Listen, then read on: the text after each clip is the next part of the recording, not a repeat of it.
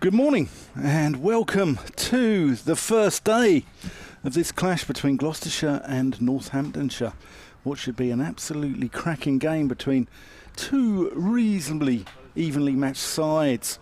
Gloucestershire have gone more or less with the same side as last week. They've left out Josh Shaw and they brought in David Payne. So their side is going to be Chris Dent, Marcus Harris, Ryan Higgins, Miles Hammond, James Bracey, Graham Van Buren, the captain, Ollie Price, Zafar Gahar, Tom Price, Zach Chappell and David Payne. I'm Dan Whiting. I'm delighted to be joined here by Ian Randall. And Ian, you looking forward to this one?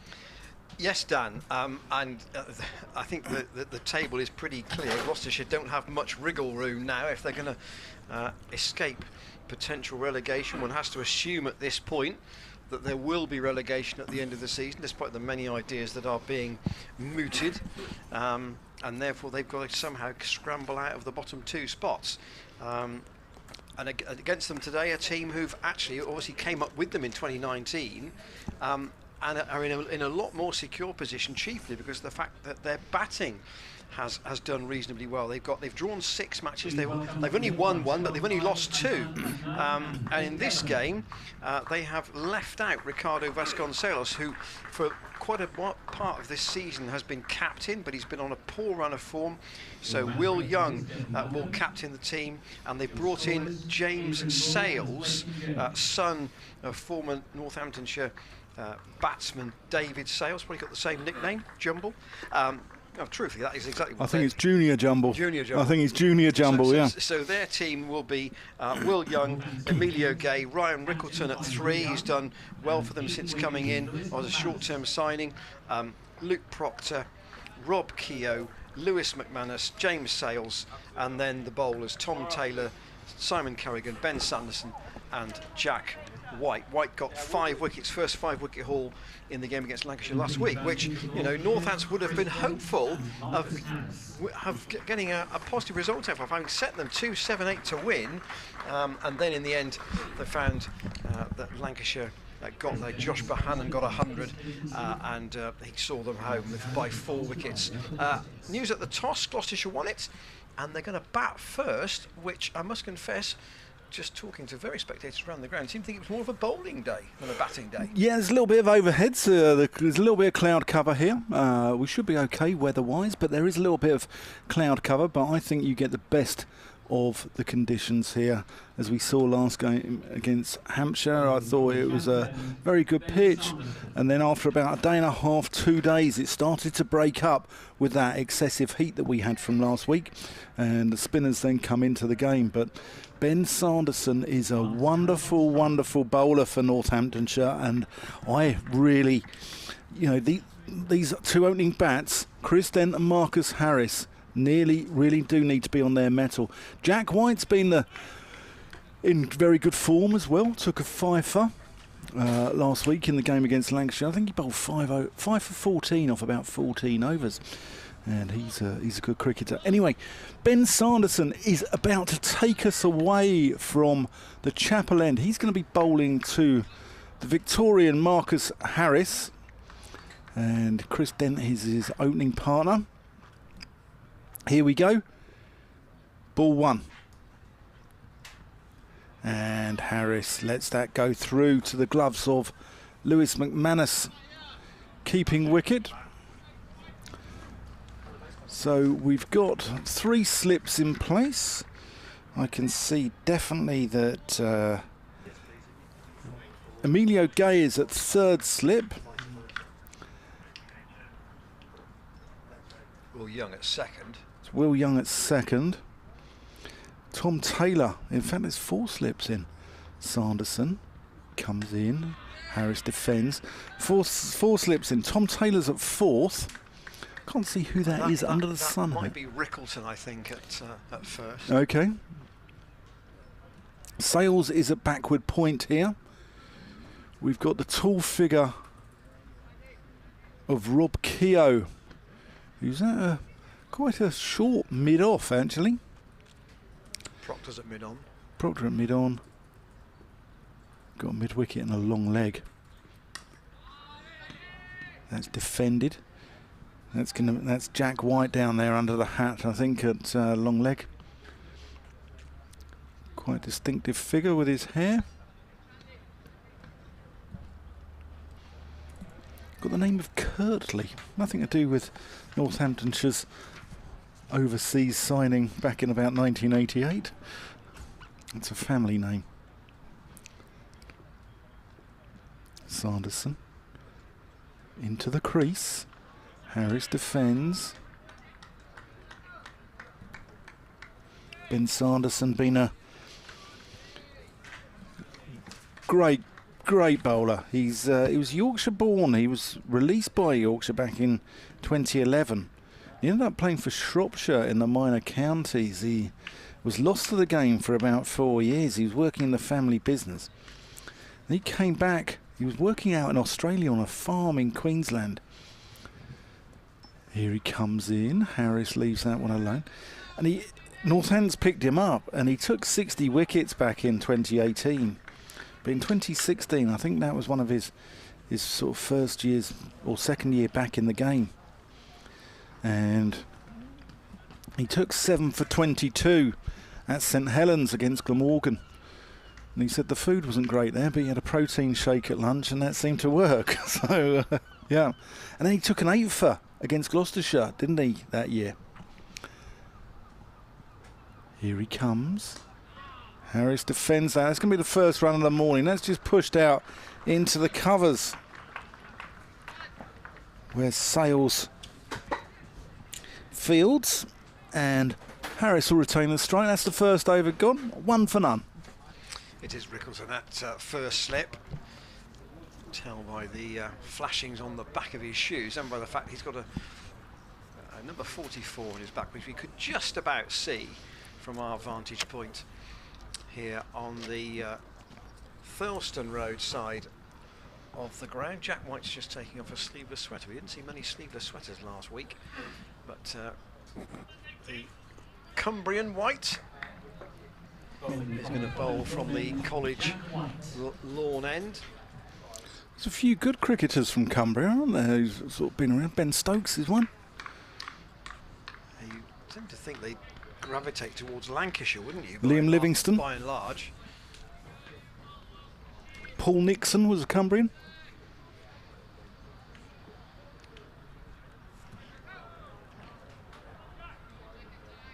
So White's got umpire Hassan Adnan, former Derbyshire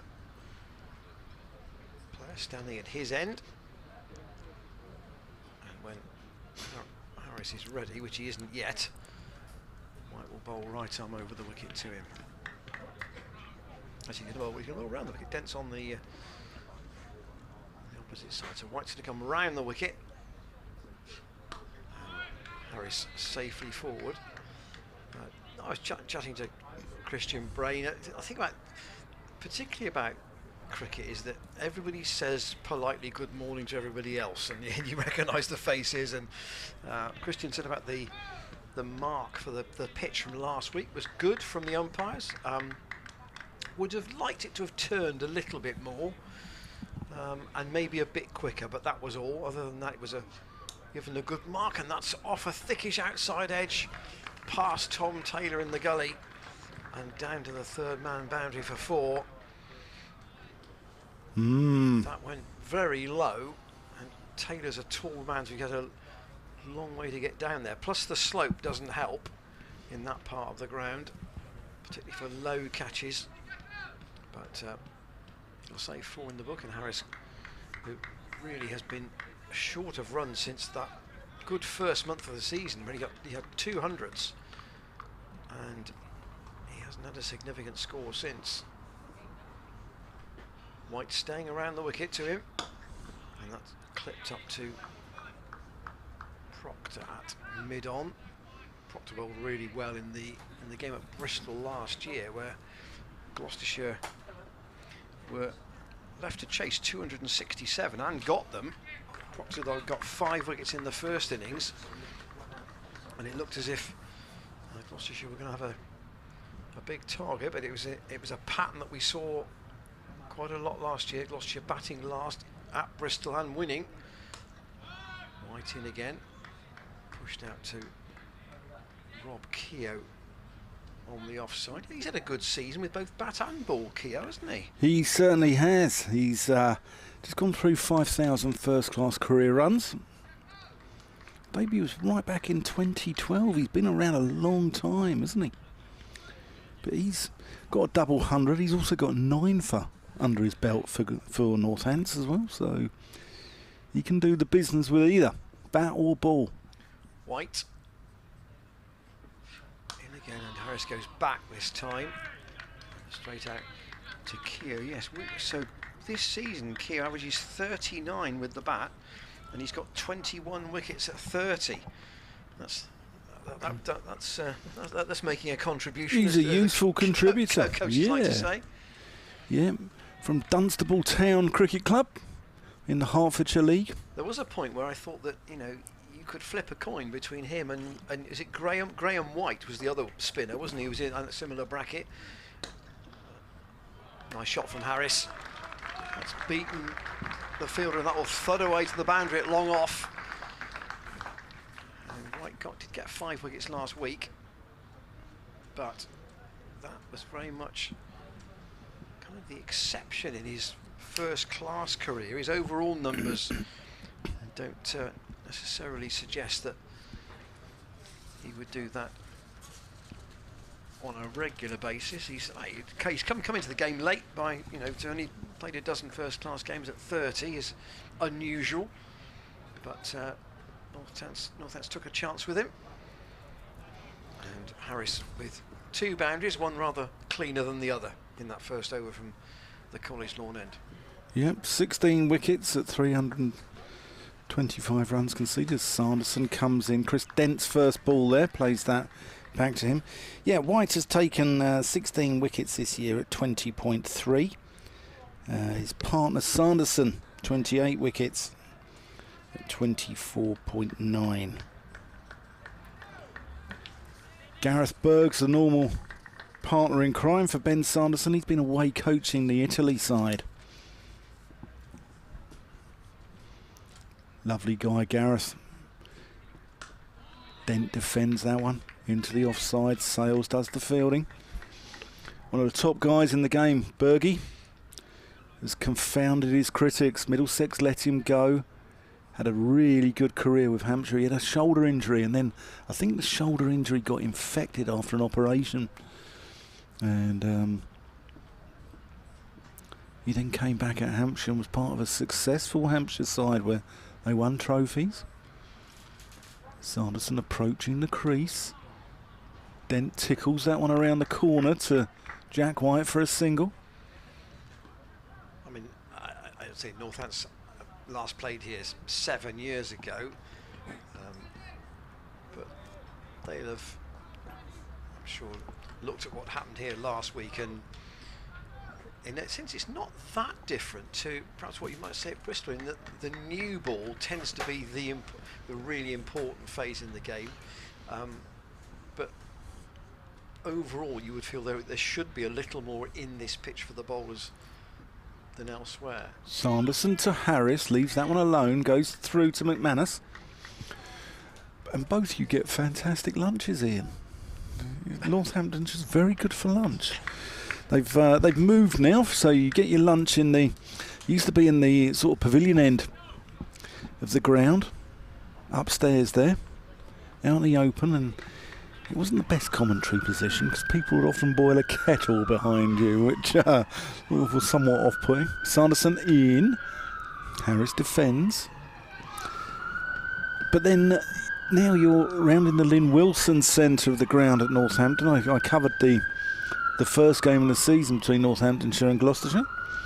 You're in the Lynn Wilson centre in the skybox there, and it's very nice, and you go downstairs into the indoor net facility there, into all the rooms down there are named after all the Northamptonshire legends. Sanderson in, Harris tucks that one around the corner. Might be a leg by, actually. No, there's a bit of bat on it. Moves the score on to 11. That's the end of the third over. And Harris is into double figures already. So all the rooms downstairs are all named after Northamptonshire legends. There's like a Mushtaq Mohammed room, there's a David Steele room, there's a Jim Watts room, and an Alan Lamb room, I think. Jim Griffiths room? Ooh, might be. I don't know. But yeah, see if is there a John Dye room? No John Dye or Roy Virgin.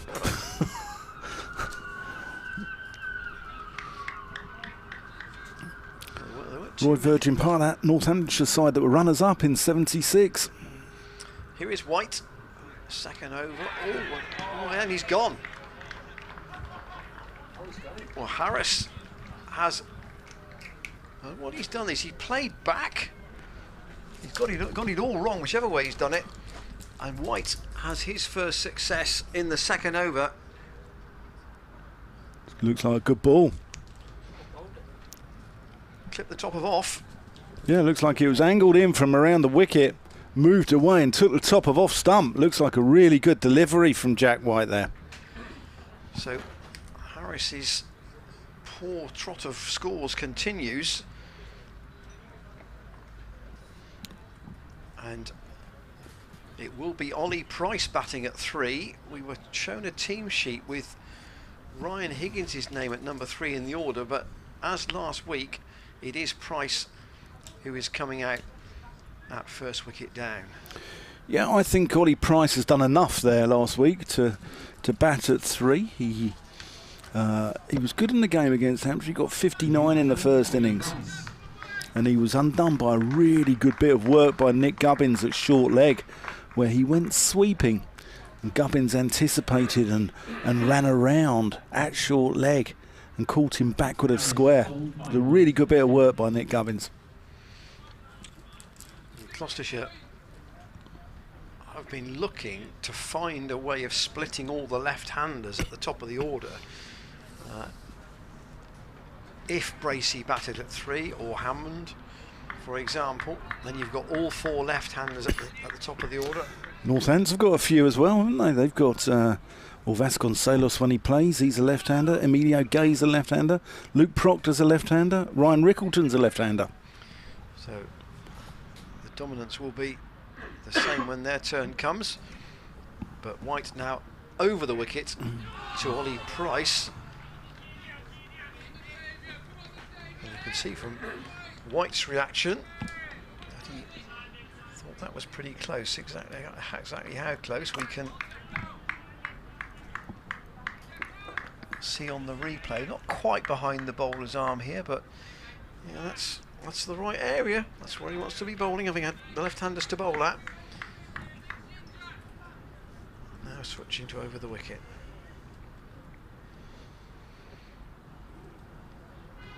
White bounds in, and Price plays that into the ground. Bowler fields off his own bowling. So just to recap those slips: Rickleton at first, Young at second, Gay at third, and Tom Taylor in the sun hat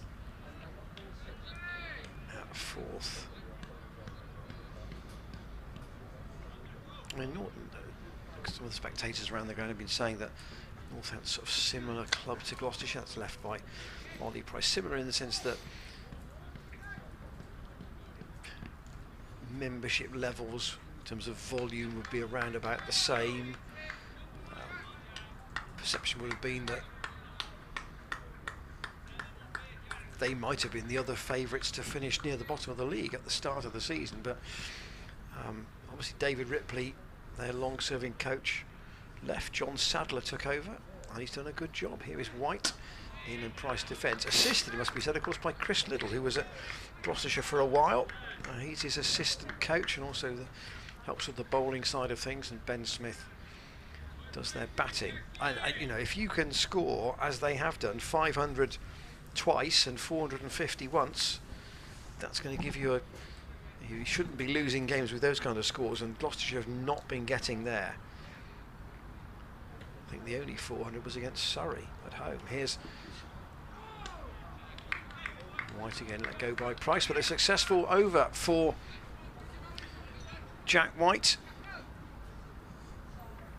Marcus Harris back in the pavilion Clean bowled by White in that, the 4th over, after Northants lost the toss and might have been a bit surprised to be out there rather than actually batting. You wonder whether Graham Van Buren might have thought about a bowl today, because there is enough cloud cover around, but the general scheme in recent times has been be positive and bat first. Sanderson into Dent, who defends that out to Sales at point.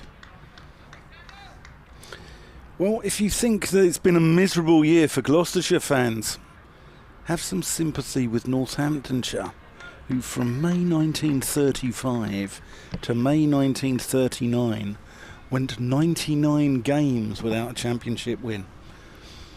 And that's the worst run ever in championship history.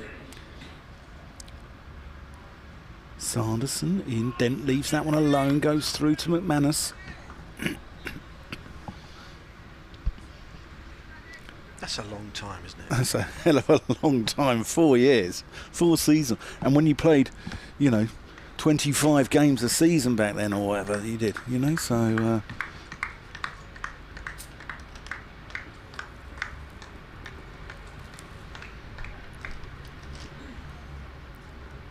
Sanderson into the crease. Dent leaves alone. Dent had a couple of failures in what's been a good season for him. Norton 4 in the game against Hampshire. Got that 200 against Surrey.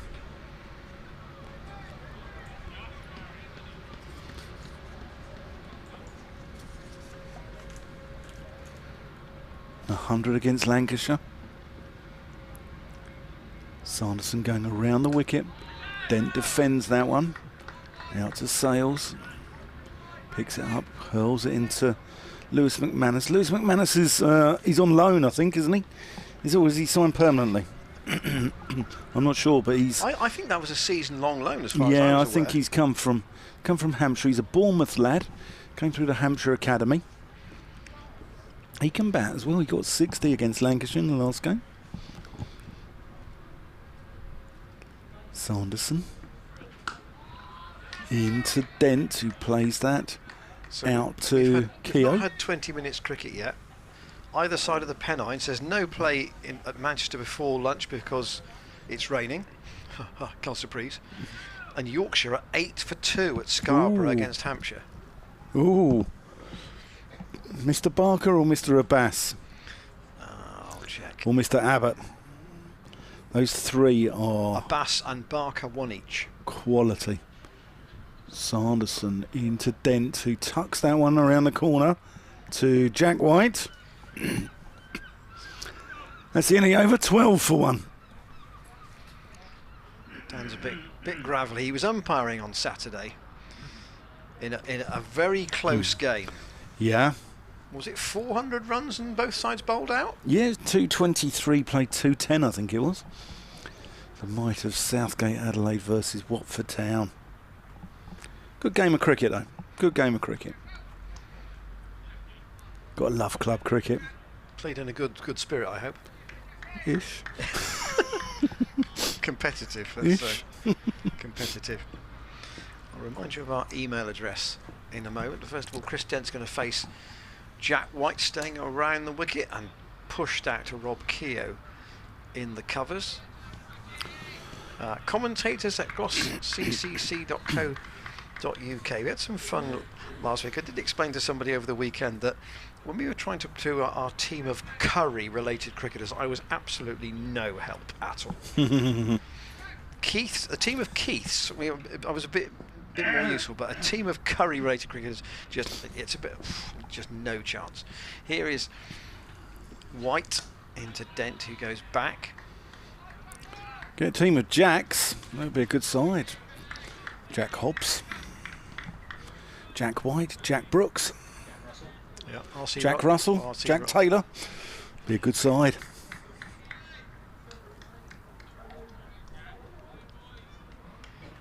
We'll save all our Will Young gags for the Northants innings. No, don't tell them now. No, I've been banned from that. Have you? Yeah. Young, at the moment, is it second slip? It's a lady called Annie Chave, who I do a podcast with, along with Sam Dalling. And they banned me. They banned me from all the Will Young gags. I trotted them out. It was last year when he was at Durham, actually, that I used to come out with them all. And I think we had Jack Brooks on as a guest. And Jack went, right, that's it, I'm off. 12 for 1. Marcus Harris already out. White into Dent, who pushes that out to young James Sales. He's a bit slimmer than his dad, if I may say, at the moment. His dad was part of a Northants team that it had a few burly people in it. People like Richard Levy. Yeah. And what was Kleinfeldt's Christian name? Rory. Thank you. Yeah, he was. The lunches must have been very good at Northampton. Pardon? The lunches must have been very good. I think definitely so. Yeah, there was some fair. Dent pushes at that, and Will Young just jumped almost like somebody standing to attention there as that went through to McManus. Yeah, I think there was actually a sort of a school of thought about that Northants team, and the argument was, are they? I'd be unkind about it. Were they actually fit enough to play? And the words came back was that all the numbers said they were. All the stats said, yeah, they were fit enough to play. They may have looked as if they enjoyed their lunches, shall we say? But you have to look at the effectiveness of the team, and that's the. It didn't stop David Sales scoring a bucket load of runs, did it? No, there's I'd like to call it cricket fitness. Yes. And I think that was the argument. Yeah. That was the argument, Rob Key had cricket fitness, didn't he? He was a man who was cricket fit. Yeah. So he claimed. Yeah. But Northamptonshire have a reputation for guys who all sort of leathered the ball. I mean, there's a phrase of getting nedded, wasn't there, at Northants, where if Larkins collared you early on, and it was one of those grounds where the ball always used to hit the boundary boards with a resounding thump. Larkins would smash it, Rob Bailey would smash it, David Capel would smash it, Alan Lamb would smash it, Kevin Curran, he hit the ball hard, he was at Gloucestershire for a bit, he'd give it a whack. And he hit one of his Ben, obviously, is on the Northampton staff still. Sanderson in, that's beaten Price outside the off stump. Yeah. Not playing in this match, obviously. In fact, I think he's not played a huge amount. He's only played a couple of first-class games this season, in fact, Ben Curran. But yeah, 28 runs in 3 innings. A bit thin on opportunity, but then, around the country at this point, there'll be players looking back on the summer and thinking, I haven't done a lot. Price defends. I was just chatting to Matt Windows, obviously former Gloucestershire batsman, part of that team in the early 2000s, who did so well under John Bracewell. He's, his cricket brain is important to sort of the off-field management of the club, apart from the coaching staff. He can, in terms of the board, he is on there to provide some cricket expertise. Come back to that in a moment. Price awaiting Sanderson. That beats him, hits him on the pad. No appeal though, hits him a little bit high. I think Matt was honest enough to say, last week against Hampshire just showed where you've got to be to compete in the First Division. And I think there was kind of a not an acceptance in the sense that it can't be bridged, but an acceptance in an understanding kind of way that, right, okay, that's really opened our eyes. Sanderson to Price, who defends that into the offside. And I think the other thing that Matt also mentioned, and I think we discussed on air last week, was that you've almost got, if it's not quite 2 squads, it's probably a squad and a half, where quite a few of your white ball players don't play red ball and vice versa, and if you have that, then you don't end up with, you know, tired players and having to rotate your better players. Price leaves that one alone from Sanderson. Looked like quite a tight leave there, actually. But tight leave's a good leave, isn't it, Ian? Well, there are only two, good and bad. Yeah. But bad ones are really bad.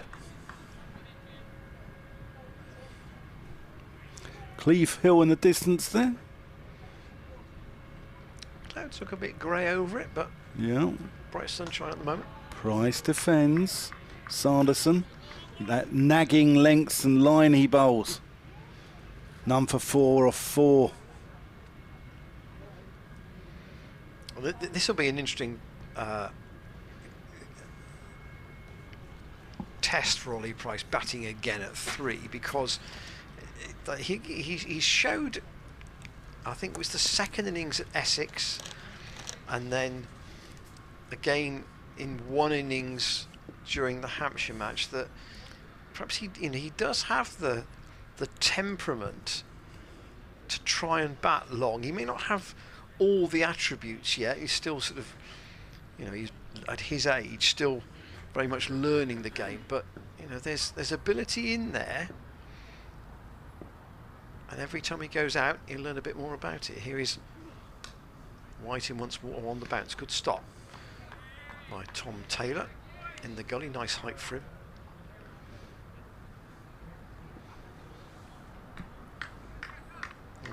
Gloucestershire don't have, again, any number of chats you have around all sorts of topics. Jack Russell was here both before and on the first day of the Hampshire match, doing a painting of the first ball of the festival. White in, pushed out on the far side by Dent again to Keogh, and his claret cap. It's more of a maroon. What's the difference between a claret? I know a claret's a wine, but is it? Would you say it's a maroon? This is a maroon. It's maroon, yeah. Yeah.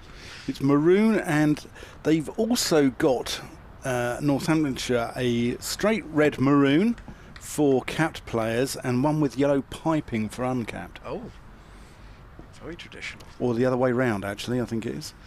White again to Dent, staying round the wicket. Dent outside half of the bat there, but steers it safely out to James Sales. So yeah, Jack Russell at the college lawn end, looking towards the chapel, easel, paintbrush, etc. And Chris Cody, who runs a lot of the periphery events here at Cheltenham, and indeed who ran the festival itself, lock, stock and barrel, for nearly 3 decades. Here is White, and again Dent solidly behind that, played from the crease. Said he couldn't think of any wicketkeeper who batted in the top 3 regularly in their career and kept wicket successfully, really right at the top level. And Jack turned to him and said, yeah, you can't do it because you'd be permanently worn out. He didn't quite use that term, but you know what I mean.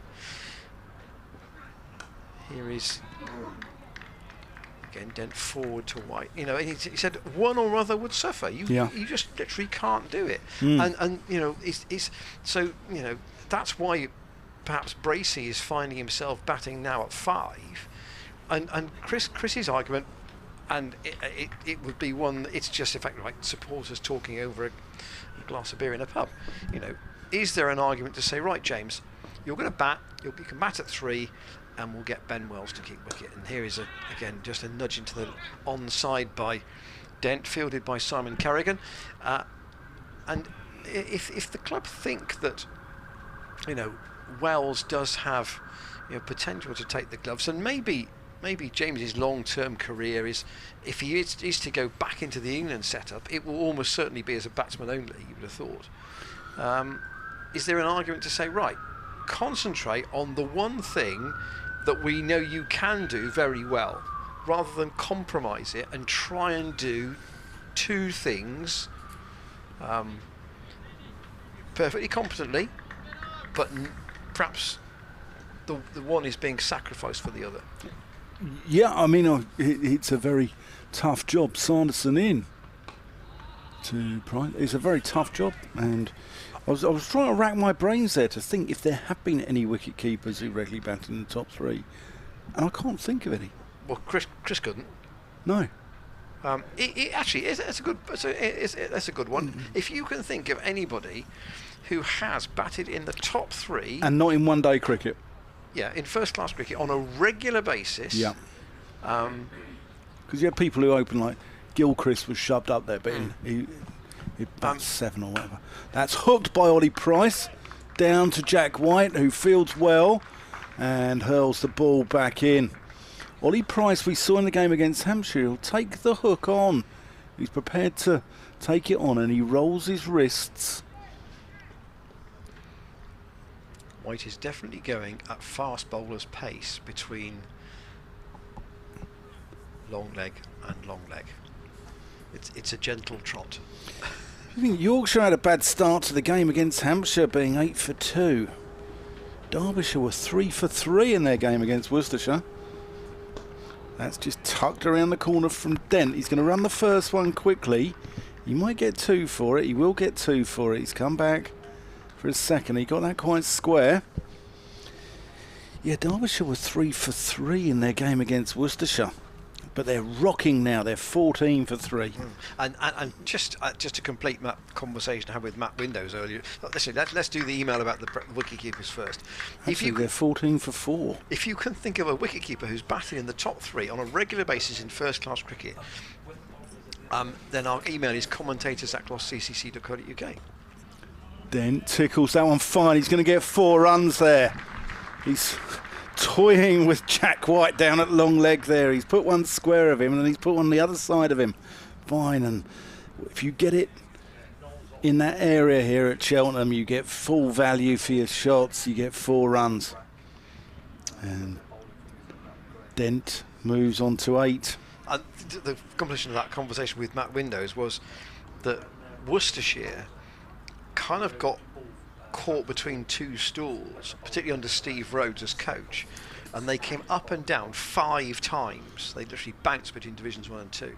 Sanderson into Dent, who defends that one. And I think of those 5 promotions, they only stayed up more than one season once. So they had 4 straight up, straight down, straight up, straight down. And this season, of course, they're going to lose Ed Barnard, who's off to Warwickshire next year, and they're going to lose Moeen Ali from. So you know, the danger is if you do bounce a bit, sometimes your better players will go to the higher level because that's where they see themselves playing. Sanderson, I agree. And it wouldn't surprise me if you were circling Dylan Pennington. He's got a little bit about him at Worcestershire. I like Barnard too, by the way. Yeah, but Pennington's got a bit of pace about him. There's a few down there in Division 2 with a little bit of pace. Blake Cullen at Middlesex, he's one, but he's had an injury. And Sam Connors at Derbyshire, he's another one who's quite lively. Yorkshire are now 10 for 3. Mohammed Abbas, 2 wickets. Keith Barker the other. And just to pick up about Worcester, of course, George Scrimshaw was there, but he's gone to Derbyshire and done quite well there in their T20 team in particular. He's got a fantastic moustache as well, doesn't he? Looks like one of the Liverpool players from the 1980s. There are some. The moustache seems to be making a comeback amongst cricketers, doesn't it? Max Walker. Yeah, Max Walker. That was one. So Ollie Price prepares to face White then from the College Lawn end, and it's kind of a stifled appeal really. Hassan Adnan wasn't moved. The appeal was, I think, more from the slip cord than the bowler. Marchant de Langer at Somerset. He's got a fine moustache. Looks a little bit like Lord Lucan, doesn't he, Marchant de Langer? Something of the Lord Lucan about him. Maybe it is Lord Lucan. Maybe that's where he went. Maybe he's like, whacking down 90-mile-an-hour thunderbolts for Somerset. 19 for 1. Marcus Harris the man out. Ollie Price lets that go. That's got a good carry through to Lewis McManus. McManus started at Essex, didn't he? And then went to Hampshire.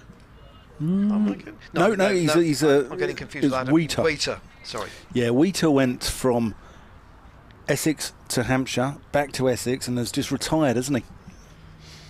No, McManus is a Bournemouth lad.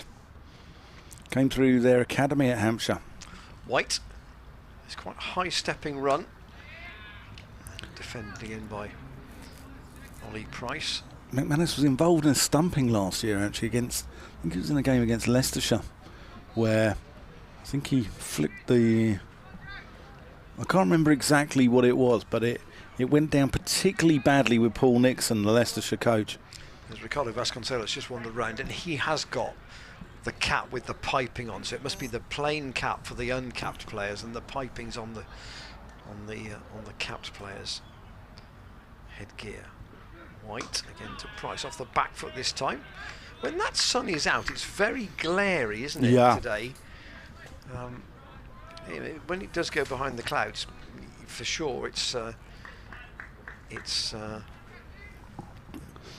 Yeah, I like Northampton as a venue. Much more sort of bowling friendly, but when the sun is out, it's very, very bright. I know the Sanford Road stand today, pretty well occupied.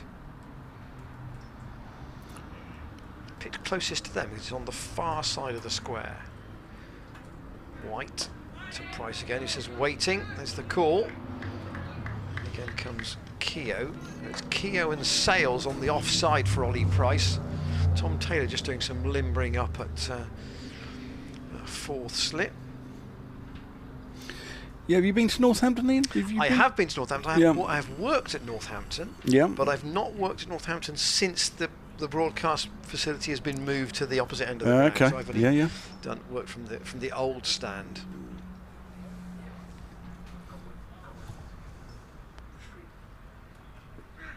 White. Ouch. Hit there, that hurt.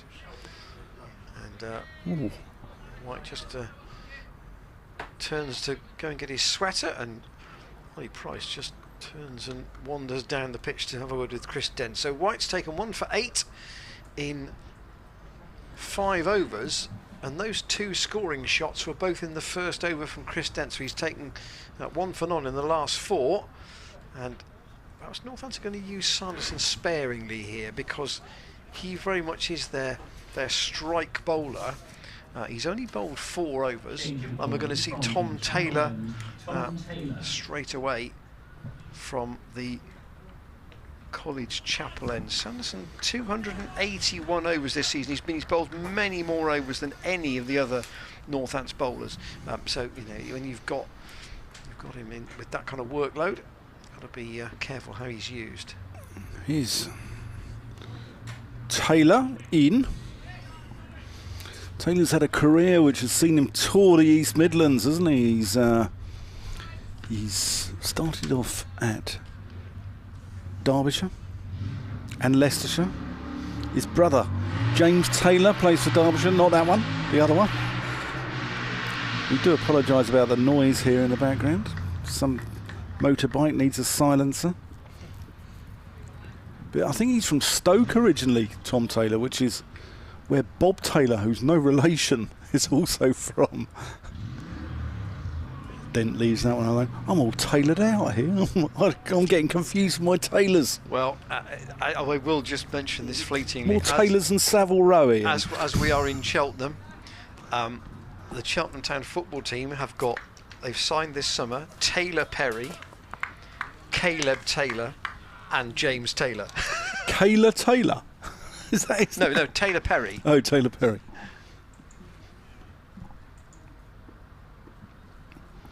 Taylor into the crease. Dent defends that one. All right, we've had Mark Hallowell email us. Did Farouk Engineer bat in the top 3? I can remember him opening sometimes, unless my brain is deceiving me. Alex Stewart, Jonathan Batty. Ooh. Jerry Wolstenholme said Farouk Engineer batted in the top 3. loving the commentary. Taylor in. Dean Allen has given us the name of Kumar Sangakkara.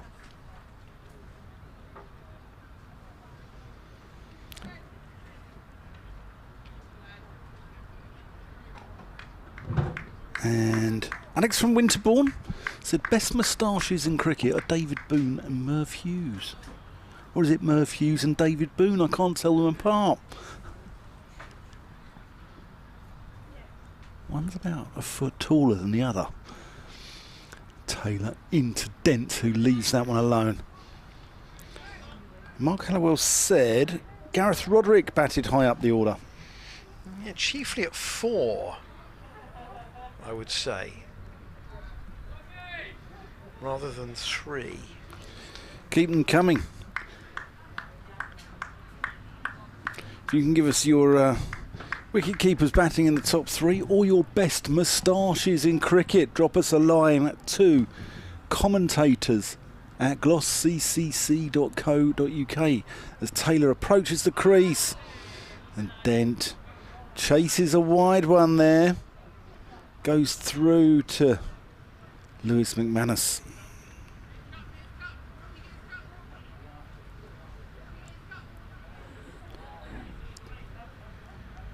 Jason Sadler. He's dropped us an email saying, then Gareth Roderick open the batting for Gloucestershire as well as keep wicket?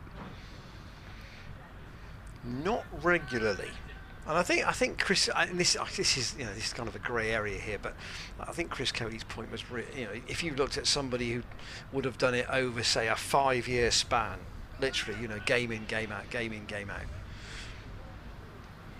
5 year, maybe even longer than that.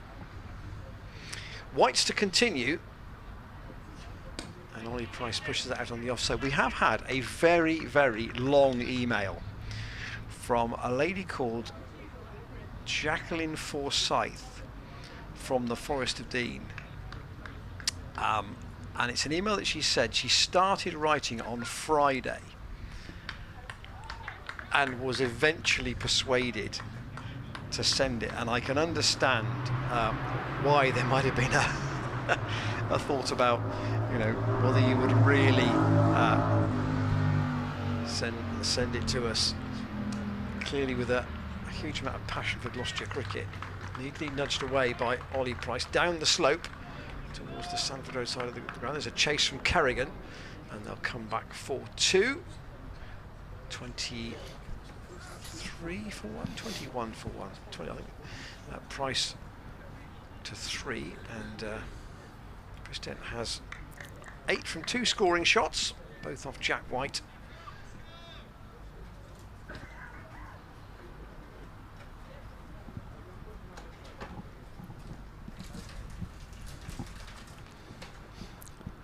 White again to Price. Jacqueline Forsyth is the lady that her cat couldn't deal with Alexa. Remember? Is that right? Do you remember when we were doing... Well, yes, because the bottom line of the email says, Dan, Lewis the cat and I have recovered from the Alexa incident in the previous match. That's the one. That's the one. So what happened there? We were saying, because people listen to this stream via Alexa. So you can say, Alexa, turn off the washing machine, and their washing machine will turn off. White in, and again Price. Oh, that's nicely bent off the back foot. That may run away for 4 years. A long chase here for Rob Keogh. He might just haul it in. Is the ball going to beat him? No. It's well stopped. Will they run 4? They will. That doesn't happen very often at Cheltenham.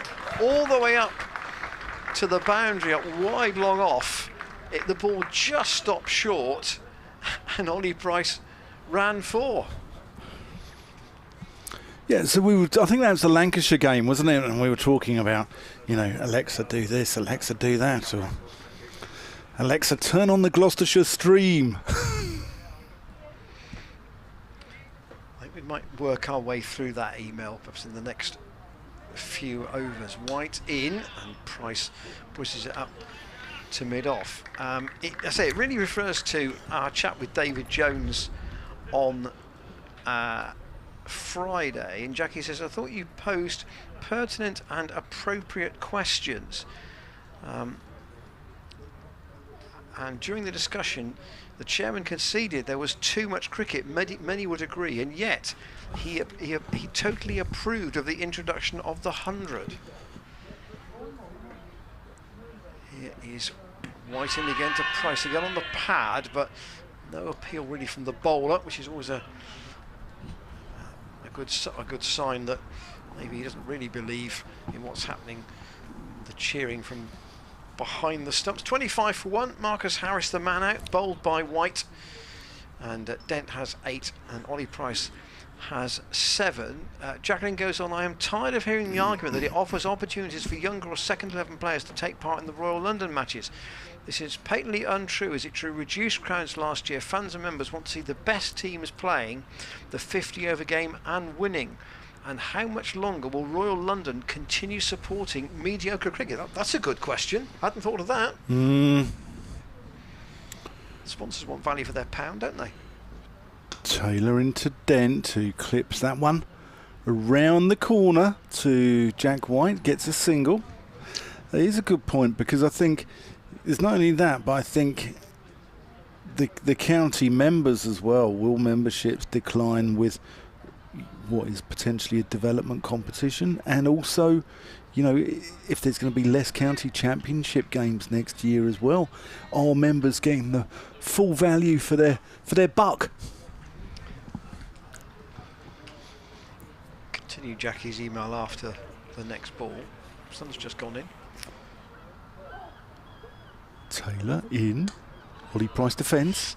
She says, franchise cricket is a heartless game with no soul, which does not command any loyal support. I understand individual players' need for increased income, but 2020 games, county championships and 50 over games should be carefully scheduled to attract bigger gates, which the ECB is currently not doing. As for David's desire to make Bristol what she calls a horrible 100 centre, I would resign my membership if that happened, but would continue to support the players. Taylor in, defended, and the third point was, she says, you could see I'm angry. The chairman also talks about necessary change. Why is change always necessary? Of course money is important. I am one of the members who gave up their subscription in 2020 believing that the game is more important than anything else. But I would love to see the team thriving on the joy and exuberance of playing the game and winning.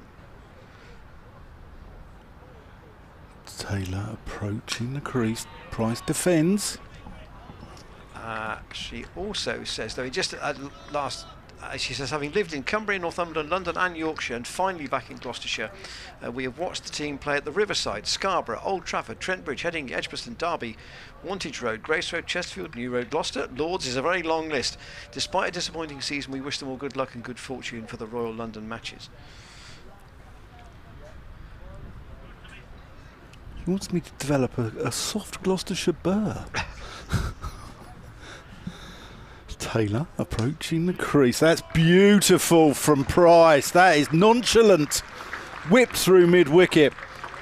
Lovely shot. 4 runs.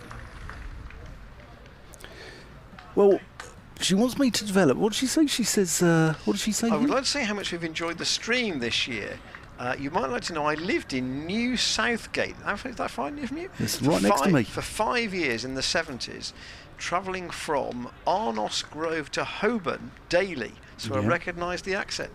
Yeah. Lovely to hear. And can we ever persuade you to develop a soft Gloucestershire burr? Well, I'm working on it. I'm working on it, Jacqueline. I've worked with Ian Randall all season now. Tom Taylor in. Price defends that one backward as square. He's going to get a couple at least here. Sales in pursuit.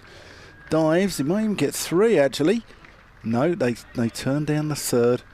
They get 2. That completes the over. 32 for 1. Ollie Price moves on to 15. I think he's got. Or is it 13?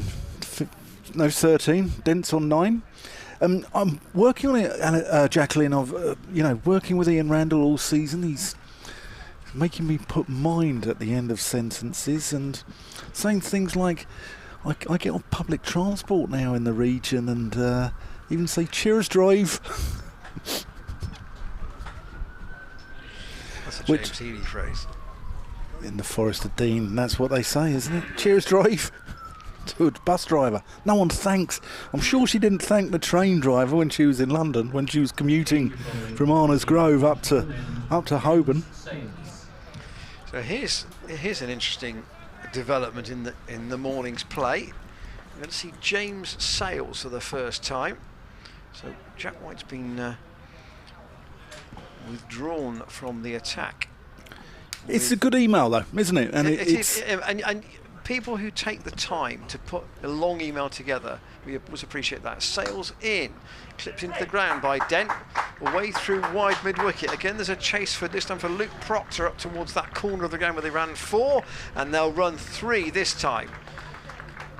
And we know that Dent is a real scurrier between the wickets, and he'll push Ollie Price for every run.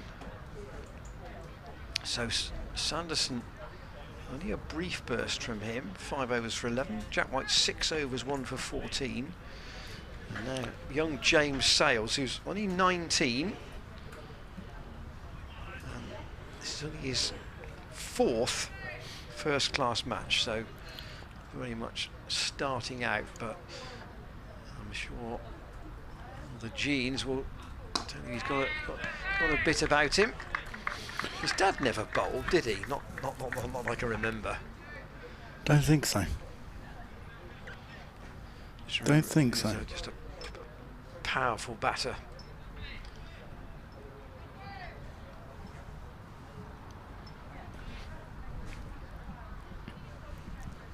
Right arm over the wicket. What a high leap in that final delivery strike. Looks a very simple action, doesn't it? Sometimes, I mean, every bowler's action is very individual to them, but you kind of one thing coaches will try and do is kind of strip out the complicated stuff. If there's a mannerism and you think, okay, well, let's just start by sort of cleaning it up, but this is very simple, and that's a shot from Price, fielded by Sales off his own bowling. Yeah, David Sales, he was quite a portly individual, wasn't he? He was. Well, you're coming back to, burly Northamptonshire cricketers again. Yeah. Gloucestershire have had a few though over the years. I mean, David Shepherd. David Shepherd was. Wouldn't say he was a waif-like figure, was he? Taken low by McManus. Yeah, to be fair, David took 9 first-class wickets, so I think we can say probably he didn't bowl. But he made 14,000 runs at 39. So, decent. Yeah. Most people would say that's a decent first-class career. 2900s. That's a proper solid county pro, isn't it? Certainly is. Those sorts of numbers. Oh, Ollie Price. Nice clip again by Price. Away on the leg side, down towards down the slope, Sanford Road. Side of the ground. He does like, if there is anything that gives him an opportunity to play this shot on the leg side, this sort of pull. If it's at the sort of chest height, he's perfectly prepared to take that pull on, and he got good value for it in the Hampshire match. And if Northants learnt anything from that footage, they'll know not to bowl it there. Yeah, he'll take it on. He latches on to anything short, and I really like the look of him. I think he's better number 3 than Ryan Higgins. Yes, Higgins to me should be batting at 7. That's where Taylor to Dent. That's where he's been effective. So, why move him from there? Yeah, both these sides with a plethora of left-handers in their top order, and it's about splitting them up, isn't it? Well, you've got to find one right-hander in there. It's like the naughty kids at school. You have to split them up. Those pesky left-handers.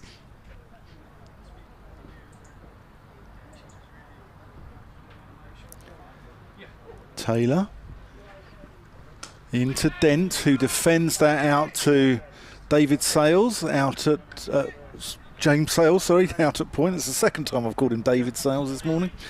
James Sales. I'll get it right by the fourth day in. Yeah, James Hicken has said Ollie Price can grow a monster moustache when he wants to, Ooh. but you'll have to wait until November, because of that's Movember. Yeah. He said it's magnificent, apparently. Oh. And we've had an email from Martin Clifford, who plays his club cricket for Chedworth and Shipton Olive, both up in this part of the world, obviously. Taylor in, and Dent flashes at that, and it just evades Emilio Gay in the gully, who gets a fingertip on it, but it goes right through for 4 runs. But that was in the air for quite a long time, and Emilio Gay is a wonderful fielder. He's a fantastic he's fantastic in there, and Dent was playing with fire there. Martin says, I can back Jack up. Opening the batting and keeping wicket even for 40 overs was tiring. If it made a big score, I was extremely tired at the close and would have need refreshment at the local pub. Ooh. Ooh. Understandably. Yes. Taylor into Dent, who defends her. I had a bit of refreshment at my cricket club on Saturday night, Ian, and after you were umpiring? After umpiring, yes, and I think it was probably the sun on my head all day, but I didn't feel particularly well yesterday morning. The Earl of Hanover made an unwelcome guest appearance inside my head. Talking of charities in November, a chap called Sam Dalling, who I do a podcast with, called County Cricket Natters. I'll come on to it after this ball. Dent defends it. He's been raising money for Mondley, who's a chap in Somerset who unfortunately had an incident on a night out where he was punched and he hit his head, and he's had a number of operations. He's had a number of operations on his brain, and they're raising funds for his family to come over from South Africa. He was the overseas player for, I think, is it North Petherton, I think, is the name of the club. He was on a night out in Bridgewater and was involved in an incident, and his family coming over. And Sam Dalling is raising funds. That goes through to McManus. And Dale Benkenstein has actually donated some shirts. He's donated Nassim Shah's shirt, and David Payne's donated a shirt. And I think Glenn Phillips has signed a shirt as well. And Sam is auctioning these shirts off to raise funds. And you can have a look at them at uk.givergy, that's givergy.com/support Mondley, Mondli. And you can have a look at those shirts there, and hopefully it raises a few quid for a good cause. Yeah, there's never a good outcome from an incident like that, is there? No. In fact, the incident should never have happened in the first place. No, it shouldn't. It shouldn't. It's especially to a lad who's just arrived in the UK as well. 43 for 1. We've had an hour's cricket here at Cheltenham, and Gloucestershire early loss of Marcus Harris, bowled by White for 10. But Dent and Ollie Price trying to stabilise things. Here's James Sales in from the College Lawn end, and turned around the corner by Ollie Price for a single down to Kerrigan. You can see how the spinners are used by Northants. They've got a similar scenario to last week. So, Dawson and Organ, the slow left armour and the off spinner. Same for Northants. They've got a slow left armour in Simon Kerrigan and an off spinner in Rob Keogh. I think it was Keogh who took the key wicket when they won at Kent in their only win so far. James Sells round the wicket to Dent, and that's 4 Pennyworth for Chris Dent, steered wide of Ben Sanderson, running down the hill in front of that black and red roofed marquee, and into the boards down in front of the scoreboard. He loves it around there. Don't bolt him there, do you? Well, he does like cutting off the back foot, and then the other shot is just the one it's just leg side enough, and it's just a flick off his pads down to fine leg. Countless runs through that area. So staying around the wicket. Oh, and Dent goes chasing that. That was wide enough that he clearly thought it was a bit of a freebie. There's a second look at it. It was, yeah, pretty wide. Quite a rhythmical run from Sales. It's a bit like Mark Wood's run, but without the real explosion of pace at the end of it. Don't place that down into his, almost into his boot, and fielded out on the offside. So that's just gone a little more defensive for their young teenager. Just the 2 slips.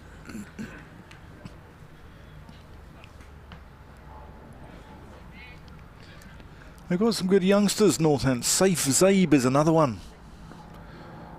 Yeah, not playing in this game, but he's decent runs. Yeah, I think he's from High Wycombe Cricket Club.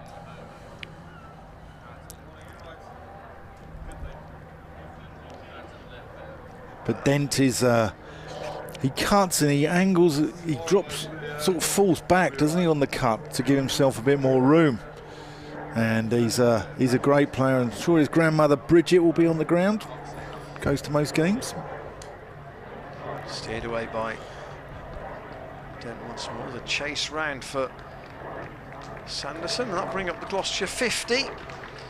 50 for 1, having won the toss in 16 overs. That's probably, you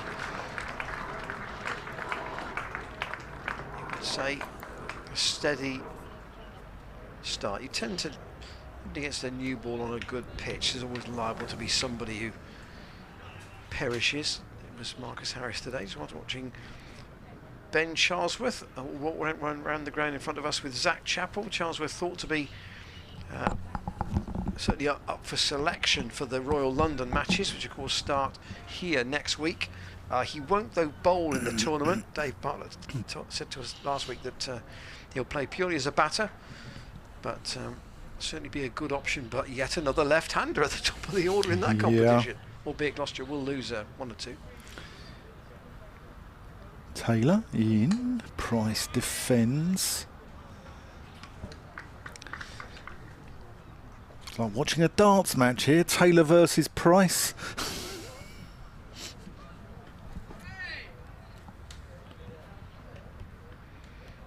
Tom Wade says, Dan, could you stop with the Alexa stuff, as mine keeps going off every time?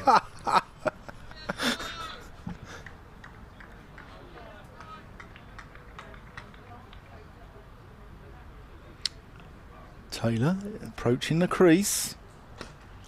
Lovely shot, Ollie Price. Oh, all along the carpet, 4 runs.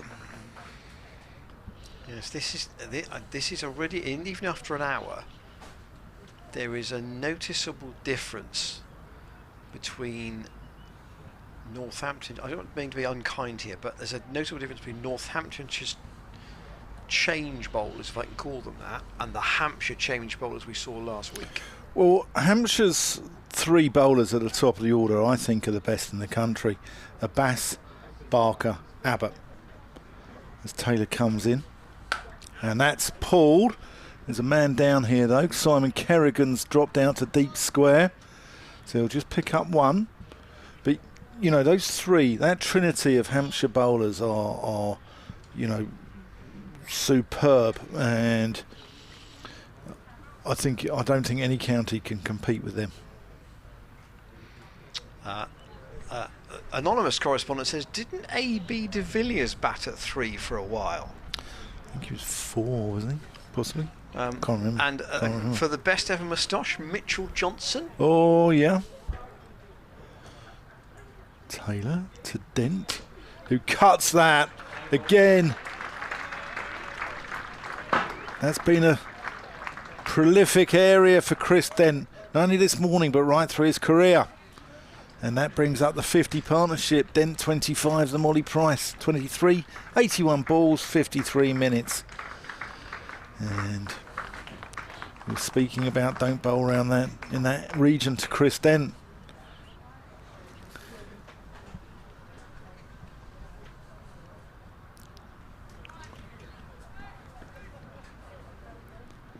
But Cheltenham's a very fast scoring ground. Things happen here at Cheltenham. Taylor into Dent, who lets that one go. That's why people like to watch cricket here. Yeah. You can understand that because you always feel that there's something round the corner that's likely to be of interest. There's a nice pub round the corner here.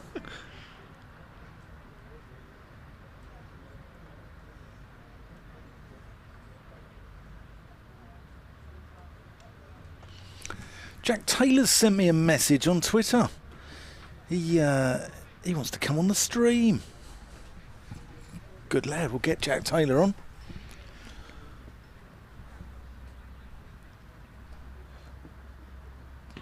Tom Taylor, not Jack Taylor, into Kristen. I'm all tailored out. I can't cope with my tailors this morning. We've discussed Jack Taylor, Matt Taylor, Bob Taylor, Tom Taylor, James Taylor, and James Taylor, the brother of Tom Taylor. I can't cope. I've got a tale from Jerry Wolstenham about the all-run 4. And we said it was unusual at Cheltenham. We've got a tale from Jerry about that in a moment. Tom Taylor into Dent, who lets that one go through.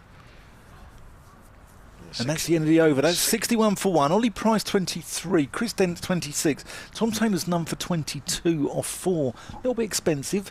Sales none for 14 off 2. So these two are starting to make a little bit of hay here, aren't they? Well, we did say about that day against Northampton in 2015 where the combined total of the two teams made 488 runs in the day.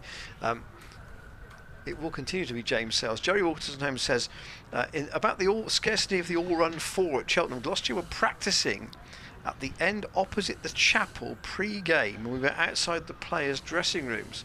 A ball struck down the ground and ended up 10 yards from where I was. Bill Athy shouted, "Can you get the ball, please?" And Ollie Price has been bowled by James Sales. Now, was that movement off the pitch? Ollie Price out for 23. Has he got a bottom edge on that, I think? Shot down, pulled it on. Just really tried to play the pull shot, and once too often just looks a bit ruefully at his bat as he goes off. But just have just pitched that bit further up. Not quite there for the shot. And Gloucestershire 61 for 2, and Centurion from the Hampshire match, Miles Hammond, walks out at number 4. I'm feeling a lot better about the new batter, Miles Hammond. His form after that knock. So Jerry's tail says, Brathy said, "Can you get the ball?" I looked up and thought about it being rather far away. Picked it up, drew my arm back and thought the throw wouldn't reach. I ran 5, 10, 15 yards and Bill Athy's replied, "Well, throw it." I eventually did. The ball trickled towards him. The point would have been, had I thrown it earlier, they'd have had an all-run 6. At least we can laugh about it now, he said. Thank you, Jerry, for that.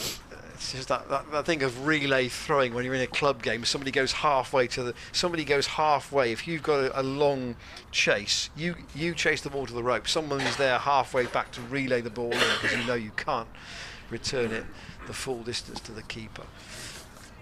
So 61 for 2. Ollie Price. I suppose that the frustration for him will be another start, but by keeping to play positively, He's gone early as well. So what does Hammond do here? James Sells staying around the wicket. Hammond, of course, career best score last week. And we're back to 2 left-handers again with Bracey at 5. It is 4 out of the top 5.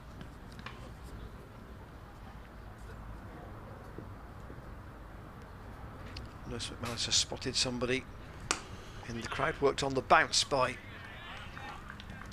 Hammond to Kerrigan.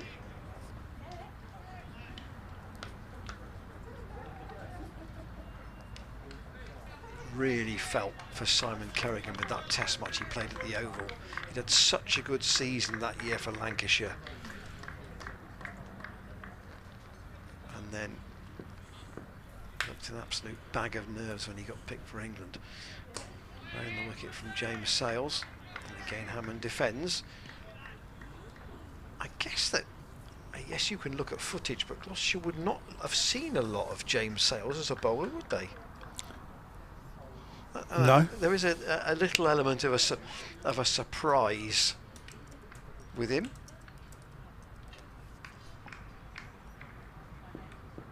They might have picked Josh Cobb in this match, but they wanted to give themselves 6 genuine bowlers. Sometimes you go in with 5 and think you might be 1 short. Thanks for your emails this morning, particularly on wicket keepers who bat at 3, whether you're in a club team or an international team. But I think I think the point has been backed up. It's a struggle to think of somebody who's done it. Hammond again defends that to Rob Keogh. And that's the end of the over. Successful one for James Sales. He's taken 1 for 14 with 3 overs. That was a wicket maiden. Just to emphasise again, particularly if you're not on the ground today and you're watching from a remote location, the pitch here at Cheltenham is it's adjacent to the one from the use last week against Hampshire, but it's on the gradient side of the ground, so therefore there is almost slightly more of a slope across the ground, and with 2 wickets down, Northamptonshire going to have a second little dart here with Sanderson. Yeah, here he comes back into the attack. Yorkshire 25 for 5.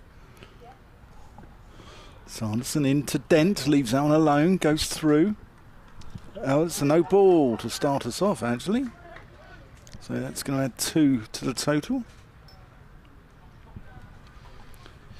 Ollie Price was going so well there as well, wasn't he? Gloucestershire fans will be disappointed he's out, because he's really good to watch. I like Ollie Price a lot. I think he's got a little bit about him. I've actually made a Taylor 11. Is it balanced? Really? Yeah, it is reasonably. Dent defends that. I've got Mark Taylor. I've got James Taylor, the England one. I've got Ross Taylor, New Zealand. I've got James Taylor, the Derbyshire lad, because you want a few youngsters in there. Jack Taylor would be my skipper. Bob Taylor would be my wicket keeper. I've got Claire Taylor in there. I've got Matt Taylor. I've got Tom Taylor. Paul Taylor played for England and Northampton. Yeah, the left-hander. And Peter Taylor, the Australian off-spinner. Sanderson in, Dent leaves it alone. Remember Peter Who, I think he was known as, wasn't he? Was he? In the press, yeah, because everyone was expecting them to pick Mark Taylor, and he was known as Peter Who. Not Doctor Who, What about Peter Les Who. Taylor? Oh, Les Taylor, he had a good moustache as well. Yeah. He gets in both our teams. He had a bristling moustache. Well, I think the word was... He did play for England, didn't he? He did. He took the final wicket at the Oval. Sanderson in, Dent defence. He took the final wicket at the Oval in the 85 Ashes. That's right. There was a story that the day he got selected, he had to do... It was Leicestershire were playing here.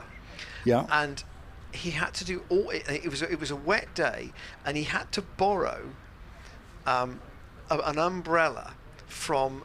an old friend of mine from hospital radio days, who was on the ground, to do the interviews. Okay. It was unexpected, his call up. Sanderson in. Dent cuts that one. That's going to go for 4 runs. That runs away down to third. And Emilio Gay lollops as a gentleman there who's well known here at Gloucestershire. Reaches over the boundary and chucks it back to him. 4 more to the total. 67 for 2. It's strange that he actually almost turned sideways as the ball came towards him. I think because he thought the bounce was going to be worse than it was.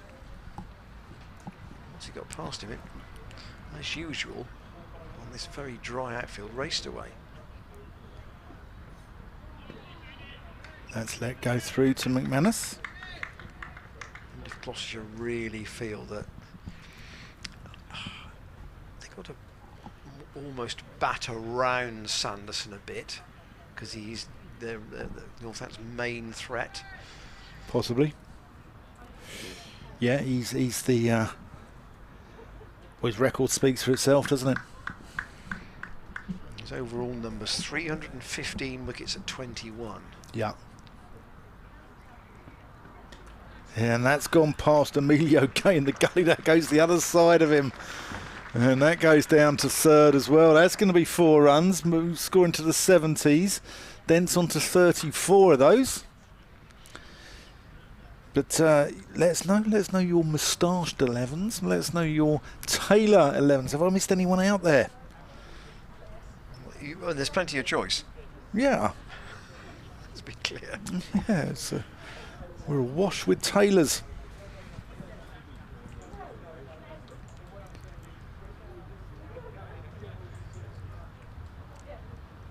Barry Hook says, in terms of burly Northamptonshire players, Colin Milburn. Or did I miss that? Well, no. Quite rightly too.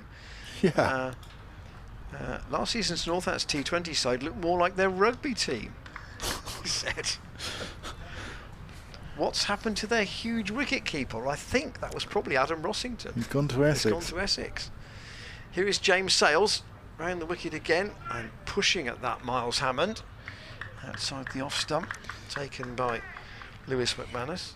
Ollie Milburn has a wonderful story where he was warned about his drinking on a England tour, I think, and was told to cut down on it. Was just at the bar about to order and asked the barman for 2 halves. Sales round the wickets down the leg side. Hammond tries to clip it away down to fine leg, doesn't make contact, taken by Lewis McManus. This full round of championship matches starting today. So far we've just had the only extras here in this Gloucestershire total, just 2 no balls, 1 bowled each by Taylor and Sanderson. That's it. Sales into Hammond, he goes back, a cry of weight, he goes up towards up towards Luke Proctor, I should say, at mid-on. Not seen Proctor yet, but he's again both at Lancashire and at Northampton. He's been a very handy cricketer. Sales doesn't take long to get through his overs. His enthusiasm is very evident.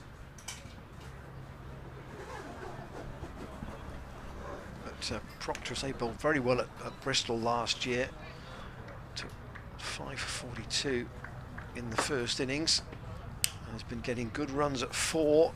In fact, he tops the averages at the moment for Northants, and he's their highest run scorer.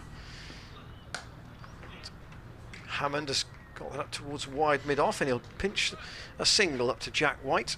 In fact, just seeing if Proctor's got more runs than anybody in the Gloucestershire side. In fact, he has. Miles Hammond is Gloucestershire's top run scorer now, just on 697 in the championship for the season. Proctor has 719. So he's had a good year with the bat, and he's not played every game either. So Dent waits, and there's an LBW appeal for from Sales, but umpire Hassan Adnan again shakes his head. So Sales has taken 1 for 15 in 4 overs, and Northants have taken 2 wickets, both clean bowled. Marcus Harris bowled by White, that was a good one, and Ollie Price dragging on a ball for James Sales. Harris made 10, Price made 23, and Chris Dent just getting into that area now where you really want him to go on and get a big score to try and be the glue in the team, or the glue in this innings at least. Yorkshire really under the cosh against Hampshire, 29 for 5.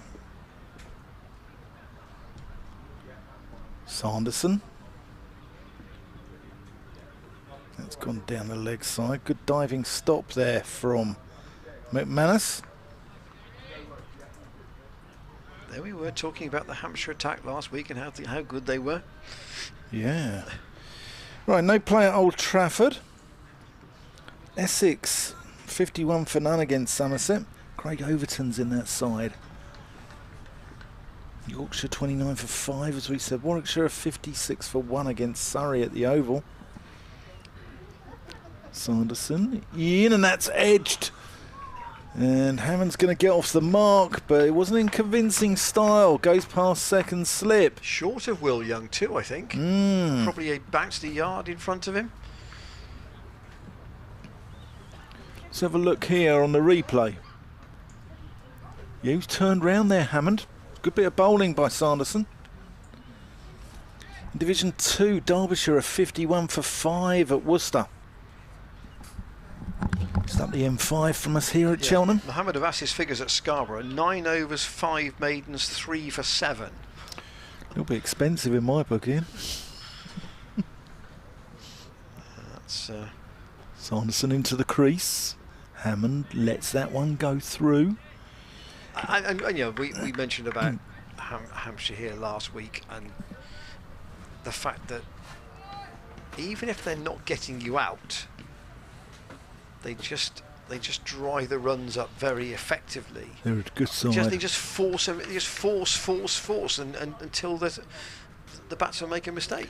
Yeah, they're a good side. I mean, I think they're the best side that I've seen. I know we saw Surrey on a very flat wicket at Bristol, but just rounding up the scores, the final one, Durham have got inserted by Middlesex up at Chester Street. They've started well. They're 55 without loss. In terms of teams needing a result, Warwickshire could do with one too, couldn't they? If they're not going to get sucked into masses at the bottom.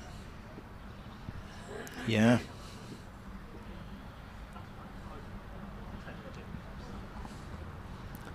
Sanderson to Hammond, who plays that to mid-on. So I don't know the answer to this question, but I just posed it anyway. I wonder what the balance is of Sanderson's wickets between right-handers and left-handers.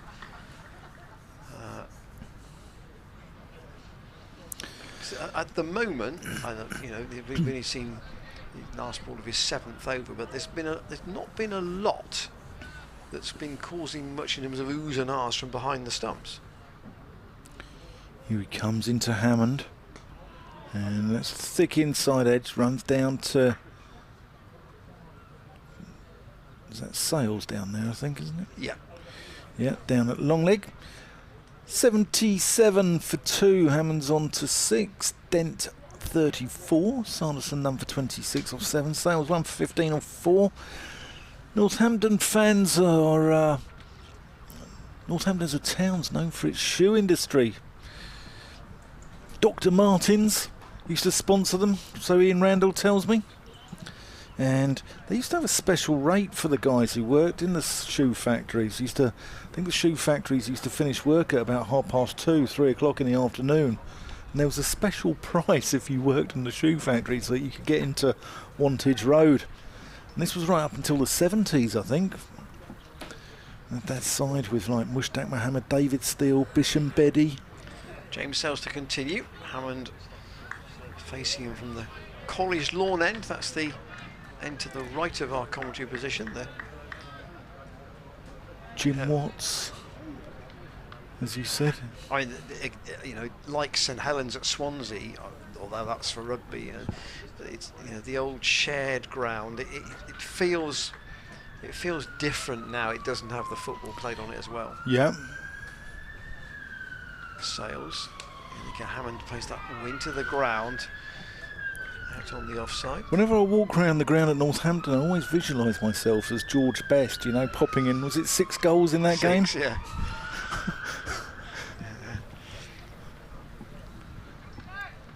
Days of 3-sided football ground. Oh. Like Bramall Lane was the same, wasn't it? Yes, yeah. And Bishop Auckland. Ooh. Here's...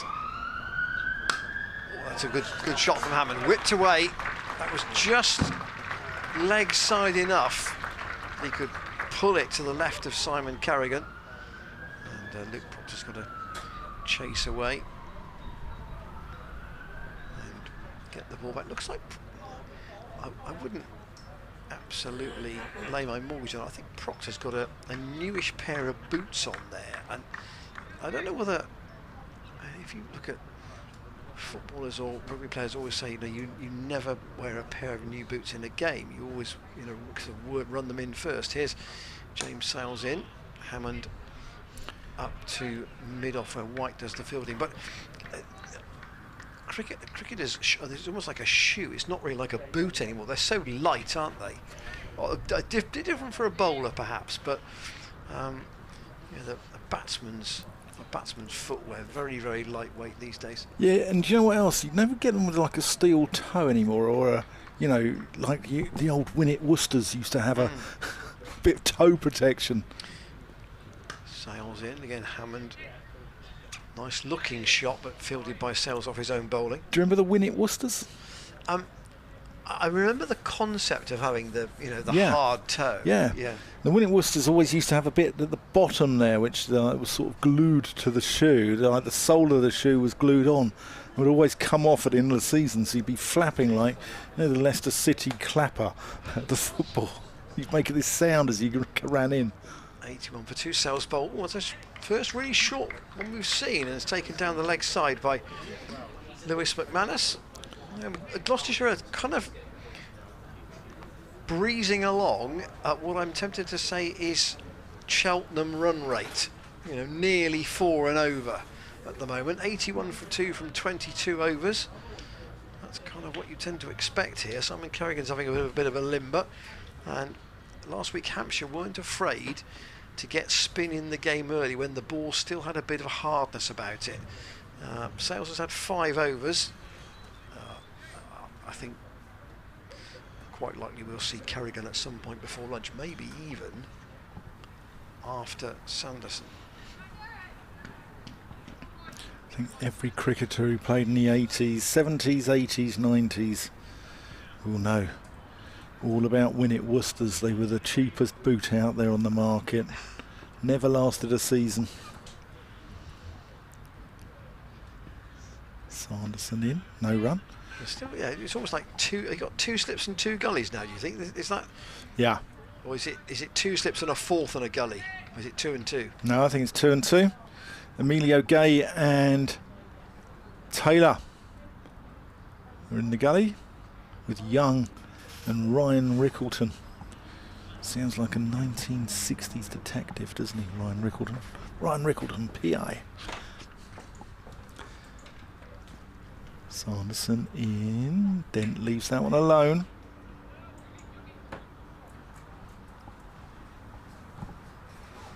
Tom Wade says Brendan McCullum played 101 test matches and opened in 35 of them. That's good homework. Yeah. And Paul Hibbard says, for your Taylor 11, what about Bill Taylor from the 1970s at Notts? Oh, yeah. Yeah.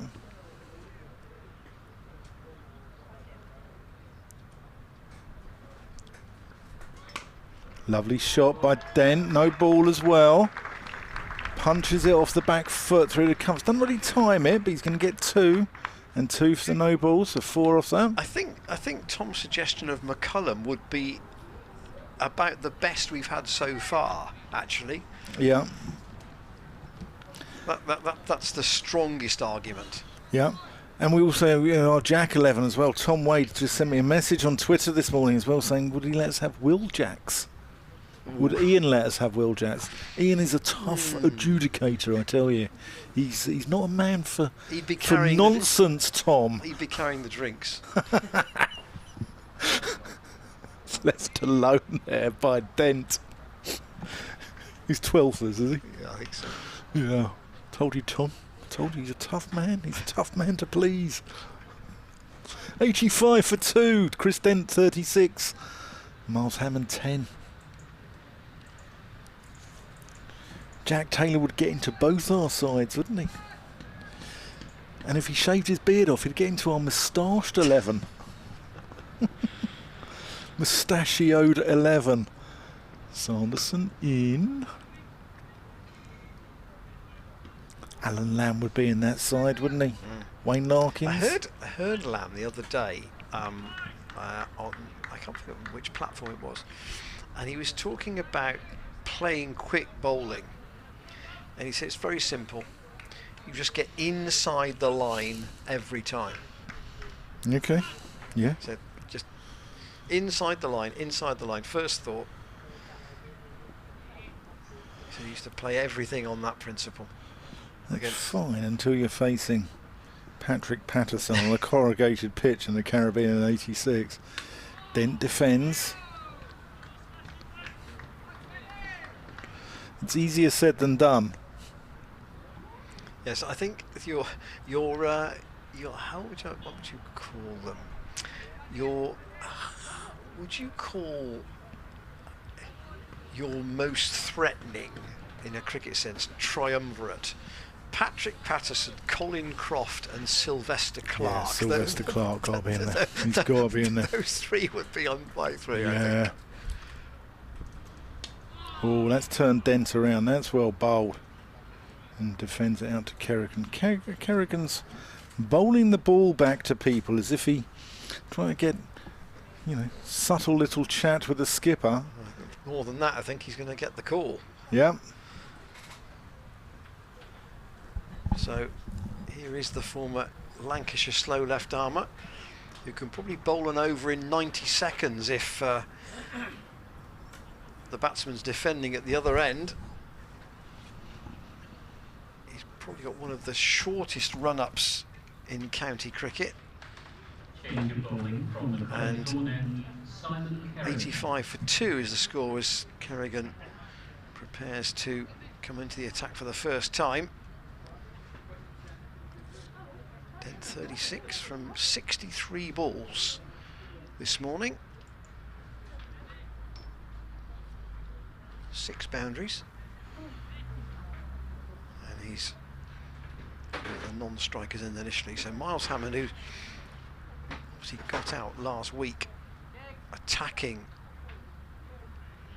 Liam Dawson when he was well set in the first innings, now has another slow left arm to contend with. Very precise about his field here, Kerrigan.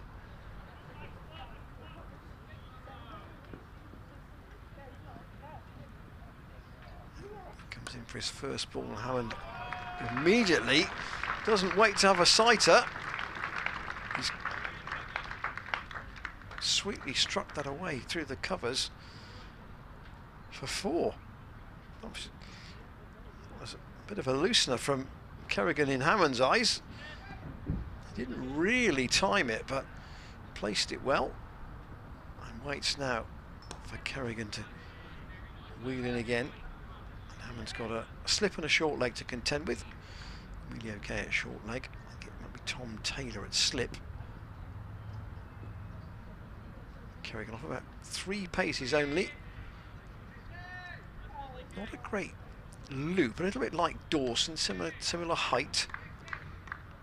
So wouldn't have the trajectory of say a Phil Edmonds of old. Kerrigan it in once more, and Hammond goes back and just squeezes it past Emilio Gay. There's a horrible mix-up here. He's going to get a single. Oh, he's very lucky there. That was a terrible call. And Will Young had gathered that.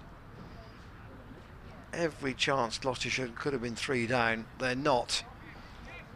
But very fortunate. And now Dent waits for Curry and goes back and just plays it into the ground.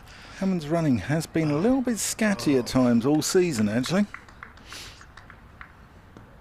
That really would have been a giveaway had Northampton managed to get profit from that. Will Young didn't gather the ball cleanly, but it was still just, it looked horrendous at one stage, both of them mid-pitch, and Hammond in the end got away with it. 90 for 2. Hammond though has got at least it on his way to some degree. 26 balls he's faced, but he's got 3 boundaries, so it's starting to come out of the middle a little bit. And Kerrigan into the attack with half an hour to go until lunch. Emilio Gay just saying that, you know, he'll go back in there again if necessary, but at the moment they've gone back to 3 slips now for Sanderson. They've changed that concept of 2 and 2 gullies and tightened up the slip cordon. Sanderson in and beats Hammond there. Lovely delivery. Goes past the outside edge of Miles Hammond's bat. You can see there Miles Hammond kicking away a load of rubbish off the pitch, a load of dust and dirt, and this pitch is going to spin. That's like that on the first session of the first day. Shows how dry it is out there, doesn't it? Good stuff. Will be refilling those footholds. Here's Sanderson from the chapel end. Plays it out to mid-off, Miles Hammond. 28 balls faced for his 15 so far. Chris Dent faced 65, got 36. I mean, at the moment you'd have to say that we're probably on pace for 350 runs today. Yep. Ooh, that's turned Hammond around as well. Sanderson's moving the ball away from the left-handers generally. As his stock delivery.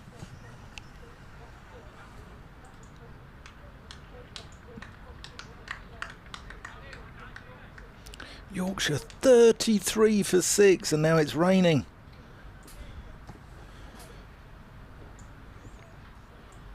You'll be unsurprised to know there's nobody with a double-figure score in that card yet.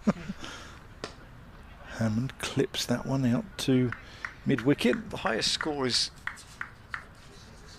Matthew Reevis, who made 8 and is now out. Yeah.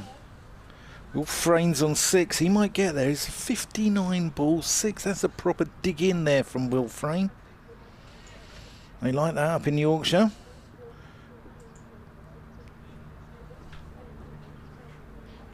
People have been exercised by our Taylor's 11. Sanderson into Hammond, who defends that out to Sales. Brendan Taylor of Zimbabwe. Oh, yeah. Now, I like him. He was a gentleman who slept in a chap's car, didn't he, outside Trent Bridge?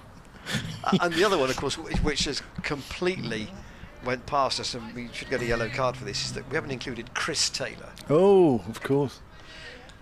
But Brendan Taylor had a few drinks one night at Nottinghamshire County Cricket Club and was dropped off. He only lived round the corner.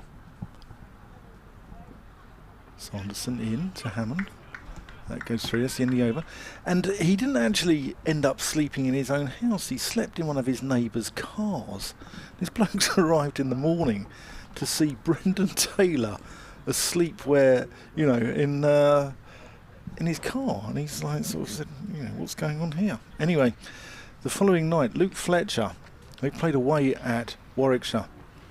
And Nottingham Forest have gone there, and Brendan Taylor has come up on the sort of video camera with Fletcher, and I think Stuart Broad might have been in there as well, because they're all big Forest fans. Here's Kerrigan, still with the slip and a short leg. And Dent uses his feet, goes down the ground, and that's straight driven for 4. Good judgment from Chris Dent. And Brendan Taylor came up, and 6,000 Nottingham Forest fans had picked up on this, recognised him, and started singing, "We know where you sleep, we know where you sleep, Brendan Taylor, we know where you sleep." 94 for 2. Kerrigan again into Dent. Thanks to Mark Halliwell, by the way, for the last 2 Taylor entries. Yeah, we could pick a pretty good team out of all those. I don't know where it ends with the Brendan Taylor gags. You know, Stuart Bed and Board, Summit Hotel. Oh, still nicked by Dent. Past first slip. It's going to go past Tom Taylor and all the way to the rope. And it just makes it. I think Chris Dent changed his mind about 3 times with this shot. Good bit of bowling. Well bowled. Double shuffle, then pushed at it. And Tom Taylor couldn't reach it. Low to his left. Carrying off this very short run, tries to draw Chris Dent forward. He does on that occasion. He's got a man at all fairly orthodox mid-wicket. Captain Moore Young and Rob Keogh at short cover. Dent again goes straight, but they've got a mid on is now basically giving Dent the single if he wants one.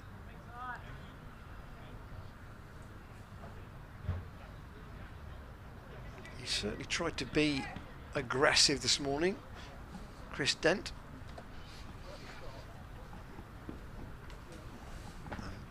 Miles Hammond will try and match that, you feel.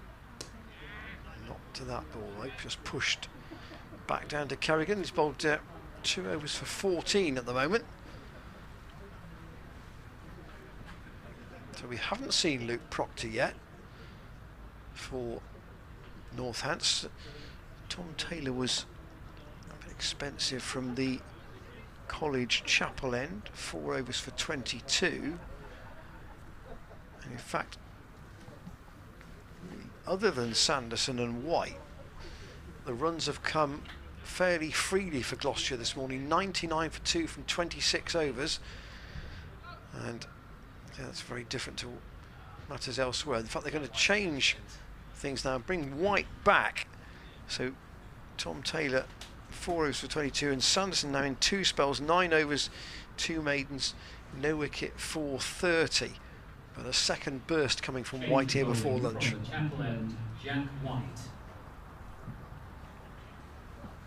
Be surprised Proctor has another bowl.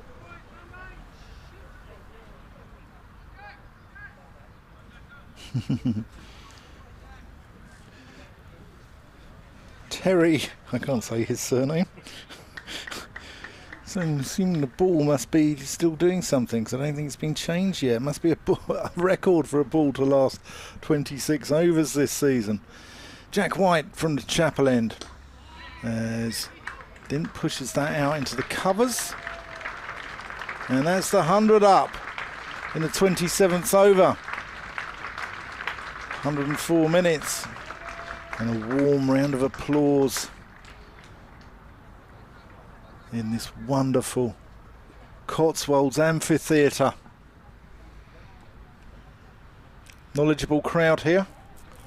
People just love the game who come here, don't they? They do. And they absolutely do. I mean, I'm been so impressed with it. Not only it's a beautiful ground, but the people who come here make it as well, and they know their cricket here. White in, and Hammond defends that. They know their cricket, and they love to discuss the game. They love just having a chat. And these people are the lifeblood of the county game, aren't they? And in some instances, this will be the only county cricket they will see. Yeah. For the season, this is. I mean, they will they will follow the team, and they will have a view about how they're doing. But in terms of watching it live in the flesh, this may be the only cricket they see. Yeah, White to Hammond, who defends. No run. I'd come here on my holidays. I would. People do. Do they? People do. Do they? Yes. Well, that was the thing that I think that sort of struck me in my sort of early visits here, was that you didn't have to be, or you weren't necessarily a supporter of either of the two teams. And in fact, I was talking to somebody at the back end of last week who said that there was somebody here from New Zealand, for example. Jack White, not the lead singer of the White Stripes, comes into bowl. But I think they were here having followed the New Zealand team on their tour. Okay. It wasn't going home yet. I thought, oh, I'll take in some cricket. Right, come here and watch a game. Why not? Why not? Yeah.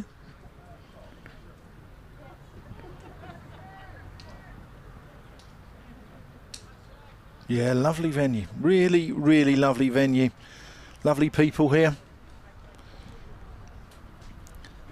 And one that must be cherished.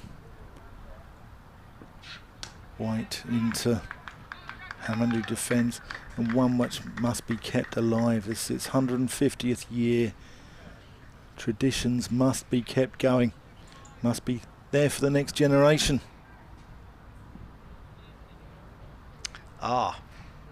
Here's a good one. In your team of jacks, Yeah. would Jack Rich? Yes, we don't have a Jack team, have we?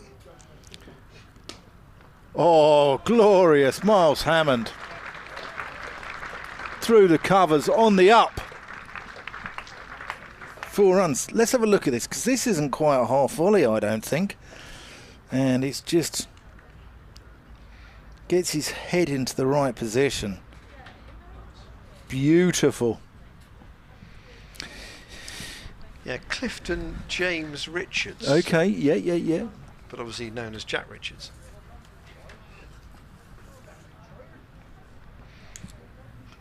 I'm not, because we haven't had a Jack team, have we?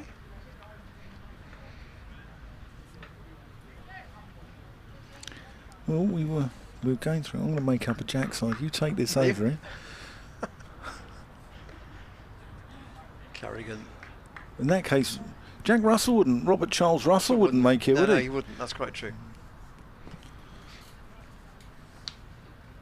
Kerrigan in dent on 46 will take 1.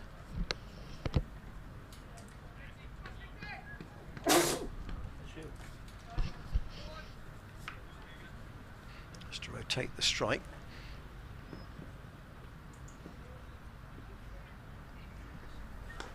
These two joined forces when Ollie Price was out with the score at 61.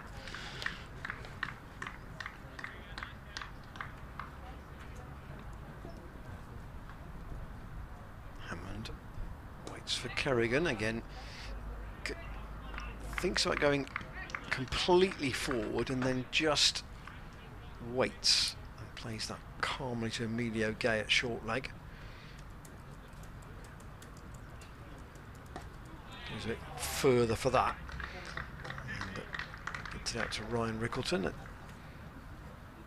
deep square for a single. Rickleton's got some good runs since coming in. Only 3 matches, he's got 376 runs in that time. Kerrigan to dent. No ball. Kerrigan should never be bowling a no ball off 3 paces. Don't start me on that. Just can't understand how he should be doing that. Here he is again. Catch it, but it was into the ground ahead of, in front of Emilio Gay.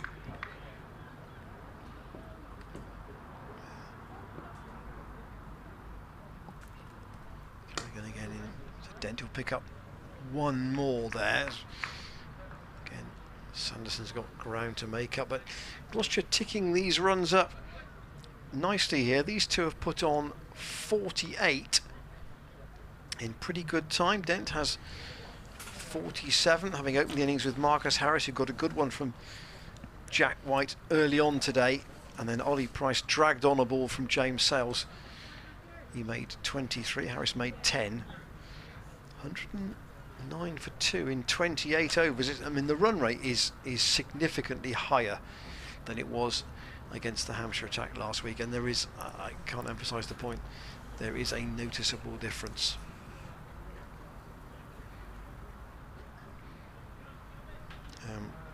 Can I put there is a word, can I use this word? It is a surname. So can we have Jack Crap in that team? He's in there. Oh, he's in there, right. Yeah. Good, thank you. I couldn't read your scribble. Dent defends. I've got 10 in my side at the moment. So I've got Jack Taylor.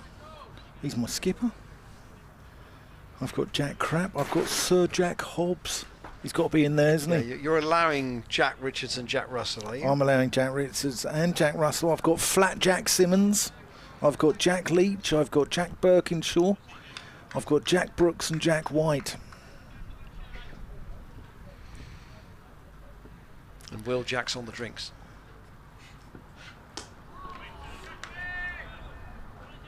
And I've just found my 11th man. Jacques Callis. Okay, yeah. Dent defends that. No, sorry, Hammond. Dent defends that. Yeah. Rules bent a little there, I think, but that's a good effort. Jacques. Jacques Rudolph, yes.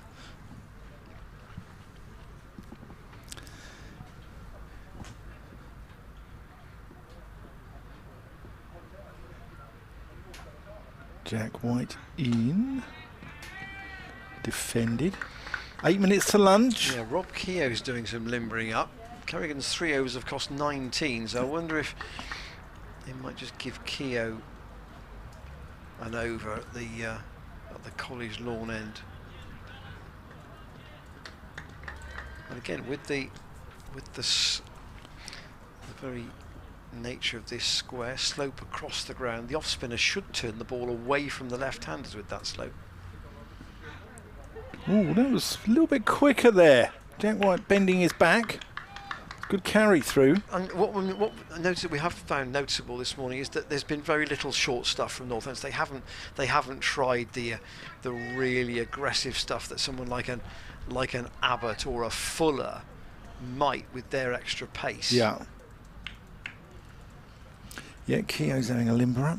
As I said, he was from Dunstable Town, lovely ground at the foot of the Chilterns.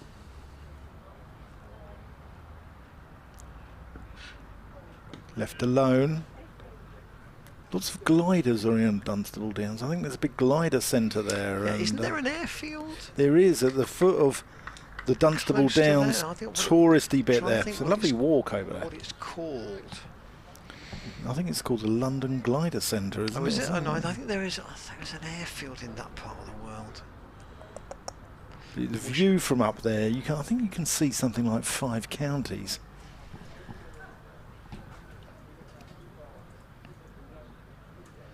White in, defended by Dent. That completes the over. 109 for 2 now. White's 1 for 19 off 8. It was a good ball he got Marcus Harris with, wasn't it? Very good ball. Yeah. It was when the hardness and shine was still there.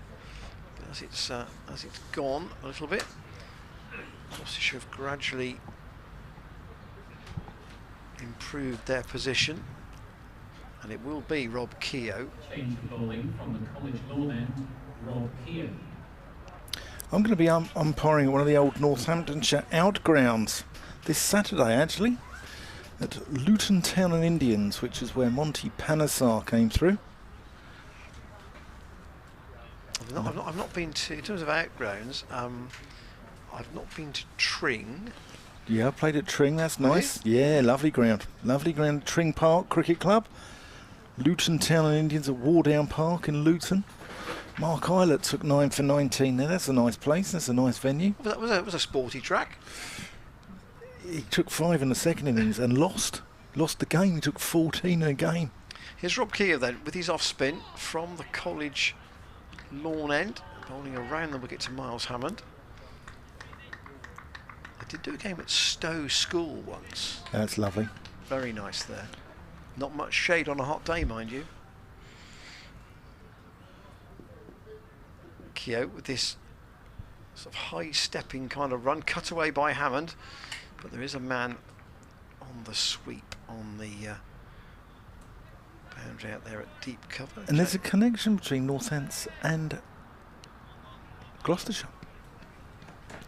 Come on to it at the end of the over. A particular connection rather than just being just one. Well, a particular. Yeah. A particular is, well, Mike Proctor's one of those connections. Here is Keogh. Getting into Dent. He was at Northampton. Was he as a coach there, I think? Procky. We've had some wonderful overseas players, Northamptonshire.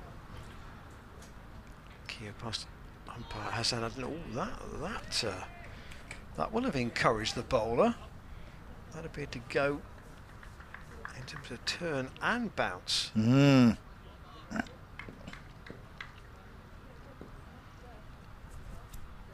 Then waits for Keogh again. He tries to draw him forward.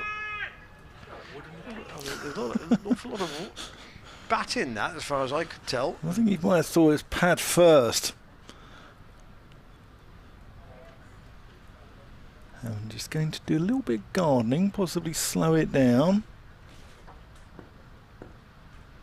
Still be time for one more over. Again. Keogh with his extra height compared to Kerrigan might just cause a bother or two from that college lawn end, especially with the slope as well. 110 for 2, probably 1 over to go until lunch. Silly story. Silly story. Silly, no, this story. Wellingborough School, which Northamptonshire have used as an outground, they had a cricket mad headmaster there who acquired the step from Dr. W.G. Grace's house in Down End, which was being demolished. I don't know how he acquired it. I don't know if he nicked it or whatever, but he managed to acquire this step.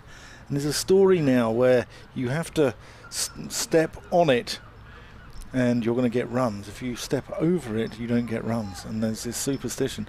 Andrew Radd told me this from BBC Northampton. He's upstairs. Where is the step It's now? at Wellingborough School. Right. So it was acquired by this cricket mad headmaster. Jack White in and Hammond defends. So I had visions of it being sort of as you walk out onto the field of play. Yeah, you're supposed to step on it, and apparently you get runs. Andrew Radd's played there from BBC Northampton, and he stepped on it, and I think he got a duck. So it doesn't work. But I don't know how he's acquired it and why, bring it from Bristol to Wellingborough.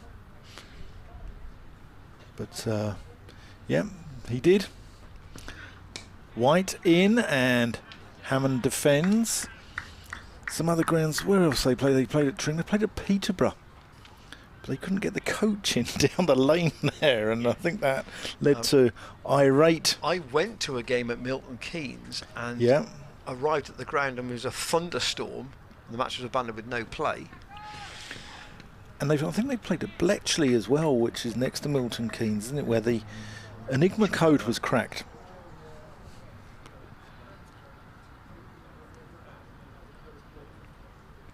White in. Hammond leaves that alone. 3 balls left. I think this will be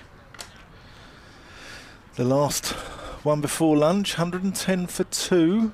Hammond on 21. Dent 48. Offered Gloucestershire this at 10:30 when Graham Van Buren won the toss. Snapped your hand off. Yeah. Yeah. Look at the dust coming up there. Hammond kicking it away. Tinder dry. Hammond clips that one into the onside. White can't believe he hasn't got through there. Hammond's 169 the other day. It was wonderful to watch. I mean, there were some chances there. That's a 50 partnership between these two as well.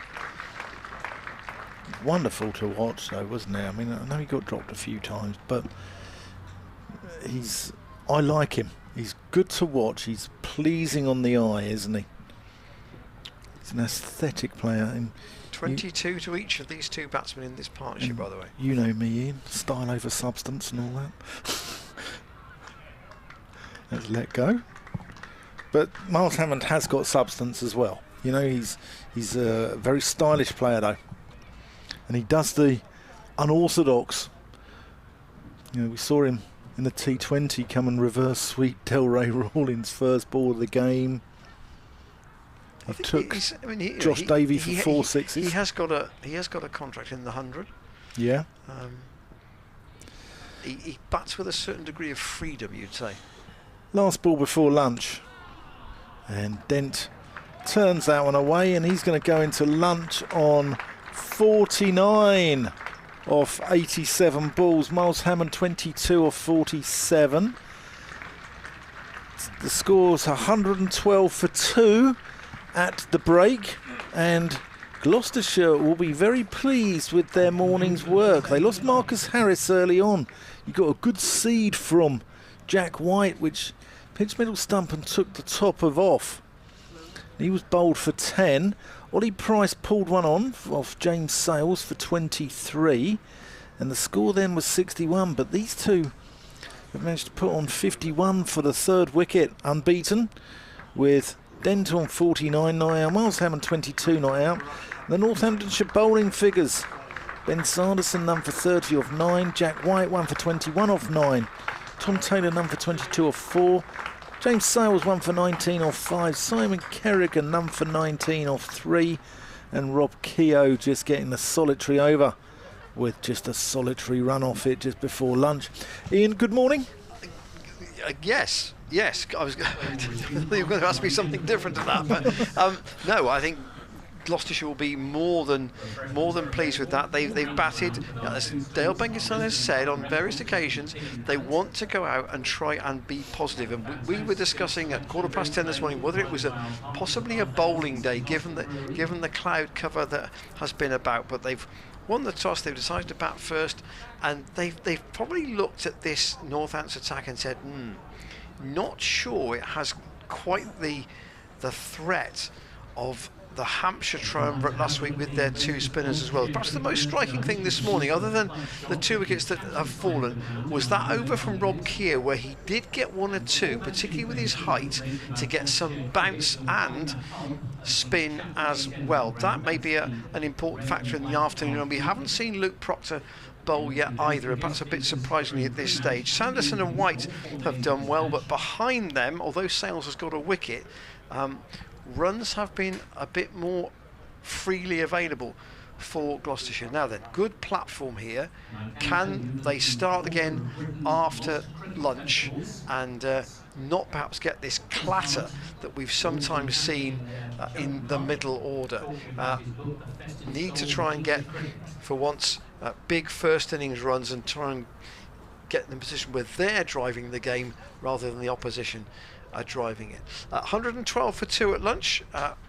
We'll join you after some refreshment, no doubt. Back with you just before 20 minutes to 2. From the Cheltenham Cricket Society.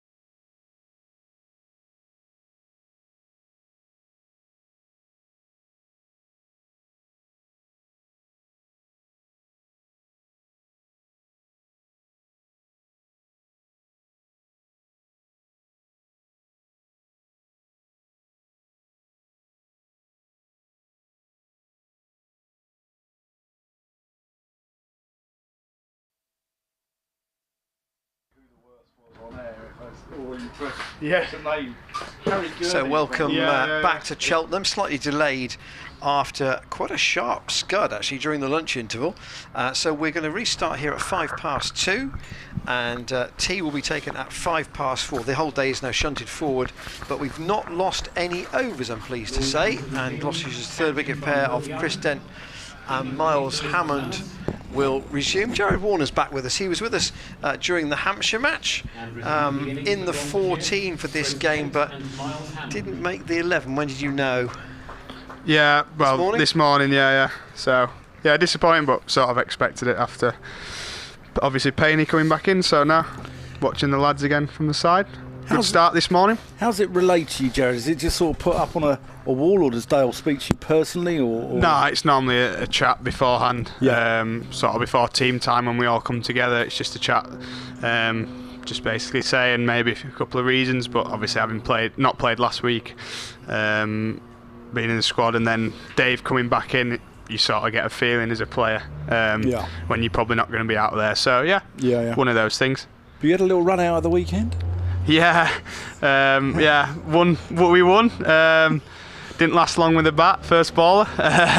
As a few people reminded me this morning, got a bit of stick from the lads. But yeah, we won, got a wicket, and it was a good day in the end, having been 0 for 2 off the first 2 balls of the innings as a team. So it wasn't the greatest of starts. So did you open? And I batted 3. So the opener got a first ball of the game. So you're 0 for 2 after 2 balls? Yeah. So, wow. We had a pretty patched up side as well, playing against second in the league, so we were like, yeah, this could be a short day. But now the lads rallied, and it was a good win in the end.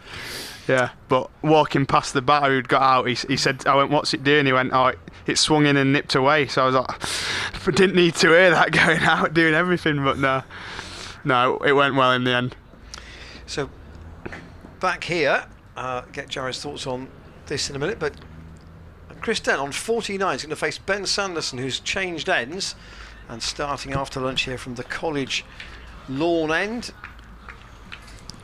31 overs in the morning session, 112 for 2. Dent 49, Hammond 22. The 2 men out. Marcus Harris, who got a good one from Jack White, bowled for 10, and Ollie Price, who was bowled by James Sales, but it was a big bottom edge to an attempted pull. Wouldn't have known it's rain now. Dent will get to his 50 with a little push, or more than a little push. He's timed that really nicely. That's gone away through extra over for 4, and Chris Dent goes to a welcome half century. 50 for Chris Dent. He's on 53, 89 balls. 9 fours. And 9 fours, you heard from Ben Feasy, our PA announcer. Jared, I think Yorkshire needs some batting. They've had a bad morning. Have you seen what's happened there? I've been watching very closely, actually. Having won the toss at Scarborough, they've 30 for 6, I think, weren't they, at one point? Over the wicket now, Sanderson. Bald. Yeah, I think that's the thing with Scarborough, as you know. You're always in the game as a bowler. Good cricket wicket, and as we saw last week, that attack can go through any side. So yeah, they are in a bit of trouble. Do you think they've got the best attack in the country, Hampshire? Yeah, I think we've chatted a lot about that, actually, having obviously played them last week and today, seeing the score.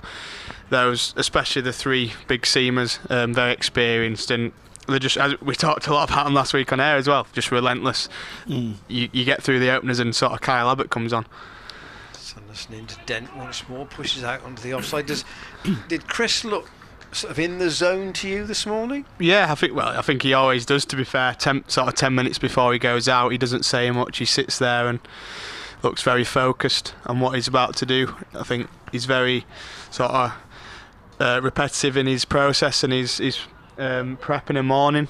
So I think you can't fault him. He's always prepared, and I'm pleased for him here, and hopefully he can make this 50 count and go really big. Sanderson over the wicket. Dent tries to push it across him on the slope, and taken by McManus. I get a bit nervous, actually. I felt that last week. I sort of bigged a couple of the lads up and they got out shortly after, so I'm a bit wary of doing the same. But no. Well, the club chairman David Jones sat in that chair last week, and the first 2 balls that he saw were wickets. Yeah, that's the way it 2 and goes. 3 isn't of the it? hat trick. So Yeah. But no, I think winning the toss as well is a big one here. Hopefully we can cash in. Sanderson in again. I think interesting on that because in the huddle this morning, I think it was a 50-50 decision whether to bat or ball. I think because looking at the pitch, I don't know what you guys think, but probably a bit greener than last week. Lad said it was a bit softer, nipping around a little bit more, but we did choose to bat, and I think just from the side, it still looks pretty good, a pretty good wicket to bat on. So probably a good decision in the end. I think judging how I thought the wicket broke up a little bit last week. Yeah. I know it was intense heat and much more intense, but I think that if you can bat first, bat big, and then hopefully Zafar comes into play later in the game and Graham Van Buren. Yeah, definitely. Going to see Tom Taylor from the college end, Chapel End. Taylor. Scores around the country. Lancashire and Kent are due to go on at 3 o'clock, so no play there yet. Essex are 98 for none in that game against Somerset. Somerset have to win that game. They're in deep relegation trouble.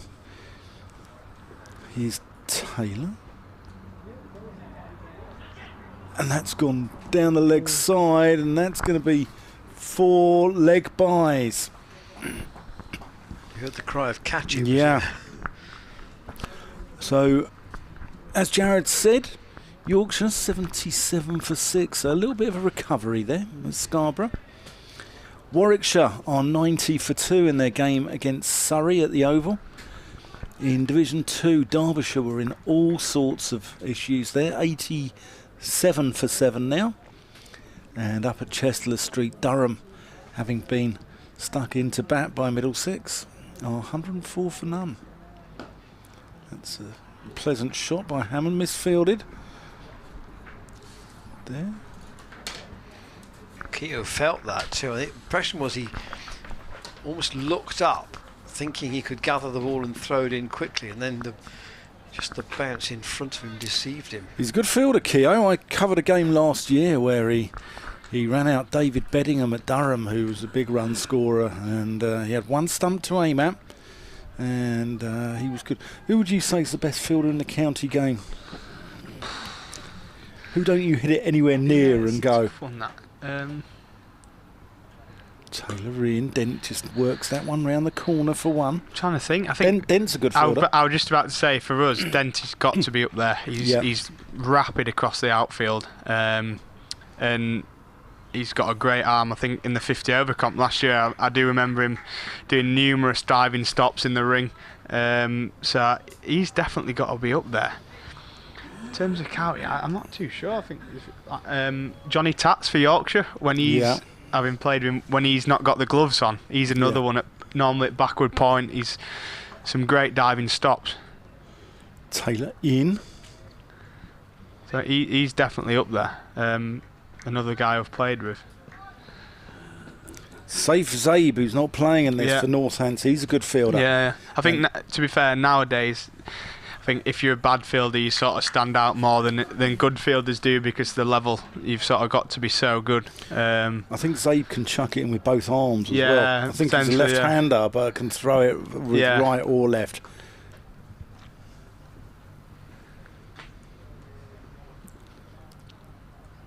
Taylor into the crease. That's let go by Hammond. Looking in good touch. Not surprisingly after his wonderful knock last week, but I think it's probably always a nice time for a batter when they've scored runs. Having only been a couple of days after as well, he's probably feeling really good. So wouldn't be surprised here if he made a big one again. Was the what was the post-mortem like on Friday after that loss? Was it? Yeah, I think it's always tough when you play a team like Hampshire. Yeah, is Taylor. And I think Bury and Dale just reiterating that we are doing some good things as a team, and saying that they feel like things in areas are going in the right direction. which I think we are seeing with the likes of Hamo's 170 and things like that. So I think we're not too far away, but I feel like we've said that in most games this year where we've been closer and stuff. But lads are obviously down because we've lost, but we've just got to keep going. Obviously it's a 2-day turnaround, which when you've lost is probably a good thing. You don't have too much time to dwell on it, and you're back out there, and we've started well here, so hopefully we can get a win on the board and start to build some momentum to go through the 50 over comp.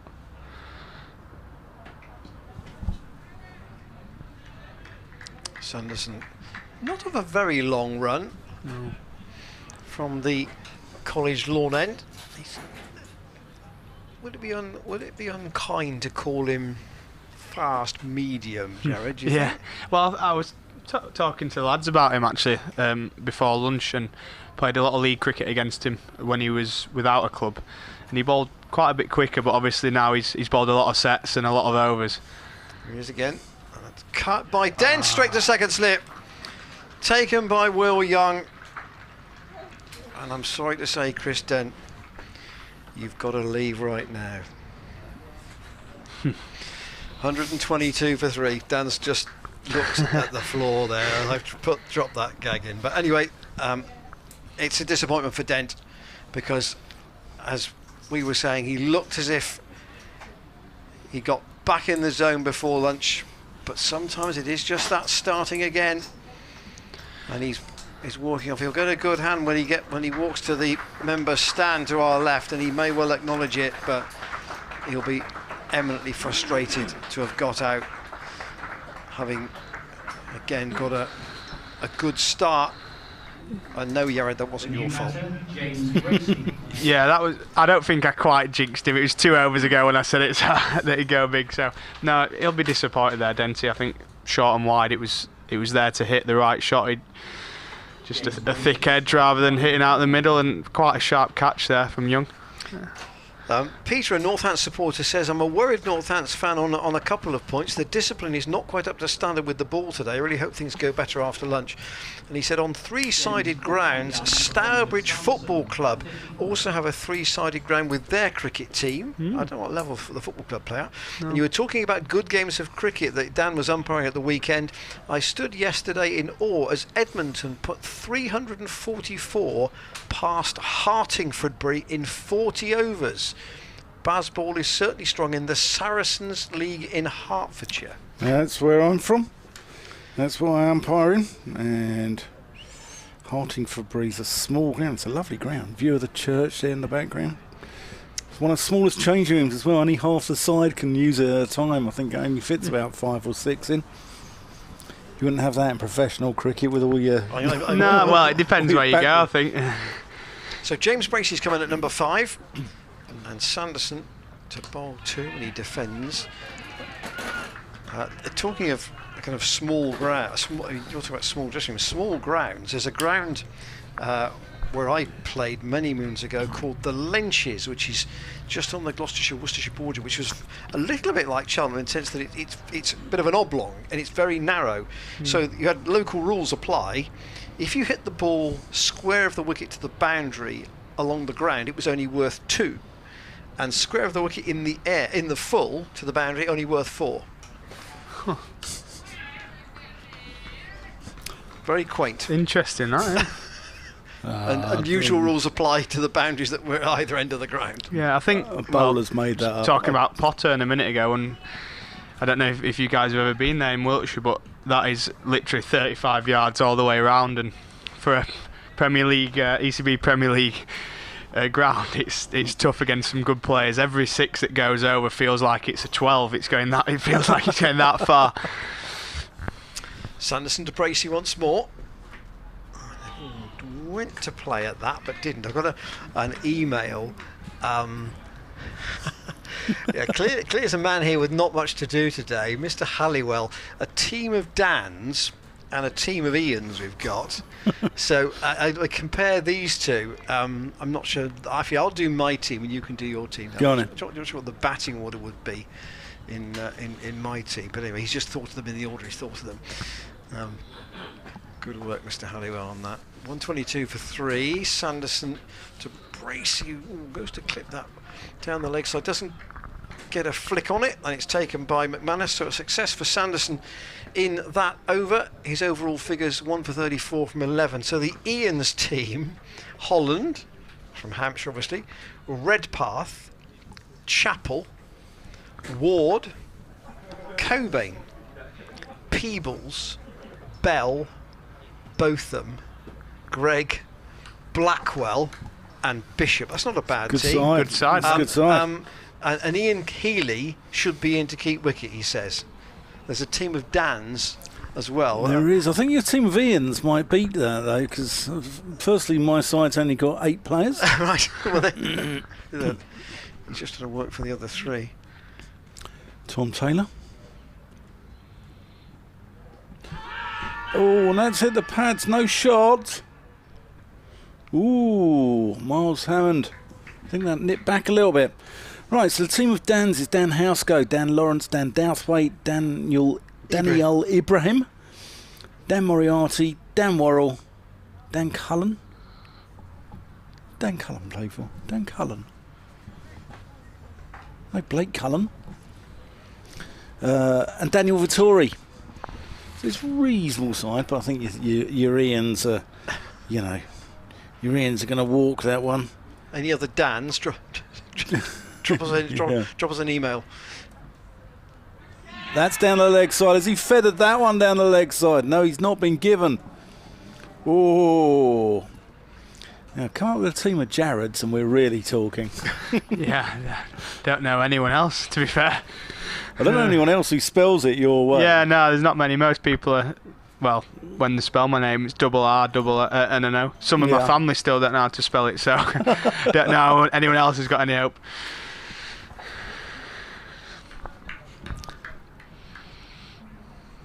Yeah, I'm sure you've had to spell that out over the phone a few times over the years. Just especially being down south now, not many people can understand me. Taylor in, that hits the gloves. There seems to be a little bit of movement. Do you think it's the shower, Jared, or do you think it's like the aerial condition? Yeah, I think probably a bit of both. I think a couple of us were chatting this morning, and potentially the more overcast conditions over the back end of last week and obviously today may have an impact. And I think the shower must have had a little bit of a difference, putting a bit more moisture on, and especially with the track being a little green. So yeah, potentially. Yeah. Taylor in, Hammond defends that out to mid-on. I think it's one of them in England, like we spoke this morning about the toss, what we were going to do, and I think you'd like to think the first, especially 30 odd overs in England with a newish ball is always going to offer something. Obviously this year it's felt a little different than that, but they haven't changed the ball yet. What's going on? I'm going to say, it's a miracle, Must be doing a little bit then, The lads did say it was nipping at lunch, though, to be fair. Taylor in. Played. Hammond defends that. Solid forward defensive. Or was that just Hampshire just being on the umpire's case all the time? Yeah, potentially. I think they've got a lot of experience, obviously. Players who've played a lot of cricket, so I think that's what good sides do. They try to use every advantage they can, don't they? And, well, it definitely worked in the end. Yeah. I think little things like, I don't know if you went out and saw the footmarks that Bark was creating. It was unbelievable, even after the first day, the scratches and stuff. Taylor in. Hammond gets that one quite fine. He's probably only going to get one. No, he's come back for a second. Good running. That is good running. He's quick between the wickets. Both these two are quick. Yeah. They did have a horrendous mix-up in the T20 against Sussex, I think it was, where both of them ended up down the same end in the first over. Hammond had just reverse swept Delray Rawlins for 6, first ball of the game, and I think they both ended up at the same end, didn't they? Yeah, they did, yeah. So Hammond, he was involved in a near run out before lunch. Yeah. Is he sort of a bit dubious on his calling? Yeah, I think he's probably more bothered about where the ball's going than actually running. He's more bothered about how good his shot was and how good he's looking, I think, most of the time. But I think now these two have known each other a long time, so I think they're probably on a decent wavelength with each other. Got another Dan for you. Sanderson in, and defended by Bracey. Go on. Ben Feasey says Danny Morrison. Oh, yeah. Played for New Zealand. Yeah. And not the he probably bat at 11 though, I think. Yeah.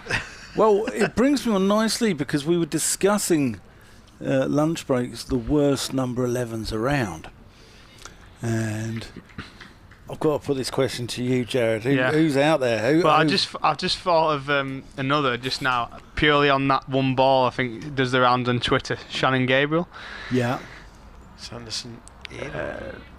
Lets that go. Purely just for that one ball where he's, I think, saving the test match against Pakistan and he tried hitting it out of the ground. I think he's probably got to be up there just for that alone.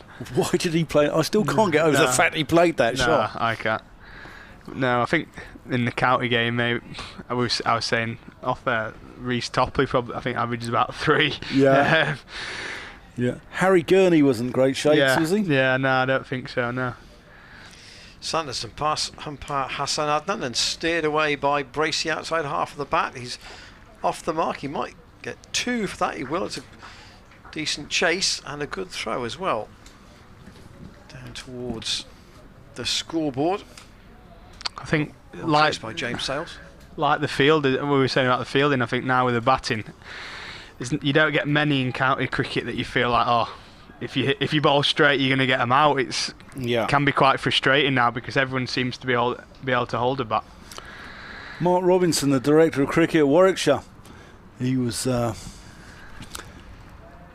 Sanderson continuing over the wicket to Bracey. Let's just say when he used to walk out to bat, the groundsman used to start his roller up. Yeah. See what he's. I think Jim Griffith's record at Northants wasn't very clever. No, Bisham Beatty wasn't too clever there either. Not as bad as Bhagwan Chandrasekhar, the Indian. He was up there. Chris Martin, Pommy and Bangwa. Not great. Sanderson again to Bracey's red, let that go. So Jim Griffiths obviously played in the Northants team for 177 matches, 290 runs at 3.33. Incredible. So he took more wickets than he got runs. 444 wickets at 29. That's not bad. But I think you say he probably last man in. No.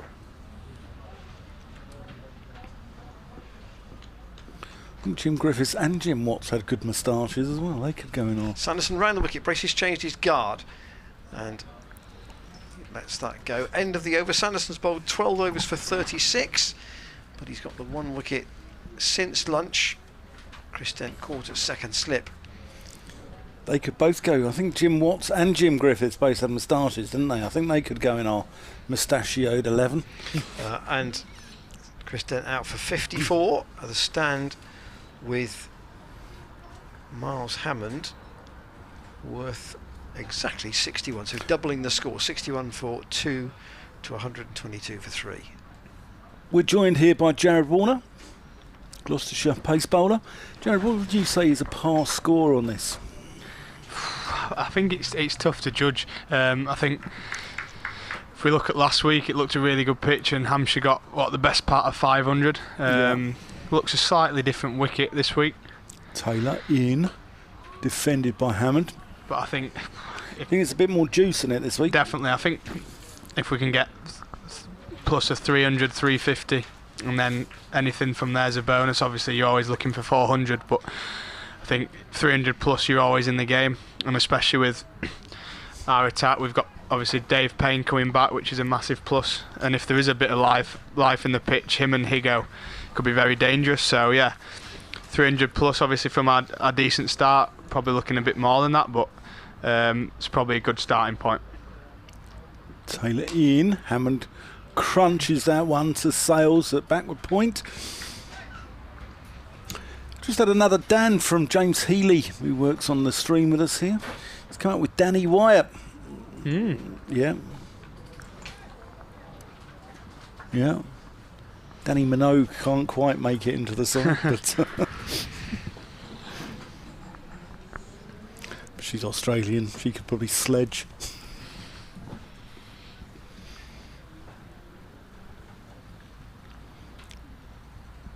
Taylor in. That's good delivery.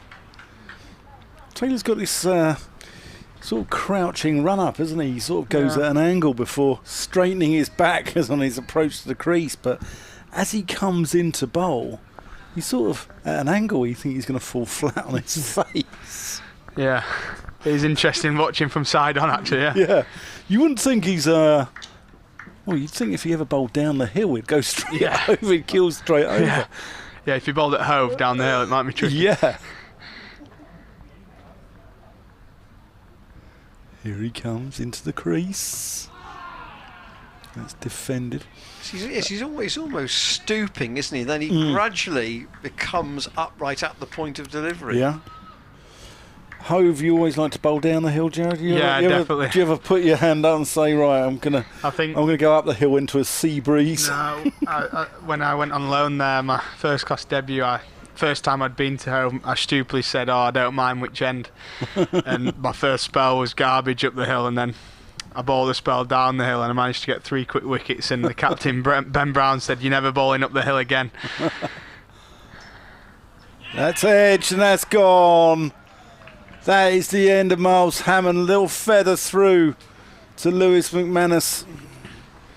And Tom Taylor does the business. And Northants, I don't know what they've had for lunch, but whatever they've had, it's working, because now they've got 2 quick wickets.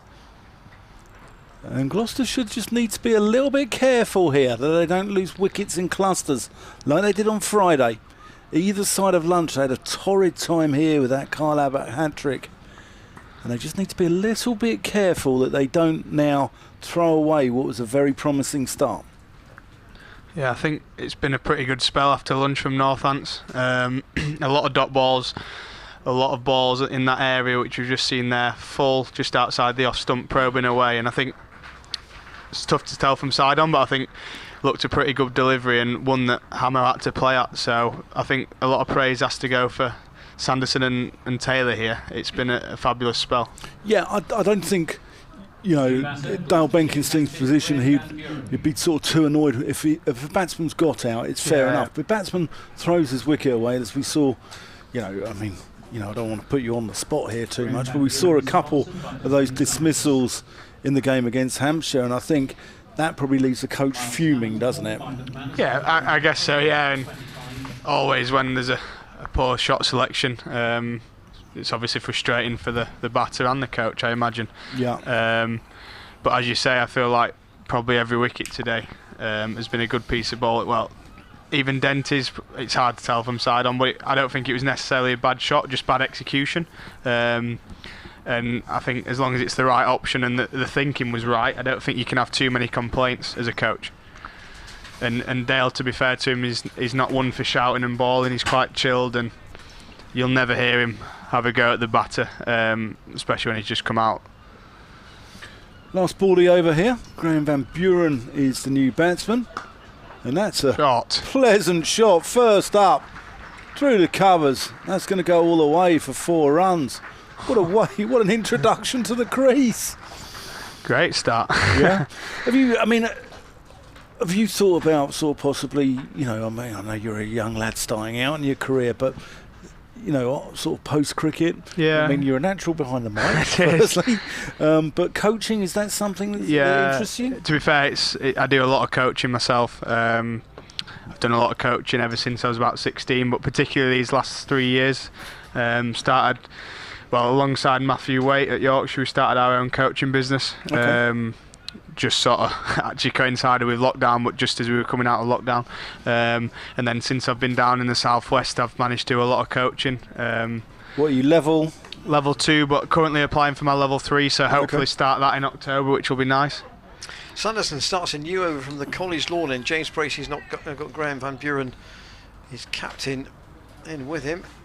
It's an old Geoffrey Woodcock phrase, isn't it, Yared? But had 2 wickets, and then the board looks a different place. I was just thinking exactly the same. I think at 120 for 2, I felt like we were in real control of this game. And then suddenly at 130 for 4, there, tails up, 2 new men out there.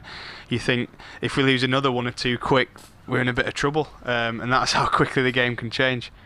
Sanderson, and again to Bracey, no ball Shot, called, Jim. and whether Bracey heard it or not, didn't change the shot he played. That's 10 no balls now, or 10 runs in no balls. Jeez. Yeah, I think going back to the coaching point, it's something I do enjoy, and especially during the winter we get a lot of time off, and I think I like to use it wisely and do coaching at various clubs and one-to-ones and things, and it's something I am really enjoying. And yeah, with one eye to after playing whenever that comes. Yeah, I'd love to stay in the game. Bracey just works that to Simon Carrigan. I know, speaking to Square people who've leg. done their level 4. Yeah. I mean, that's like a degree, isn't Yeah, it? it It's a is, 3-year course, isn't something like that. Yeah, I know. Tom Smith, I think he's on the journey now doing it, and he's said it's really good and really interesting, and he's learnt a lot. So it's definitely something I want to do when the time comes, the level 4. Hopefully get that level 3 done this winter and go from there. Sanderson about 9 strides to the wicket, and left by Bracey. That's a tight leave. But so, would Matthew Waite do the batting in any sort of work that you do, and you do the bowling? Yeah, I think it sort of started off like that. I think he prefers doing the batting. Obviously, being an all-rounder himself, and I quite like doing the bowling. But I don't. To be fair, batting and bowling, I feel like I'm quite confident helping someone with that. When it comes to spin bowling, that's not my forte at all. I've got limited knowledge in that. Sanderson around the wicket to Bracey. Let's that go. There's the short form details of the card in the bottom of your screen, and James will just put a reminder of our email address at the top right hand corner in a moment. commentators@glossccc.co.uk. There it is. We've had some interesting stuff this morning. A team made up of Jacks. It's not Welsh people, that's the Christian name Jack. We had the Curry team last week, the team of Keiths last week. That was quite good fun. Outside the off stump again from Sanderson, let go by Bracey. And we're trying to find probably the first class player with the worst batting average. There aren't many below 4, it must be said. There aren't many batting averages lower than 4. So if you can think of a candidate without researching it necessarily that comes to mind, say we had Kevin Jarvis and Jim Griffiths are a couple from a certain era. Bracey's got 3 slips now. Sanderson to bowl to him, and that's gone through. What's it gone off? It's gone down towards the boundary at third man. No indication of a signal from Hassan Adnan, but he may now indicate a leg by. Yes, he does. Ooh. So there was no bat in that. Let's have a look at this. Sanderson from around the wicket. Bracey didn't seem too flustered by any potential appeal. End of Sanderson's over. He's bowled 13 overs now, and he's taken 1 for 42. And he's bowled 3 different spells already, so certainly Will Young's been prepared to mix his bowlers up, and we haven't seen Luke Proctor yet, which I must confess a little bit surprised to one or two people I spoke to at lunchtime. Yeah, I said to one of the lads, I'm surprised Proctor's not bowled. I think remember he got 5 at Bristol last year against us back end of the season, and he bowled really well. You got a few in that game as well. Yeah, me and Matt managed to get a few. Yeah. Taylor. Yeah, we tell anyone that'll listen that we managed to avoid the follow on that day and then went on to win. So the lads are sick of hearing about it, I think. But now Proctor's got quite a strange action, and it gets onto you a bit quicker than you think. So he is a good, useful bowler. But I think James Sales, to be fair, I think a young lad and played against him a little bit in the second team. I think he's a good prospect. Obviously, already taken the wicket of Pricey. Got an extra yard of pace. Here's Taylor in. Van Buren tickles him around the corner. Sanderson's going to do the fielding, keeps them down to 1. Luke Proctor used to be a hairdresser. He trained as a hairdresser when he was at Lancashire. And he set up like a pop-up salon in the toilets at Old Trafford. It's a true story. And he used to give his teammates haircuts. And I know he hasn't got a lot himself to actually remove, but would you get a haircut off him, Jared? I'm not too sure I would. I don't trust those Lancashire lads, to be fair, being a Yorkshireman. So no, probably not. I think they get the cutthroat. That's it, yeah. Could do anything. Just looking behind the bowler's arm, actually, there's 6 or 7 of our lads just enjoying the view from the boards. Taylor's in.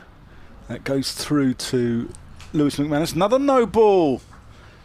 Northampton's really struggling here with their disciplines.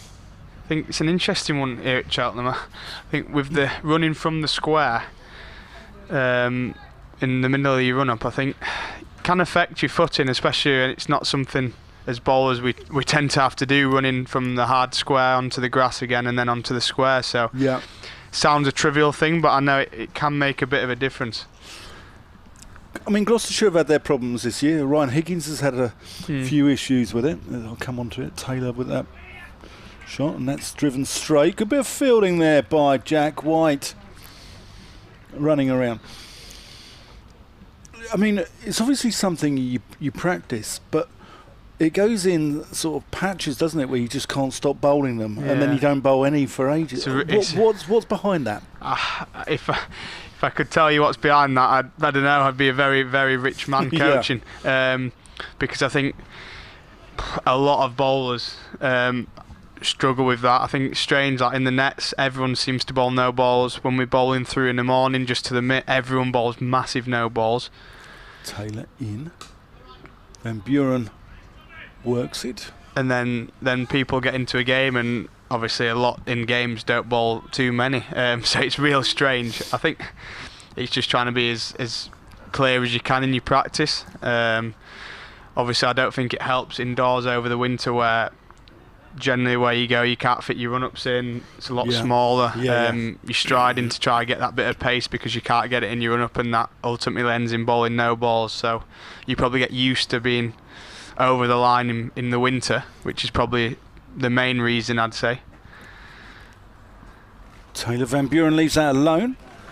How many paces do you come in off? I've got quite a long run-up, to be fair. I always get a bit of stick about my run-up. It's about 28 metres. Okay. Yeah, so, but I've always really had a long run-up, so to me it feels quite normal. Yeah.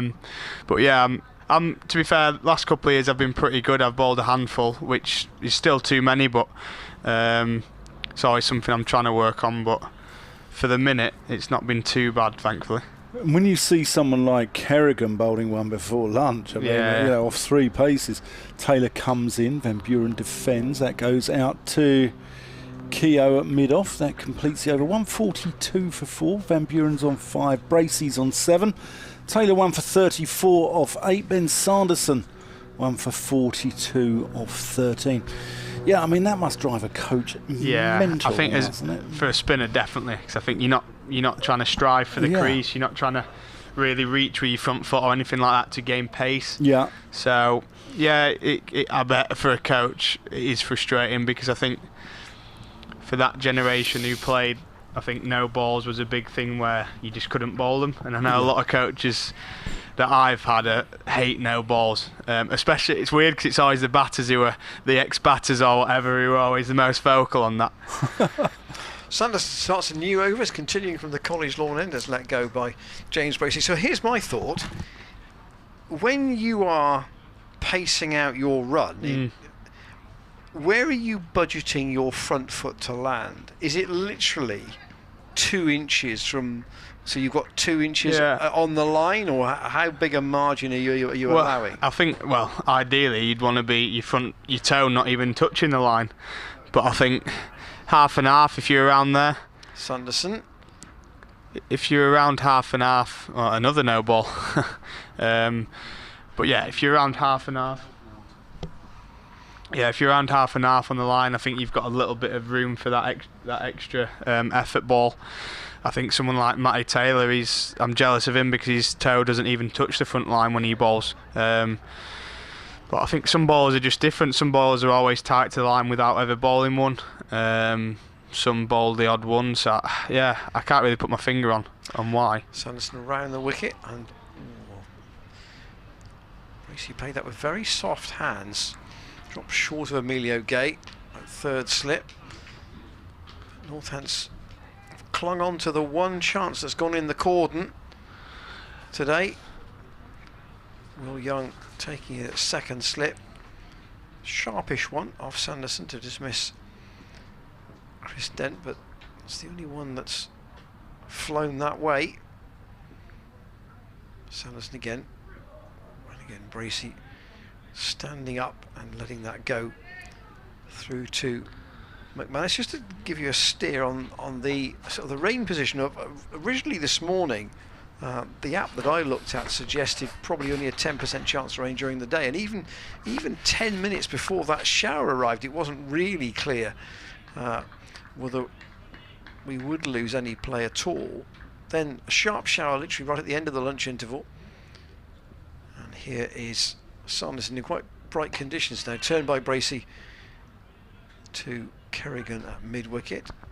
And then we were looking at probably 3 different apps on our phones during the period where play was announced but it hadn't started or restarted, and the feeling was that you might get through for the rest of the day with no problems, or that there might be another shower at 4 o'clock or thereabouts. So remains to be seen. Tea today at 4:05. Everything's been shunted back a bit. Sanderson in, and again Bracey content to let that go.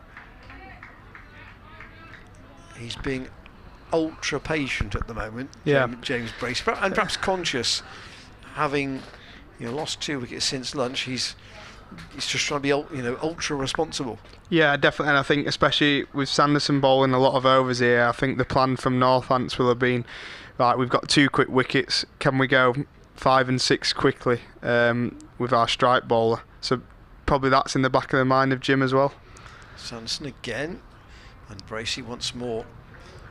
That's that guy outside the off stump. So Sanderson 1 for 44 from 14 overs. So I think I wouldn't be surprised if Sanderson, after this spell, he probably doesn't come back till the new ball, having already bowled 14 overs. So I think these two will probably be thinking, right, if we can see him off, get into the change bowlers, and then life might become a little bit easier. Yeah, certainly. Rob Keogh in the 1 over he bowled before lunch. I appreciate he's got a bit of extra height compared to Simon Kerrigan, but he appeared to get some response out of the pitch with his off spins, and he was just doing some limbering up a moment ago, so we might see him again shortly. Tom Taylor to continue for the moment with this sort of stooping run, and then he'll get into an upright position as he gets to the wicket, and it's a good stop by Ryan Rickleton in the hat there at backward point. Just bowling the ball up to mid-off there, which might further indicate that he may be back shortly. I think so. Sanderson's bowled 5 in this spell.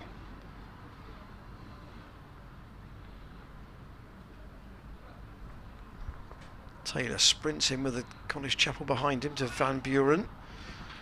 Again, just from the crease.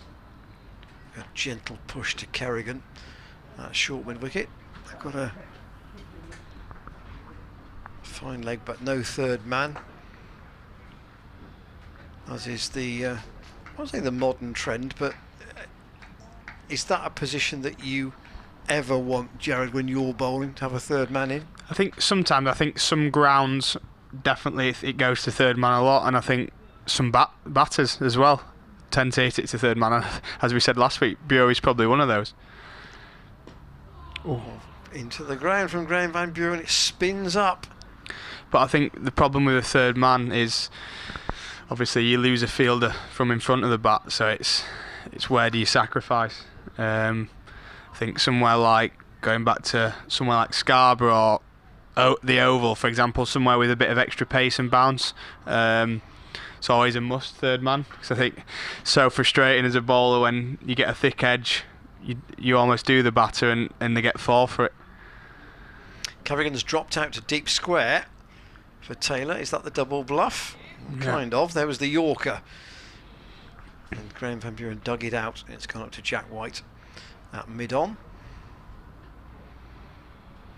Carrigan might be back in the game shortly. Looked at, felt it. I think it was at Bristol last year where he felt he sort of needed quite a long bowl to get into his work, and only had 3 overs before lunch, so not much opportunity there. Taylor in his 9th. Into Van Buren down the leg side. McManus doesn't get it. It races away. Bat on it. To the boundary for 4. There's been a couple of tight ones like that where we've been a bit worried that Here's the second caught down the look at leg it. side. And he's tried to use his feet to help him get towards that, and see by Taylor's reaction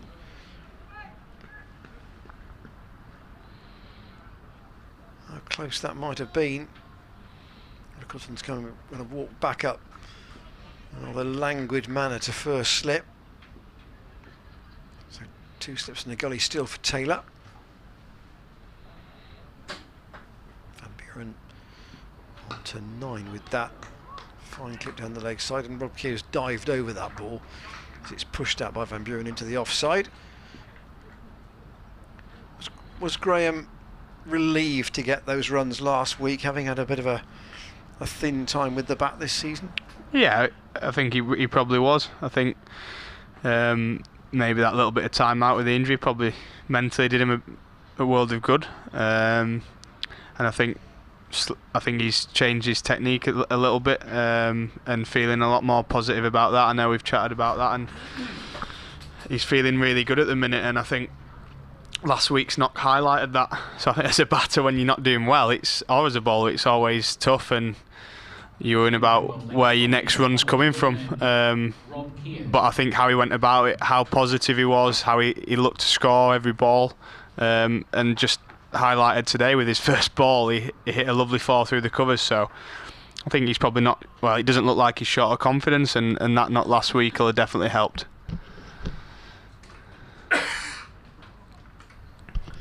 Well, Emilio Gay's got the lightweight pads out.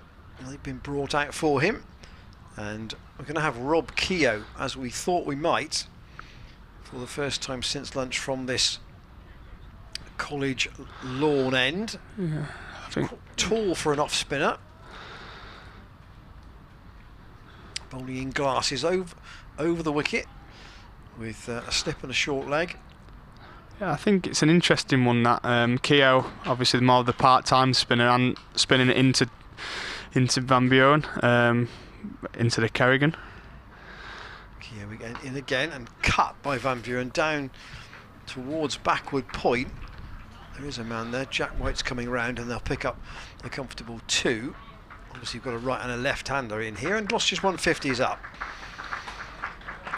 So again, going along at a reasonable rate. We're only in the 42nd over. Yeah, the run rate's been very good.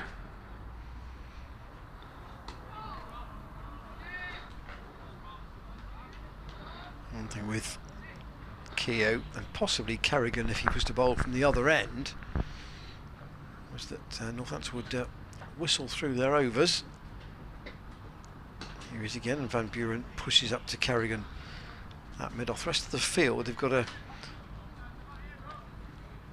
sweeper out on the mid-wicket boundary. Mid-off is quite straight. Kerrigan is at almost extra cover, really.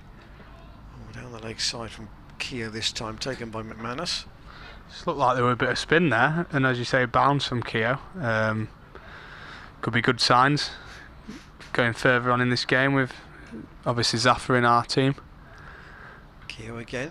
Van Buren again tries to cut. He's played rather more deftly again. It's a chase for Jack White, and they'll come back for a comfortable 2. I think it's against the spinner. It's just a patience game for us. I think nowhere near, or it shouldn't be anywhere near as threatening as Sanderson. So with 3 men out, I think if lads can stay patient, then runs should come fairly easily. You're going to see a change at the College Chapel end. White's going to come back for another burst. So at the moment, Will Young is quite prepared to shuffle his bowlers round. He's not prepared to say from the chapel end, give them more than 3 overs. If there's runs starting to accelerate on the board, then he'll make a change. And the Kiwi obviously leading the team because of all kinds of changes at Northants this season. Adam Rossington started the season, or would have started the season, as captain, went to Essex on loan, now is signed there permanently, and then Ricardo Vasconcelos took on the captaincy, and then last week stood down from the role, and Will Young has taken it on. He's gone back in now to second slip, and Gay has gone into the gully for White. 1 for 21 so far from the College Chapel end. Into Bracey. Wait, there is the call. It is curious, isn't it? We had 42 overs, and I don't think we've had one request to change the ball. No. And yet last week it was probably at least once an hour Hampshire were asking about it when they were in the field. And I think that's probably a little indication of the conditions more than anything. As we said earlier, the overheads are a bit more favourable for bowling, and a green tinge on the pitch, so probably doing a little bit more as well. Bracey has 7 at the moment, and he'll get 4 more for that, because he'll punch that past extra cover. That will go all the way up towards the players' area here on the gymnasium side of Cheltenham College for 4. Good shot there from Brace, and I think, as we said, there's a little bit more for the bowlers, but still, when the ball's in the right area for the batter, it looks a good pitch and can hit through it like that. So a good contest here between bat and ball. Which is why, as we were saying this morning, why people like to come and watch cricket here, because you always think there's something going on, definitely something likely to happen.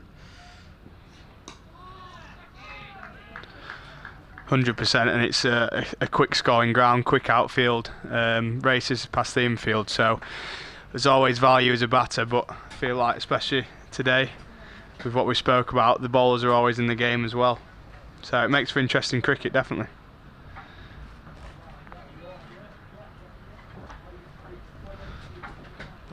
Some tried anything too funky in their field positions yet, still reasonably orthodox for Bracey. Just the 2 slips and a gully. Still no Luke Proctor with the ball, depending on, this Will Young either thinks that he isn't in the plan, or maybe he's carrying some sort of a bowling injury. I wasn't sure. I didn't look at the card last week to see whether he bowled much against Lancashire. No, I think it's interesting as well that they've left out 2 more out-and-out batters. White in once more. Bracey gets caught on the crease, hit on the thigh pad. There's no appeal. Yeah, leaving out Cobb and Vasconcelos, I think may say that Proctor may have a niggle, or he's not been bowling much for a reason, and bringing Sales in as that all-rounder and fourth seamer as it looks so far probably tells a story. 143 overs in the season is reasonable workload.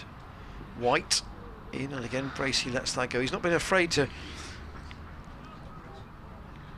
take the leave option, so to speak, in this innings so far. He's faced 32 balls for his 11, and Buren 14 from 18, and this is the sort of the next miniature development in the game. How does the off spinner play a part, if they are to,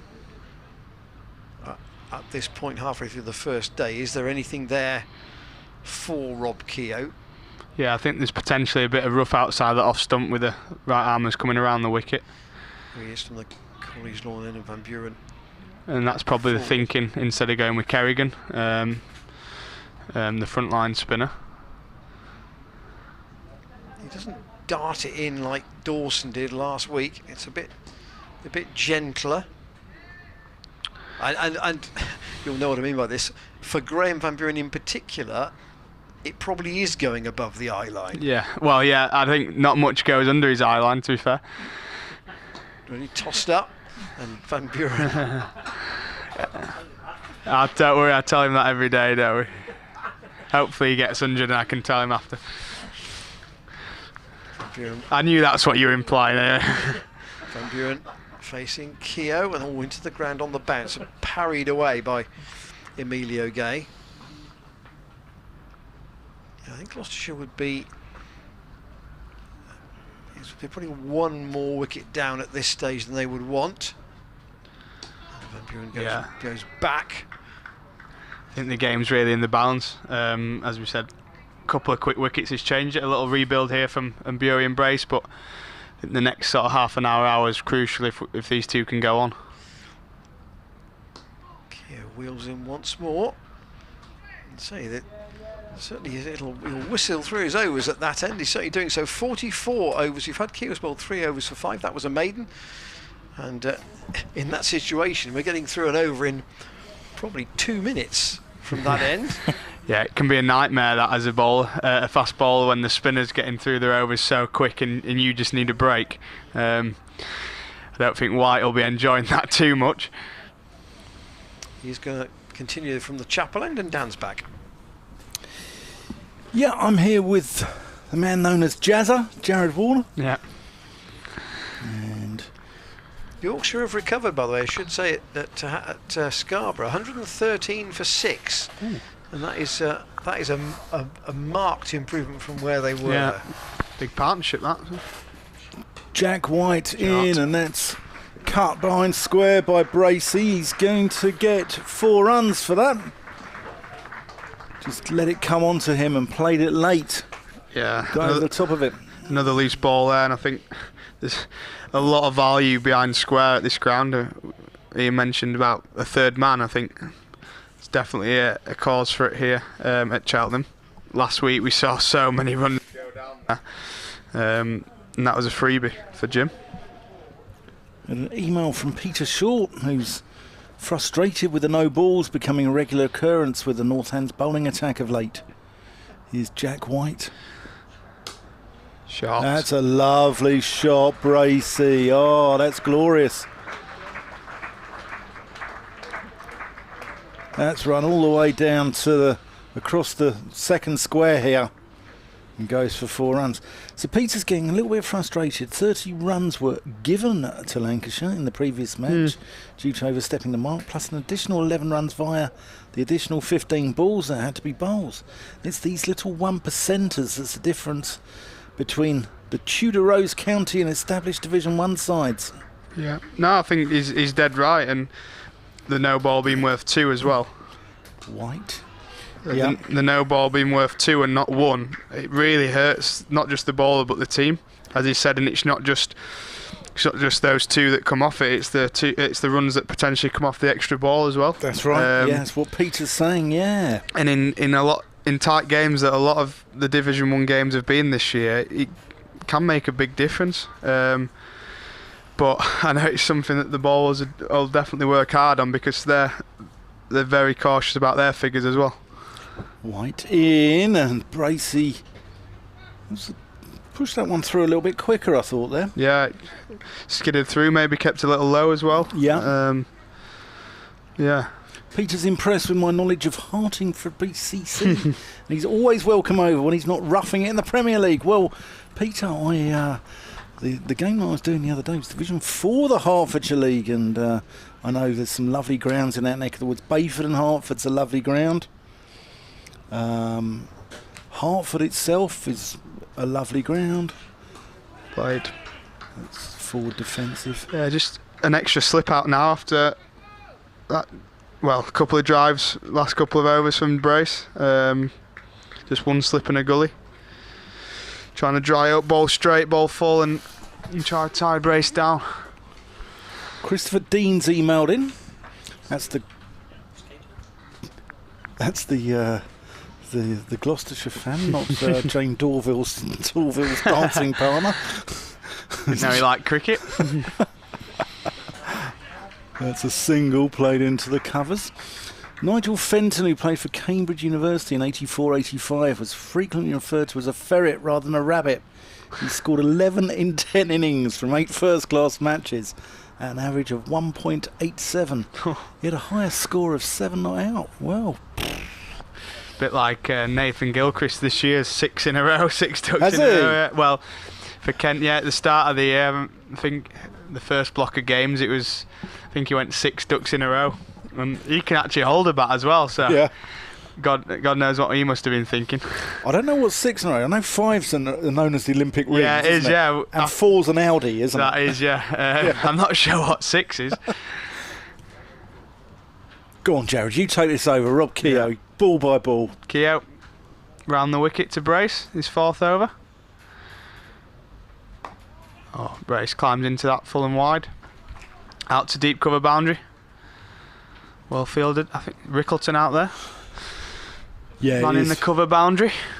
He's got very distinctive trainers on, Yeah. Ryan Rickleton. And the wide brim. Yeah, Been a good signing, I think, for Northants. He's been excellent. Keogh to Van Buren. It's well bowled. Good control so far, Keogh. He's not given these two much to play with. I did smash Rob Keogh. I told this a few weeks ago now. I smashed him for 3 consecutive 4s. Oh, really? And he's playing for Dunstable Town. Keogh in. Oh, it's out. Van Buren. Ooh, Chips he'll a be drive disappointed. straight to Kerrigan, extra cover. He'll be disappointed. Very with that. disappointed, yeah. It's a soft dismissal, and as I said, it was a patience game, and the ball again was there to hit. Just a little bit of misexecution from Graham there, and it's fortunate for him. In Gloucestershire, he's just chipped that to Kerrigan, about waist high. Gloucester 167 for 5 now. Yeah, the K team strike again. They got 5 wickets each in the game the other week. Yeah. I think it was against Kent at Canterbury. Yeah, we had a good view of that from behind, and Yeah. just straight to Kerrigan, unmoved. Yeah. No, I did smash Rob Keogh, but in mitigation he was about 14 at the time. Really? Don't have to mention that. Now it'll be interesting how Higo will play the off spinner now. Obviously, Northants probably in a slightly better position, but as we said last week, Higo's an attacking player and he likes to take the opposition on. So I'm looking forward to this little battle, actually. Yeah, 167 for 5. The game's in the balance here, isn't it? Don't you think? Definitely. I think Northamptonshire will be very pleased with their afternoon's work. Yeah. I think they'll be really pleased with what's happened this afternoon. Yeah, you know, they picked up 3 wickets since lunch. You know, 1-2-2 for 2. Gloucestershire they're looking at 300, 350, even 400 if they bat well. Yeah. All of a sudden now they're looking at 250. 100%. I think the dream is always when you win the toss and bat is to bat big, bat once, just like Hampshire did last week. So at the minute it's a little way off, but with a partnership that can still happen. Keogh into Higgins facing his first ball. Just driving away, down to cover. Running 2, and that's what. Oh, it's good running. Good bit of fielding. Nearly direct hit out there from Sales. Higgins is off the mark with a 2 first ball. Not too similar a delivery that got Van Buren actually. Wide outside the off stump.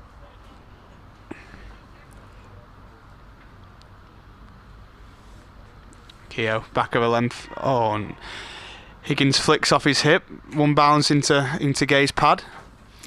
It's a good player, Emilio Gay, Yeah, isn't he? he's had a very good season. Yeah, a couple of hundreds. I don't know how many, 200 or 300s in the championship. I don't know. Might be mistaken, but he feels like, only the one. Feels like he's had a good year. Keogh, Higgins down the track, 2nd ball, 3rd ball even, over mid wicket out to the deep man, and I think that's probably a sign of his intent straight away against Keogh. Yeah. Yeah, Emilio Gay, Bedford School, same as Sir Alistair Cook. Yeah, I think he's one of them. Like, I've been played against him last season. Probably didn't score the runs he'd like to, but you can always tell looks a good player, attractive on the eye. A lovely cover drive on him, hasn't he? I'm not surprised he's done well. 500 runs at 33, so yeah, he'll probably take that. A young man making his way in Division 1 as well. He'll probably be quite happy with those stats. Yeah. No, he's one of those players coming through. Yeah. In all sense, like Safe Zabe's another one. Yeah. They've got some really good. They've got some really good depth. Yeah. Ben Cohen is in the second team at the minute as well. Another left-handed batter who's done okay for Northampton. So yeah, they're certainly not short of left-handed batters. No, Jack White coming in. And that's edged. Has that carried through to Gay? Like it's just short, I reckon. Yeah, I think so. Higgins just walking down the track. We saw that last week a lot and spoke to him a little bit about that after. I think he was doing it to Abbas quite a lot and just saying he was just trying anything to disrupt his line and length because he's so economical and doesn't miss often. So probably a similar ploy here to White, who's very economical himself. The other one scoring lots of runs in Northampton's second 11 is Charlie Thurston. Yeah, he's got a double last week against our seconds as well. Yes, he did, yeah. White, that's defended back by Higgins. He's another one who's come out of the Hertfordshire League. Yeah. Plays for Shenley Village. Okay. Northants have taken a lot from the Hertfordshire League in recent years. Monty Panesar came through Luton Town and Indians. Thurston from Shenley Village. Keogh from Dunstable Town. Dave Murphy, with the old wicket keeper, came from St Margaret's Breach. So they've taken a number of players out of the Hertfordshire League in recent years. Here's Jack White. Higgins goes dancing down the wicket again. Yeah, he's certainly looking to be positive here, Higo. Almost dancing down the track, as you said, Dan, and playing a big drive. But that's the way Higgins plays, and I don't think he'll change that anytime soon. Did you play in that second team game? No, I was here all week, every day, so no, I wasn't playing. But no, it looked tough graft for the lads at Bristol CC, which apparently was a very flat pitch. Jack White in. He's got a bit of a rock star haircut, hasn't he? He's not the lead singer of the White Stripes, as we mentioned earlier, but there's something of the rock star about him. Yeah, I think a bit of a trend after lockdown when people couldn't cut their hair. A few lads have just sort of left it to go. The headbands become a thing again since Jack Brooks. Is that because now you're not allowed saliva on the ball, though? Yeah. Is that where it collects under there? Yeah, and you can use sweat and I think so, yeah. Here's White into Higgins. No run. Yeah, you're right. I think with no saliva, trying to find all kinds of ways to shine the ball. I think it's a bit easier the last few weeks when it's been so hot, but I know at the start of the season, when it wasn't so warm, if you're not bowling, you're not usually sweating, so it can be tough. And that's probably another reason we've not really mentioned about why the conditions have maybe been a bit easier for batting this season as well. Pleasantly driven, no run. That completes the over. 170 for 5. Higgins on 3. Bracey's on 21. Yeah, I mean, I had a guy on the game that I umpired on Saturday who was putting saliva on the ball, and you can dock them 5 penalty runs now. But he was quite a nice guy, and he's just said it's force of habit. Definitely. And I think common sense, you just have a word first before you dock them. But yeah, it is interesting. I think because we've sort of been doing it for 3 seasons now, from the COVID year to now. I think probably feels weird now to put saliva on it for us guys. Yeah. But we've just grown accustomed to it. But it's still, it must have an impact. But you get docked 5 penalty runs? Yeah, we well? do, yeah. I'm pretty sure. But no, it's a MCC law change in October, I think, isn't it? So, big change forever. Keogh to brace. It's well bowled. Forward defence into the offside. There's some funny concepts in cricket. I mean, things that you wouldn't dream of doing in everyday life. Exactly, yeah. Sort of the drinks cups go away. They probably don't get washed that thoroughly when they come out. Yeah, well, just shining the ball on your top as well. Keogh in again to Jim. back foot punch to point. White collects. Yeah, I think someone who doesn't know anything about cricket just seeing someone rub a ball on the trousers probably think, what the hell are you doing? It can be a strange old game at times, definitely.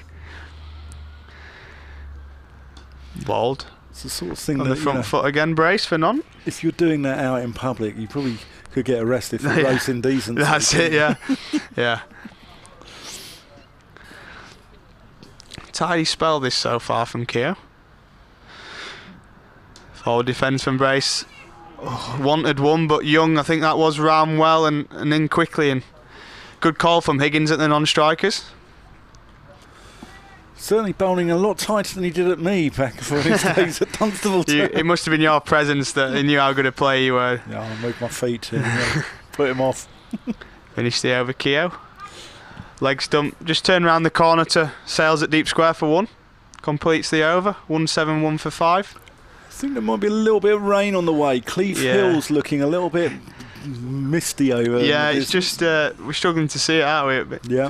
That's the same where I play on a Saturday, Clevedon. The locals say when the hill goes, that's when the rain's coming, and it went a couple of times on Saturday, but thankfully we didn't get too much. Well, Ian's got this theory that where we are in Bristol, because we're from the flats, so we're looking out over the pavilion. Ian said that if you can see the Mendips, it's not raining. Yeah. And what is it? No, if you can't see the Mendips, it's raining, and if you can, it means it's going to rain soon. Yeah. Blue sky to the left. Jack White's going to continue. 1 for 34 off 12. He's got just one slip and a gully now. He's got Will Young as the slip and Emilio Gay as a gully. He's got... No, he's going to bring in... I've just got a feeling... Tom Taylor's going to come in at gully, actually. Feeling Higgins, especially, is looking to do something. Not on strike at the minute, but I feel like something's going to happen here. That's through to the gloves of McManus. So the loan system, Jared. Yeah. I mean, you've been out on loan yourself. Yeah. Were you on loan at Gloucestershire last? No, I wasn't. You Just come Sussex straight. in Just 2019. Sussex. Yeah. How does it work? Do you go and see whoever it is, your head of cricket at, say, Yorkshire in your case, or whoever, and say, right, I need to be playing cricket? Is that how it works? I think it can either be that, or a club can approach you if they need a player. White. So, like for me, for example, against when I went to Sussex, obviously Jason Gillespie, Yorkshire's old coach, was there at the time, and I was on the back of a couple of good performances in the second team, and they had a couple of injuries to the fast bowlers, so it was actually at the end of the game, we were at Kidderminster getting on the coach, and the second team coach just said, how do you fancy going to Sussex? And I was like, yeah, I'd be dead keen to play some first team cricket. White approaching the crease. Tracy, let's go. So it can happen as quickly as that, really. Yeah. And I think for fast bowlers it's probably more common because of the injuries and stuff, but I know people have gone out on loan when they've said to the coach, look, I'm not playing as much cricket as I'd like, or I don't see the chances coming, can I go out on loan? And it's either a yes you can, or no, we might need to play you. So it can work a couple of ways, but I think it's a good system for people to play as much cricket as they can. Yeah, Jack Brooks just went on loan to Sussex for a couple of games. Yeah. I think it's good in theory. I'm not sure about people being loaned just for one game. I think there should be a minimum time scale where players are out on loan. Yeah, 1 month. Ian's said 1 month. I think it's a bit like the overseas situation as well. I don't know if I'm comfortable with players just coming in for 1 or 2 games. I think if you can get them for, say, the first block of championship games at the start of the year tends to be 6, or the last block, for example, it's worthwhile. White to Bracey, defending. Yeah, I think it's open to manipulation from sides as well. 100%. And is there anything to stop you from getting a player in on loan for the last game of the season? Just one game? No, probably not, no. No. So, sure, if Hampshire are right on Surrey's tails at the end, was sort of, to prevent them getting in. Yeah, definitely. And I think it's like Ben football. Sanderson or something. Yeah, well, yeah. football it's generally a 6-month loan or 12. That's edged through by third man Bracey. again. He's going to get 4 runs for it though. It's going to run away and crosses the rope. And that takes it on to 175 now. Bracey's moved on to 26. And that completes the over. Jared, thank you for your time. Pleasure, no, enjoyed it. Always. Thanks for having me. And hopefully you can come on over the next few days. as Yeah, well. I'll see you soon. See you this week, definitely. Great stuff. That's Jared Warner, everyone. Gloucestershire fast bowler. And he's definitely one who's got a career lined up in media. He's probably heading off for a gym session, knowing Jared. I've got to be very careful because I think he's going to take my job in. He's that good. But no, he's a great guy. Love him. And Josh Cobb's just been out on the field temporarily for an over, while Ben Sanderson may have gone for a change of shirt or something of that ilk. Rob Keogh to continue. To Ryan Higgins. This could be fascinating between these two. How long will Higgins be able to restrain himself from attacking the spinner? Before he came to Gloucestershire, he made an explosive half century in a limited overs game here. It's just a chop off the back foot. Out once more to young Sales. He's got a good arm, and they'll just keep him down to 176 for 5. Still, we're kind of in that sort of tipping point period, you feel, in the game. Northants have taken 3 wickets since lunch, but still possible that these two could put a big stand together. Bracey's playing the more patient role, coming forward again.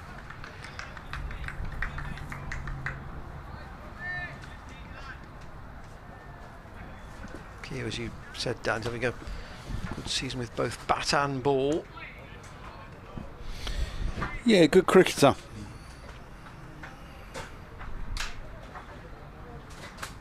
Nearly 600 runs at 39 with the bat, and some useful wickets as well. And an excellent fielder. He does all 3 disciplines very well. Northants didn't have a great time in the T20. Ended up finishing 7th in the Northern Group. Bracey thought, oh, no ball.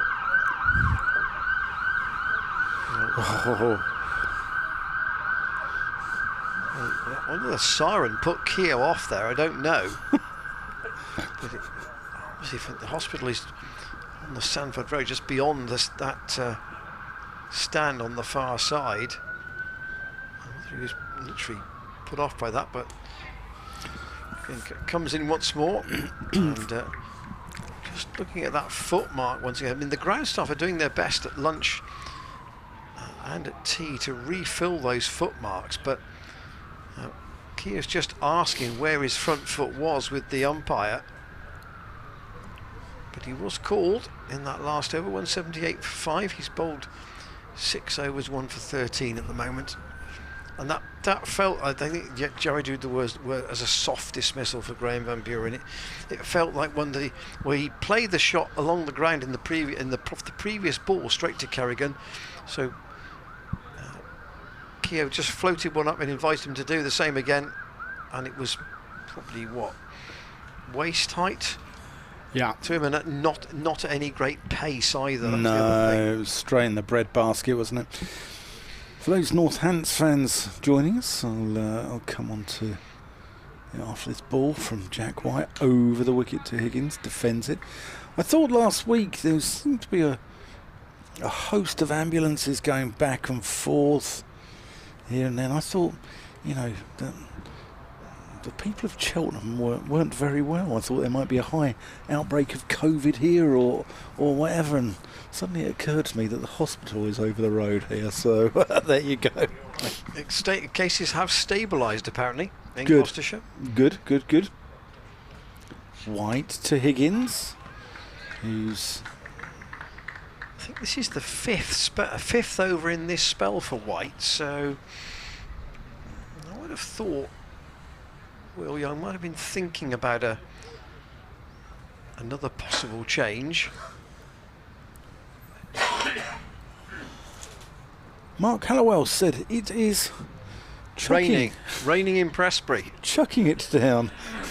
I think that rain's gone round the ground actually.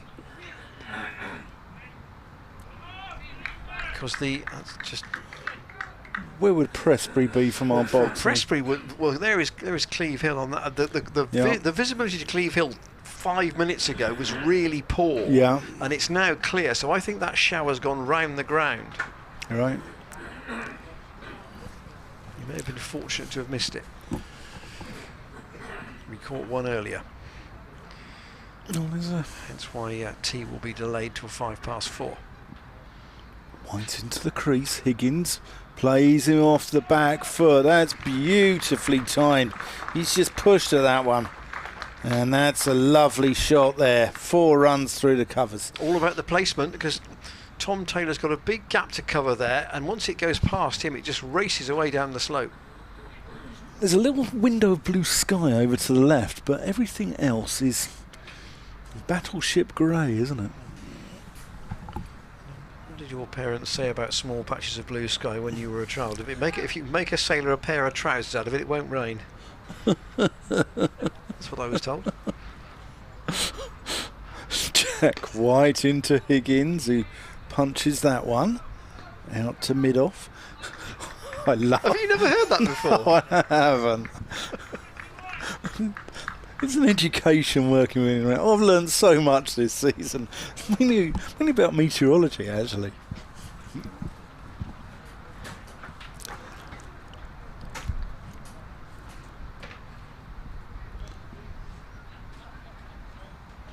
White. Cut by Higgins.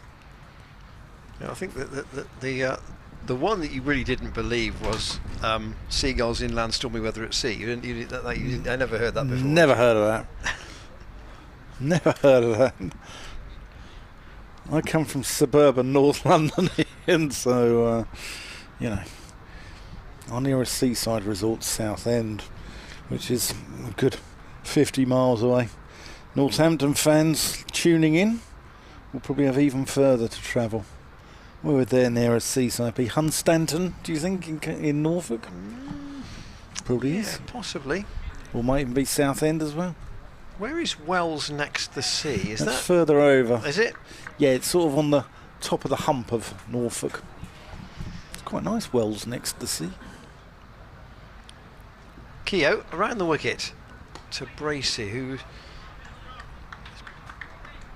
picked his shots pretty carefully so far today.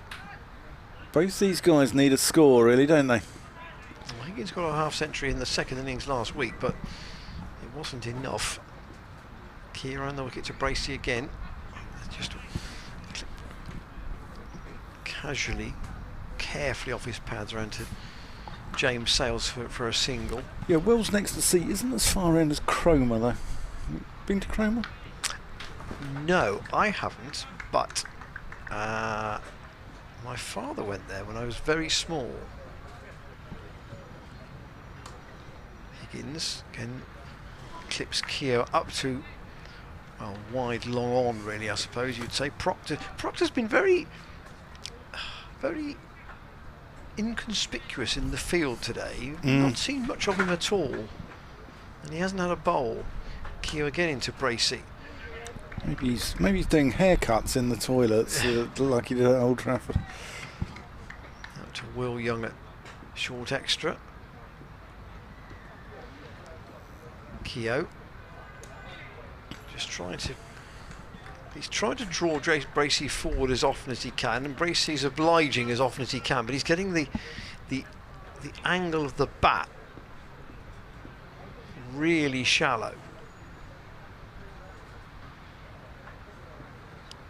And Keogh's lost his stride there, which is unusual, you thought, for a spinner. I think there was a gust of wind, actually. He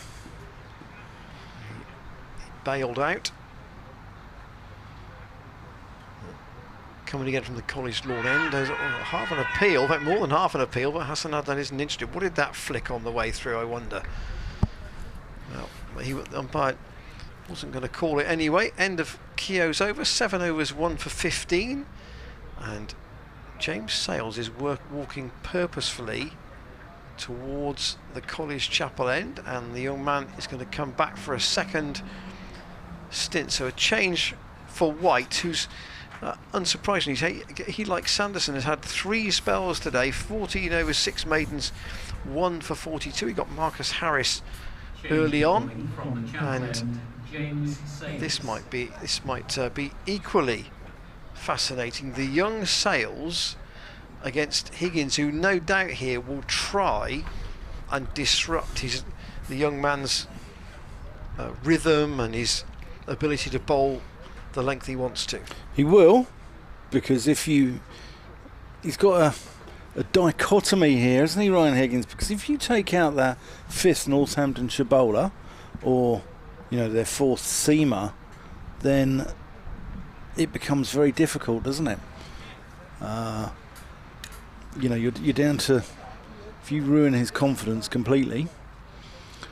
But at the same time, Higgins has been a little bit rash with his wicket in recent times. That's punched off the back foot. Been a little bit rash. He came under a bit of stick on social media for the shot that he played. Both shots he played in the first and second innings against Hampshire. First innings having a big heave before lunch and losing his off stump. Aiming it somewhere in the direction of Cleve Hill. That's just played off the back foot for a single. I think Higgins moves into double figures. I mean, in the second innings, he was batting with 10 and 11, so yeah, he might have said, right, mitigating circumstances there. I could, whatever I could get, I was going to try and get them quickly. Best chance of saving the game, he probably felt. Or even trying to win it, which is obviously what Gloucestershire would have really wanted to do.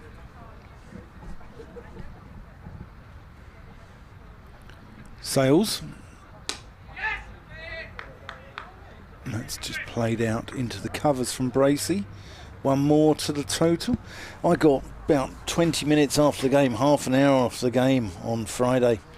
I got down the A40 on the way back towards Oxford, really, on the way back to London, and it absolutely chucked it down, as Mark Hallowell would say. Sales to Higgins, square drive, 1 run. I think it's Kerrigan out there on the boundary. This is almost a run a ball in this over so far.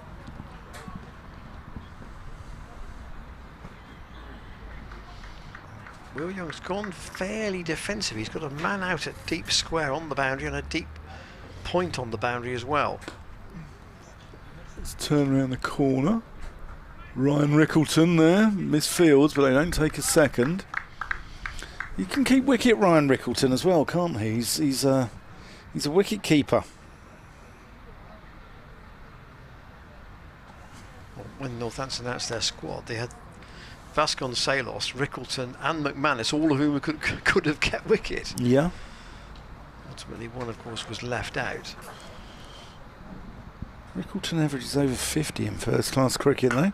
That is pulled as Jack White does the fielding out on the deep square boundary. That completes the over. 189 for 5, Higgins 12, Bracey 29.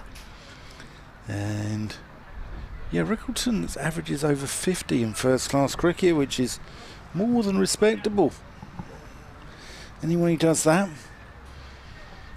is in the class of Ian Randall. Was he got nearly 400 runs in 3 matches? Yeah. And against that Lancashire attack, Keogh to Higgins. I'll give you the field for the off spinner in a moment. That's an ugly swat. He's going to get 4 for it though, past Ben Sanderson. That was a very strange shot, stretching outside the off stump. Flat batted it past the man at mid off for 4. Please know Benny the dog's on the ground. John is here, is he, with Benny? Yeah, and he said hello. He wasn't looking very happy today, Benny. I've seen him happier. Maybe he prefers Bristol. Keogh over the wicket to Higgins, who's forced it past the man at mid-wicket. There's a ground to be made up down there for Proctor. And one more. The singles ticking up, and that boundary, of course, from Higgins. Bracey's got 29. And Keogh again has lost his rhythm in his run. Doesn't wait very long to get back into it, though.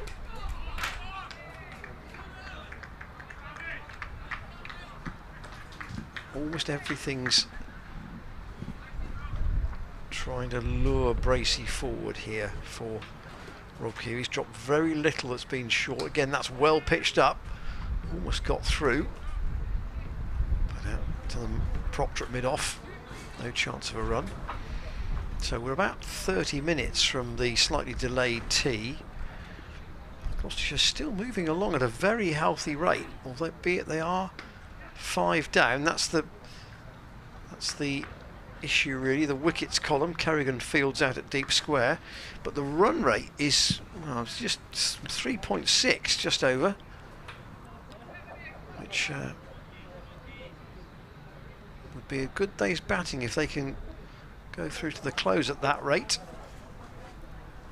This weather doesn't know what it wants to do. Bright glary sunshine again now. Keogh to Higgins. I think the cry was of 1 run. Again up to Proctor.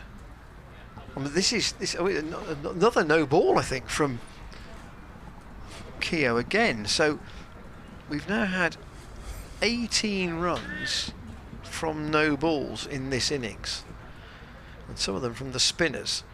Keogh in once more, very short that was, and Bracey's pulled that away, and White is on the boundary at deep square, and it will only be 1. Emilio Gay won't thank him for that half tracker at short leg. It didn't miss him by much either. But the thought from both these two is to come forward to the spinner, not to play almost anything off the back foot. There's a briefest of conversations between the two of them. So Bracey just ticking along, and Higgins he's trying to get going pretty sharply here. 199 for 5, almost 1 batting point in the kitty. And some scores from around the country. It's been an evenly sort of contested day. Do you want me to do those, or do you want to do them? You do them. Why not? I've done them all day, and you do them. You're better than I am. Let's come on to them after this ball from James Sales, Junior Jumble, as he's known. That's tickled around the corner. That brings up the 200. Happy days, first batting point. And enthusiastic applause from not a bad crowd today. It's decent, yeah. Not huge, but decent numbers in. 2,000, do you reckon? Not quite.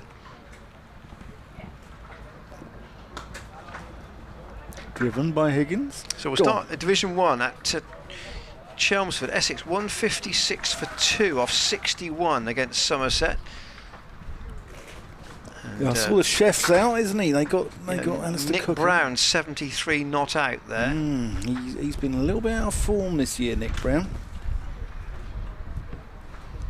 Just started Sales into Higgins. Nudged into the onside. They set off straight away. Comfortable single in the end. They didn't start until 3 o'clock at Old Trafford, where Lancashire are 22 without loss against Kent. Warwickshire have slowed up at the Oval against Surrey, 120 for 4 now. Dom Sibley out for 43. They had a good base there, but that has been undermined a little bit by Surrey latterly. Couple of wickets there for Tom Laws, in that game. Sales to Bracey.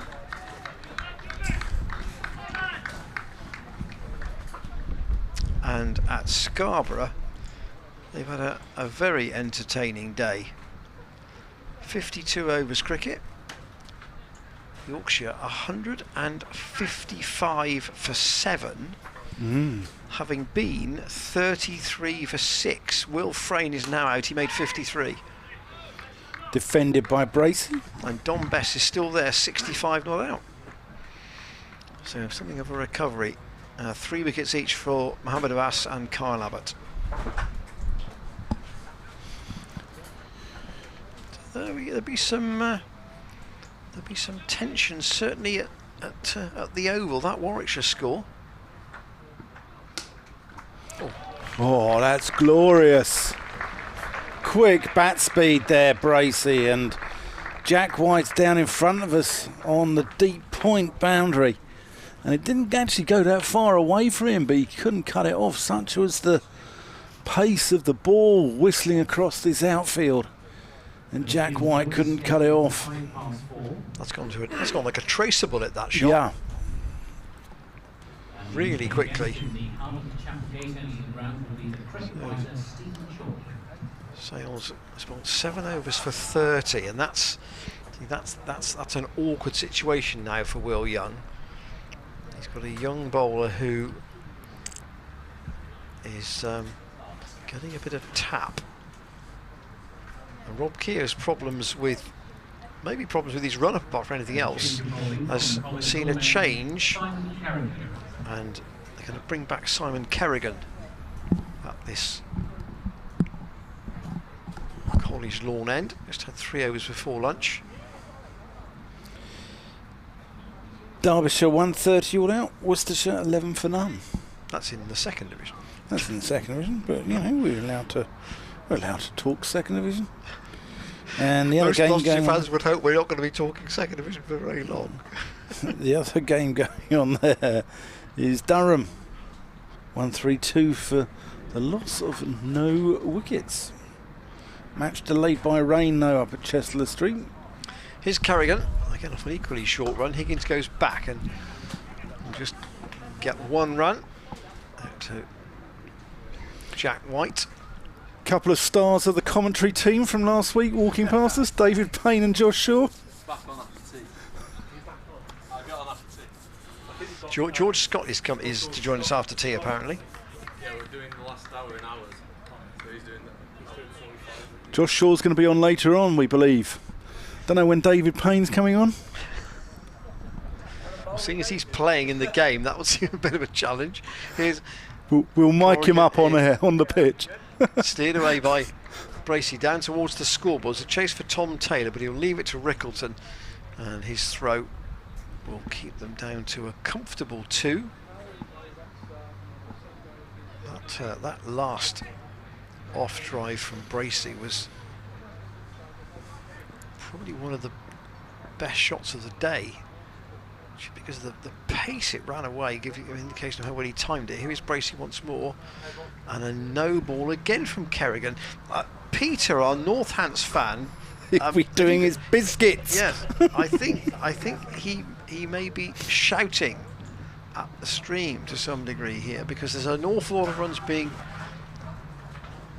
gifted away, and these two, without taking really unnecessary risk, are just ticking the score up. And that's great from a Gloucestershire perspective. Peter, whatever you do, do not kick a hole in your TV. 44 at the moment. Stick with us, Peter. Stick with us. Do not boot a hole in your television. So we say 44 these two have added. Kerrigan around the wicket to Higgins. Again off the back foot this time. So where Keogh was trying to draw both the batsmen forward, at the moment they're both going back to Kerrigan because they feel they can, presumably.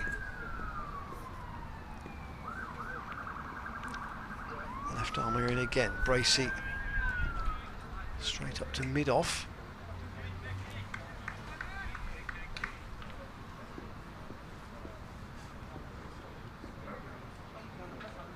Reverse sweep from Bracey's clearly confident enough to against Kerrigan to play that, and that's going to go all the way down to the boundary in front of the scoreboard for 4.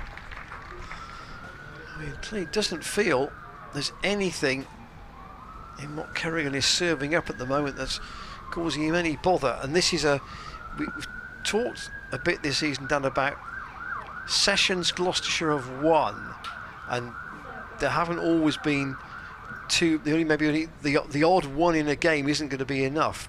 And Northampton started on the right side of this session, but the last hour has been Gloucestershire's, unquestionably. Certainly has, and if they carry on at this rate, we're looking at a day's score in the high 300s. If they can keep these 5 wickets intact, or even if they start to motor towards the end of the day, we could be looking towards 400 here. They're going on along a fair old lick. There would be a second new ball due, of course. Sometimes they go off the bat quicker though, don't they? They do. Sales at the chapel end. It's going to bowl to Higgins. Higgins defends that. But the sounds of both bats sound pretty sweet at the moment, don't they? Yeah, they Both certainly do. Off Higgins' bat and Bracey's. That reverse sweep really probably told you a lot about what Bracey feels about facing the orthodox spin of Kerrigan. Here's Sales coming in. Higgins dances and then whips him out to Jack White at deep square, who throws that in. Keep your emails coming in to us. That's the 50 partnership, by the way. Both batsmen on 22. 11 overs and 2 balls for that 50 partnership. Yes, pretty rapid. Keep your emails coming in to commentators@glossccc.co.uk, and we'll read them out, providing they're not abusive. Well, we'll even read out some of the abusive ones, actually, if you want. No, we won't. We wouldn't do that.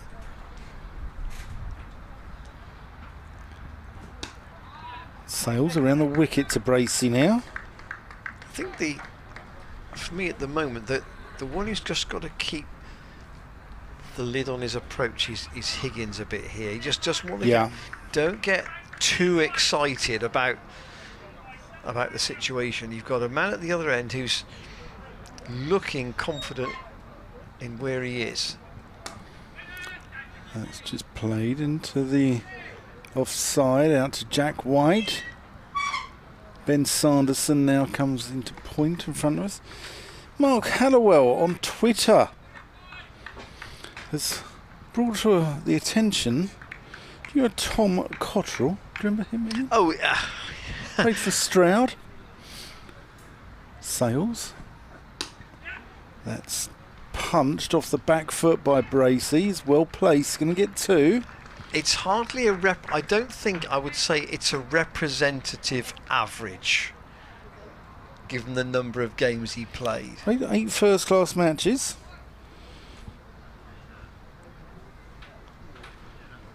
He's head of sports production at the Times.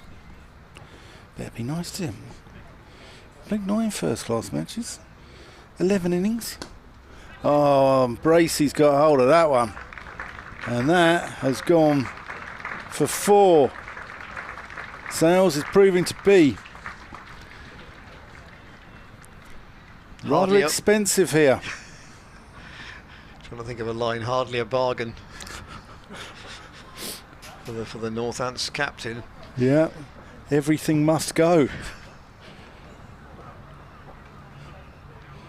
So he batted Tom Cottrell, 9 first-class games, 11 innings, 4 not outs, 7 runs, high score of 5, not out, averaging 1. Whoa. And he's also pointed out Dan Cullen. Played for South Australia and Somerset. I don't remember him at all. Here's Kerrigan. Oh, we would have been. He couldn't, again, sort his stride pattern out, even only off about 3 paces. Going to round the wicket to Higgins, who picks that up, and that's gone into the old Petesians marquee for 6.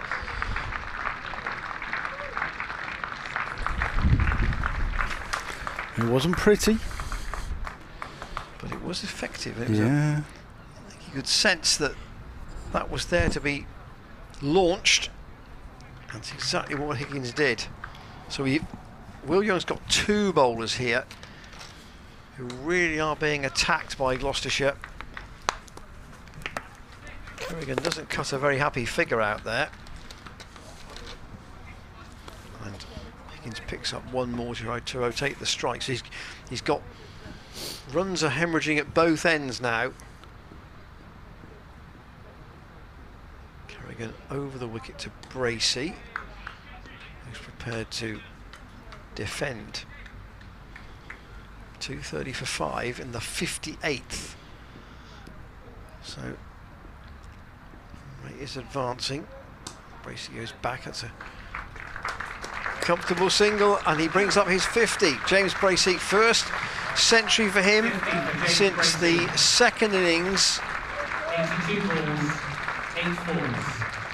at home to Lancashire, which of course was a rain-affected match. 55 not out he got in the second innings that day. And here, trying to be the anchor in this first innings, with Higgins once again going on the attack. Can't pierce the field. 82 balls for Bracey's 50.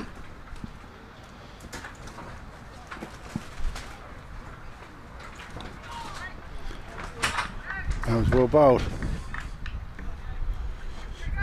Wind's getting up here. May indicate that that blue sky that apparently is all around us at the moment, hopefully will linger for a while. 8 falls for Bracey in that 50.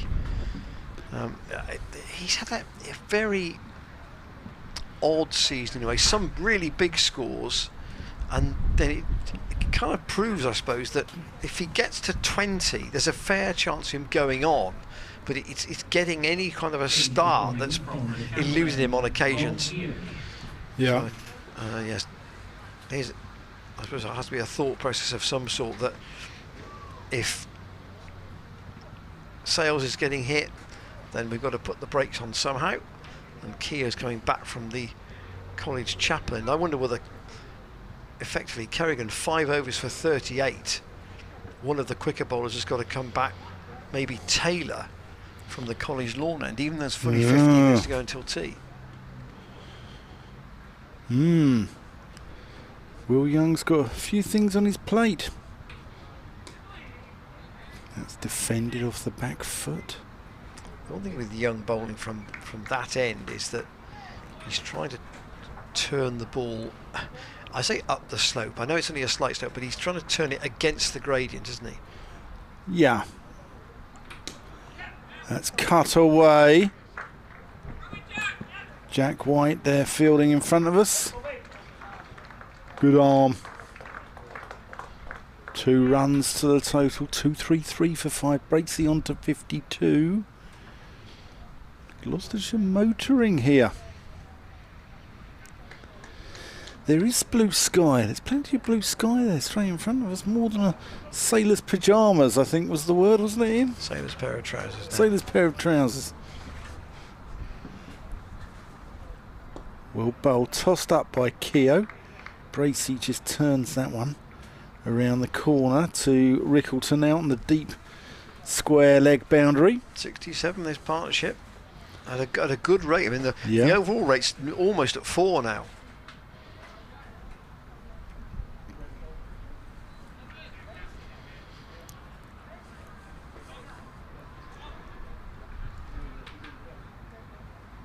Ben Sanderson fielding just in front of us.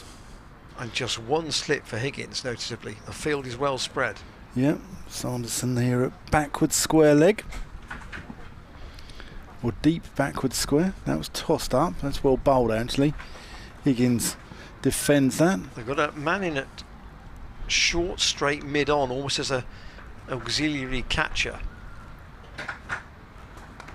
That's tossed up as well, and Yeah, Will Young's put himself in there, hasn't he? Otherwise, it's just a slip. Yeah. Oh, Higgins goes for the big shot. Misses it. But still keeps his back foot behind the line there, which was a good job for Gloucestershire's perspective, because Lewis McManus whipped the bails off pretty sharpish. That completes the over. 2-3-4 for 5. Well, Kerrigan's going to stay on for the moment. I can't think that Sanderson will be held back long after tea here.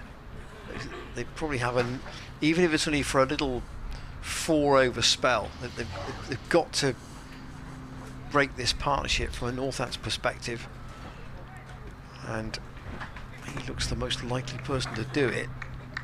White's had a longer bowl since he was last bowling from the College Lawn end, which is where Kerrigan now is. And again, back foot from Bracey. So many singles have been played out into those areas. Rickleton does the fielding. Gloucestershire lost Marcus Harris early this morning to Jack White. Ollie Price then dragged the ball on from James Sales.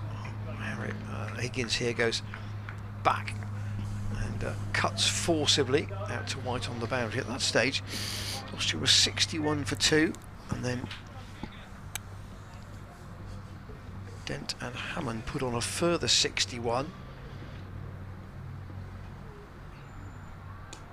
Bracey then forward until after the lunch interval, and then we had 3 wickets in relatively quick succession. Dent, Hammond and Van Buren, which then put the emphasis on this partnership.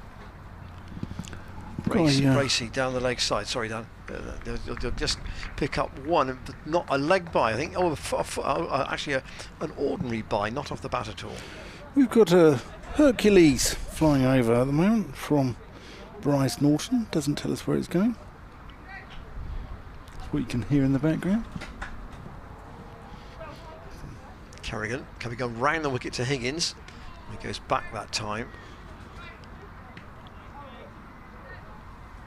Bryce Norton just down the A40. Bat raised. Higgins waits for Kerrigan again. Back foot past James Sales. More work for Jack White. And anything played with any real aggression square of the wicket here on the offside is tending to be 4 or 1. If it beats the field, it'll go to the boundary. But Will Young's tried to work out that he's got to stop those 4s in those areas and keep Gloucestershire down to just ticking up the singles. But at the moment, with 60 overs gone in the day, as you can see, the run rate almost at 4 and over. And Kerrigan and Sales have been the two who have been the most expensive. Keogh is going to bowl from the Chapel end. Higgins defends. Seems to be a lot of air traffic around today. Defended again by Higgins.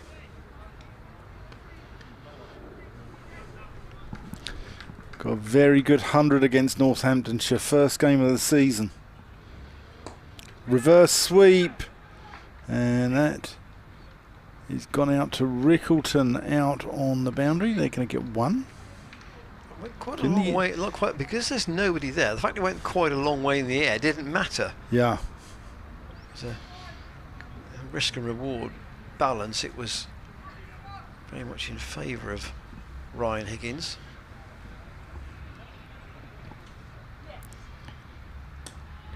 Bracey defends.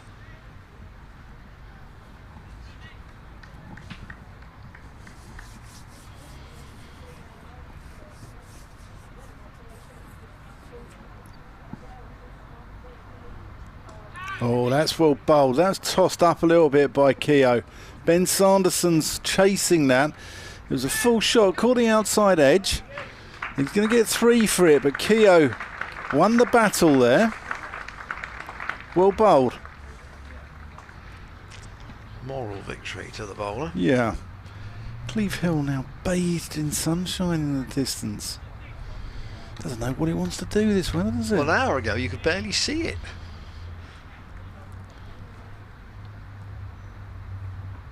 Keogh to Higgins, who just lets this one come onto him and turns it around the corner.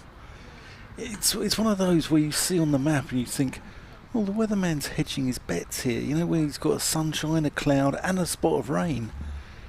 And I think today would be one of those days, wouldn't it? I think, you know, it's a... I was talking to a supporter before the start of play who said they used to live in the Shetlands, and they said you could actually have 4 seasons in one day without, and that was not unusual. It's what they say about Melbourne, isn't it? Never go out in Melbourne without a coat, even when it's 30 degrees. Always take a coat with you. But Ian Randall always takes a coat wherever he goes. In fact, I didn't bring one today. No. Could have been a schoolboy error. Did bring an umbrella. I think last week when it was 38 degrees here on Tuesday was the first time I've seen you without your gilet all season. Here is Kerrigan into Higgins, who does go back to that one. Generally he's been going forward. And we have, well, with the spinners on, you might have 3 overs before tea, which would mean Northampton be absolutely bang on the money to get to the end of the day, bowling their overs at the right rate.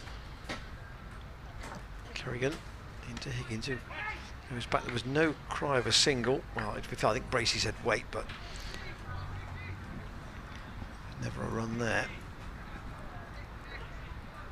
Will Young's having a chat with Kerrigan about his field. He's got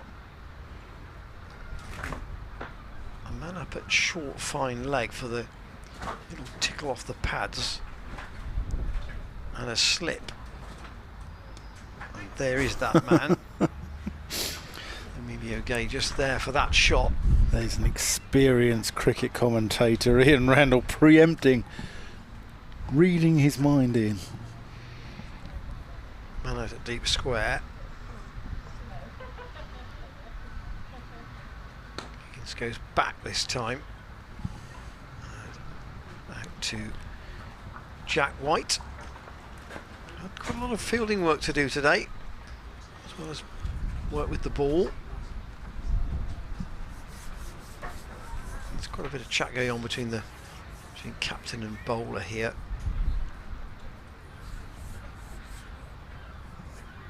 Chief shiner of the ball, too young by the looks of it. There's normally a dedicated shiner. They're just getting Gay to come a stride or two closer, I think. Taylor's still at slip. They could have put a man back for Bracey. Now what's that? Oh no, they want the pads. So they're going to change the field for that dropping of Gay out of the short leg position was purely for Higgins, but he's got the lid out once more and he's back in for the potential of the back pad to Bracey, who's shown no indication of giving a chance like that so far. Once again just plays that fairly comfortable out on the offside. In fact, I think he's picked the spinners pretty well. Bracey hasn't got in the wrong position at all today, and once again big stride in out to Rickleton on the point boundary, and you wouldn't normally expect a spinner to be going at 6 and over in the first innings of a championship game, but here at Cheltenham, when will start to get going with the bat, it's perfectly possible to do that. But Kerrigan hasn't looked happy with the way the ball's coming out of his hand today, has he? No. He's not been in a very good mood all day, I don't think, but He took a catch, and that's about the only thing he's done that seems to have brought a smile to his face.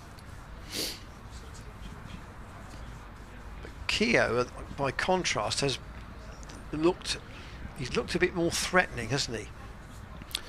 Yes, he has. He's Already heard the cry of yeah. wait from James Bracey. No run taken. Keogh's, I think Keogh's bowled well actually. He's varied it, hasn't he? He's pushed a few through quicker. He's tossed a few up. Oh, that's well bowled. That spits a little bit and takes the splice of James Bracey's bat. That's Well why bowled. that's why he's been going forward a lot. Yeah.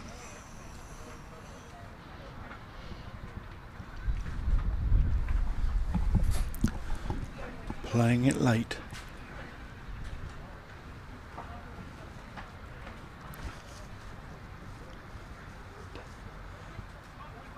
Tickles that one around the corner.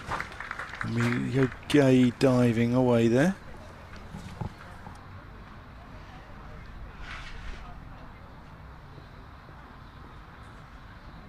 Will this be the last one before teeing? Bracey, forward, defends. I think we might get one more in actually. Yes, Keogh doesn't take long to get through his overs. The clock says 4:03 on the scoreboard.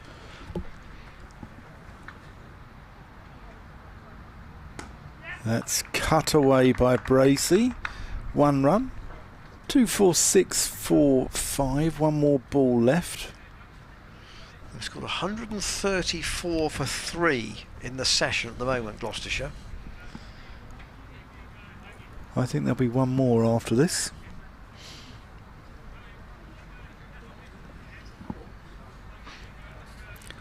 I know they're moving the field a little bit. There's only one ball to go in this over.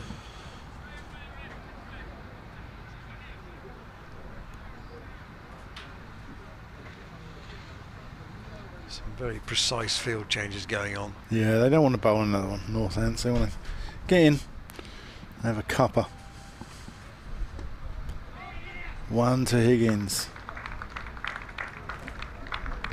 The umpire's almost running towards the stumps there. They don't want a late night later on. No. Adnan Hassan is already in position. The clock still says 4:04, so we will get to 64 overs, which is exactly where we should be at the allotted time. Yeah. And there haven't been many days this season when that's happened. Ben Debenham there, he's pretty quick as well. He fancies a post-match pint, doesn't he? He was chomping on an orange when I spoke to him first thing this morning. Kerrigan in, last over before tea. Chomping on an orange. Yeah. But he peeled it, obviously. Okay, fair enough.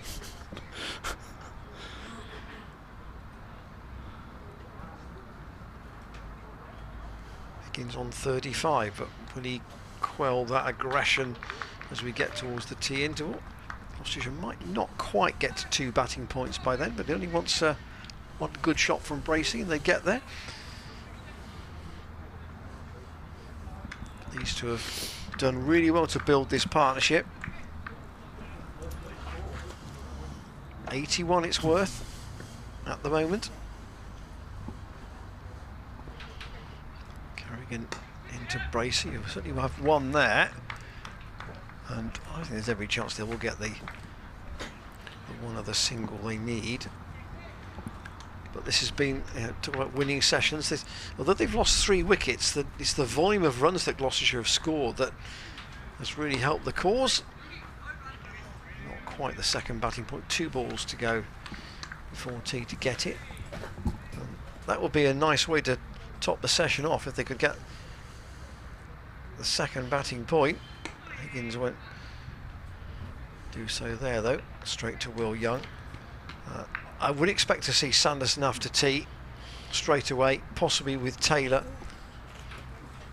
and Kerrigan to Higgins, and they will get the single. Will Young makes a tumbling stop to his left, but Gloucestershire go to tea on 250 for 5.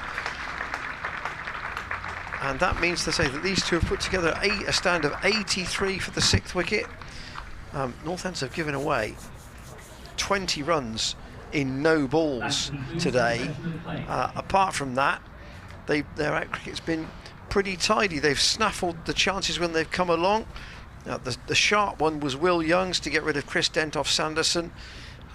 McManus took a tidy chance to dismiss Miles Hammond off the bowling of Tom Taylor, and Kerrigan's when he held on to the chance off Keogh to get rid of Graham Van Buren for 14 was a fairly straightforward one. But these two have looked as comfortable as any pair Gloucestershire had in the middle for a while, Dan, I would say. Yeah, 167 for 5. This game could have gone any way. We saw the other day how Gloucestershire imploded, didn't they, under that Kyle Abbott hat-trick. And this game could have, I mean, Gloucestershire could have been 200 all out there, you know, with the way they've been batting and lost wickets in clusters. But this is, Ryan Higgins has shown it's only fair that we praise him when he's done well, because he came under a load of stick on social media for, you know, playing as the general public perceived, the judge and jury of social media perceived that he was maybe a little bit rash, a little bit reckless with his shots. But no, I think he's been fantastic out there today. He's on 37 not out. James Bracey's on 60 not out. Bowling figures for Northants. Sanderson 1 for 44 off 14. Jack White 1 for 42 off 14. Tom Taylor 1 for 39 off 9. James Sales 1 for 37 off 8. Kerrigan none for 46 off 8. And Rob Keogh, who I think's possibly been their best bowler actually. He's been gone 1 for 35 off 11. We're going to have a quick cuppa ourselves and we'll be back in about 15, 17 minutes, something like that. Yeah, 4:25 the resumption here at Cheltenham. Close of play tonight scheduled to be pretty close to that if Northants bowl their overs at the right rate. We'll see you just before 25 past 4 for what should be a fascinating final session on this first day.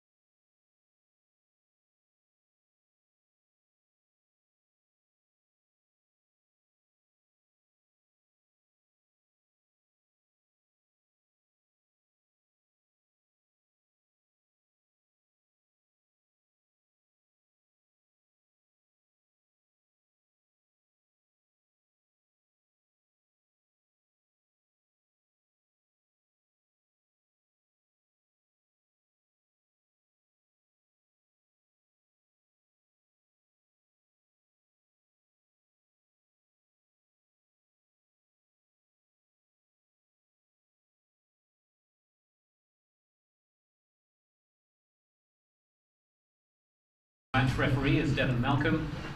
The voice of Your Ben scorer Feasey on our injury PA goal here at and Cheltenham. Jones. As Higgins and Bracey look keen to get on with it. They're out first before the Northants fielders.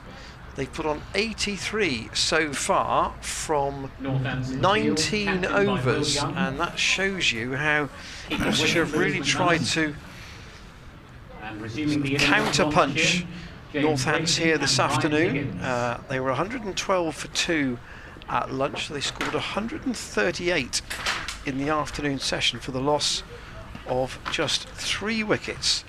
And from a position, as you said, Dan, when the players went off, that Northants could have got through that tail. Hampshire, when Gloucestershire batted second time round, took 5 wickets for 22, and there was perhaps that fear that it might happen again. But I think what we've got to say is that Hampshire attack, and bear in mind what's happened at Scarborough today with Ed Yorkshire really struggling, that Hampshire attack is a step up, and we have noticed the difference today, playing Northants particularly behind the new ball bowlers. Yeah, it's the depth, isn't it? It's the depth of strength. And just as Ian Randall said, we're going to see Tom Taylor after tea. Ian, you must be reading Will Young's mind. Tom Taylor. As Del Boy would say in Only Fools and Horses, you must be a physic. Ryan Higgins on strike. A physic. Not a psychic, a physic. But Tom Taylor is going to start us off. He's 1 for 39 off 9. So that's 16 overs until a second new ball. So I wonder whether they'll have to choose who bowls at the other end if they want to keep Sanderson back. Taylor in, and Higgins gets up on his toes and goes as far as Rickleton. He's had 14 overs already, Sanderson. So I might be tempted to give him, say, 3 at this point, and then hold him back and say, right, new ball time, Ben. 1 more burst, please. The alternative would be to go to Keogh back at the college lawn end again to try and just keep a lid on things, because I don't get the impression that Kerrigan or Sales can do that. Higgins leaves that alone. Scores from around the country. Lancashire started late then, started at 3 o'clock there. 68 for 2 against Kent. Essex 188 for 3 in a game that Somerset really have to win. There's rain at Scarborough, where Yorkshire 158 for 8. That doesn't tell the tale of the day, does it? No, they were 33 for 7. That's defended by Higgins out into the offside. At the Oval, Warwickshire, who are getting dragged into a relegation dogfight. They're 149 for 5. Looks a tricky wicket for batting at Worcester. Derbyshire 130 all out. Worcestershire 68 for 3. And play's been abandoned for the day up at Durham. Nice early finish for my mate Martin Emerson up there for BBC Newcastle. Taylor comes in, and that's brilliant bit of fielding there by Rickleton, who goes diving across. Yeah, nice early finish at Durham for my mate Martin Emerson. Durham finished on 132 for none, and we're delighted to be joined By another Yorkshireman. By another Yorkshireman. And Josh Shaw. Welcome, Josh. Hello, you alright? How are you? Nice Yeah, weekend? Yeah, pretty chill weekend, to be honest. Just watched a bit of club cricket and yeah, not too much. Did you watch Jared get a first bowler for Cleveland? I didn't, that's no. Cut away, and that's going to be 4 runs down there. Fierce cut there by Ryan Higgins. Moves him into the 40s. 254 for 5. You didn't watch him get a first ball? I didn't watch, but I saw he got a first ball. I was busy watching. I was up and down from Bristol second team, then down to Bedminster to watch Tom Smith nick off Jack Taylor, which was good fun. I think Snelly actually caught it as well. So how many did Jack Taylor get? 15, 20 maybe. I'm not too sure, but yeah, that was a good game. It was a last over thriller. Taylor approaching the crease as Higgins defends. That completes the over.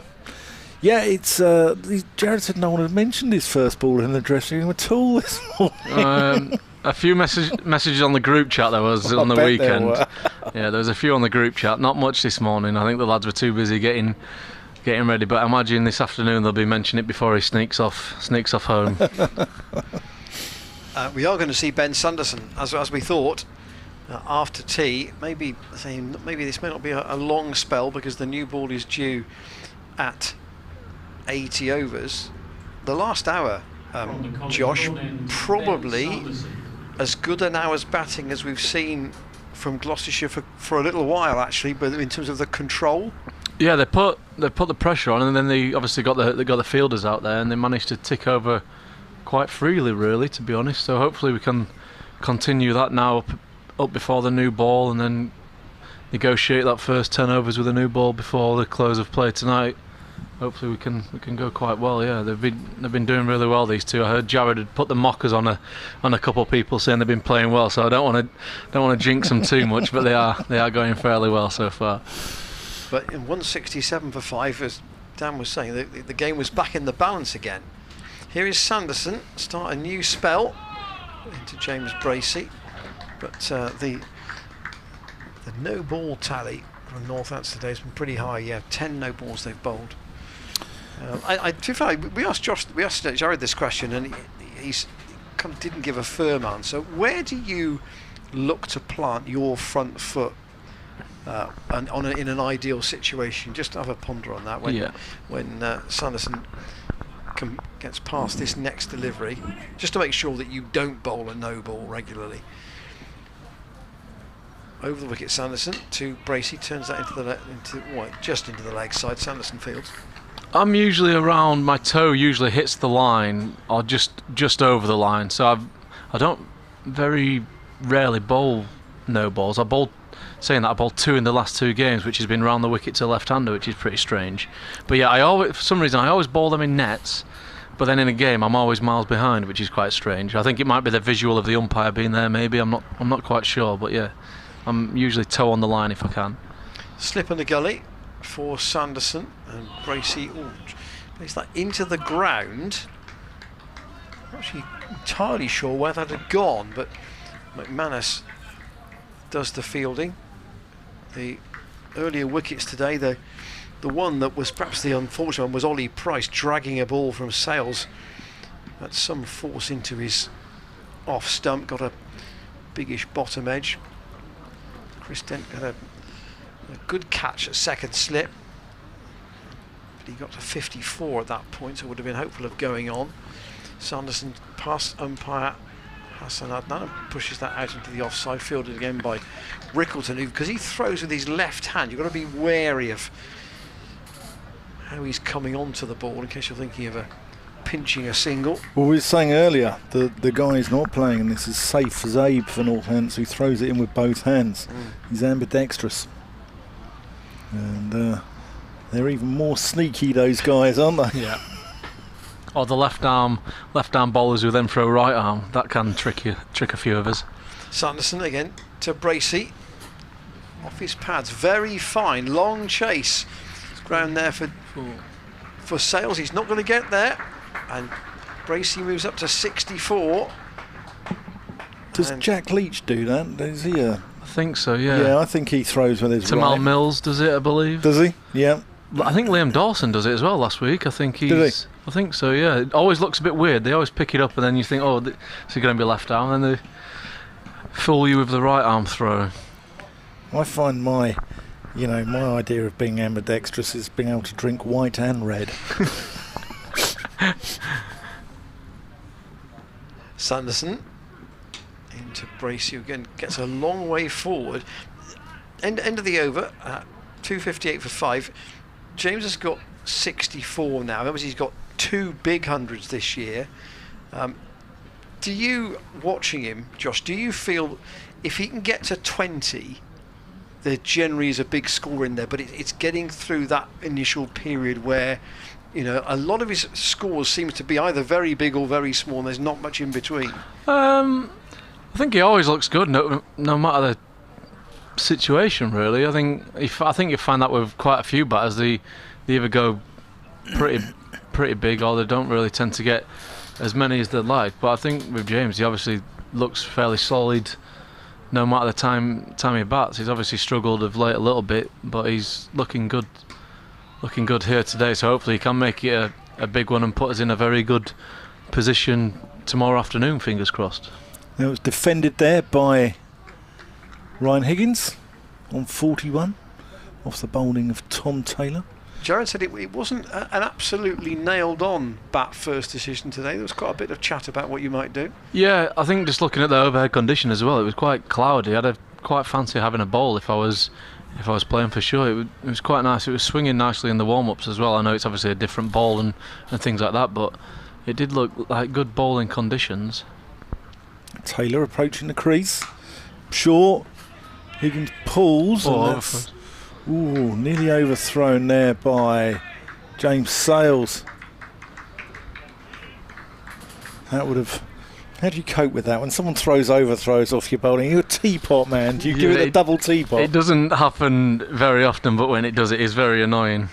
But in that scenario there where he's middled it to the fielder, he goes a bit unlucky, but then if he lobs it over the keeper's head, it's a bit like it got what it deserved sort of thing. But yeah, it can be quite annoying as a bowler when that does happen. Tom Taylor into the crease. That's played out. Do you know you've gone viral, Josh, as well? Because obviously that Kyle Abbott hat-trick the other day was all over social media on the Instagram county championship channels, etc. And you were there for the first ball of that. I did see that when I got home, and I watched it on Instagram, and I did send it to Miles. I just said sorry. Well, I nearly missed it because I'd forgotten that it was the last ball before lunch. Yeah. So when he's nicked off Zafar Kahar, hasn't he, first ball after lunch, and then got Tom Price. Taylor comes in. Higgins defends that. He's got Tom Price the ball after, and I'm thinking, he's got 2 and 2 balls. Oh no, it's the hat trick. It is the hat trick. Yeah, the boys. We all met up on, I think it was Friday evening. We were having a laugh and a joke about the commentary on that. It was a bit dull and didn't sound great. And I think the thing was, that will be lunch. I think it was. They quite enjoyed that one.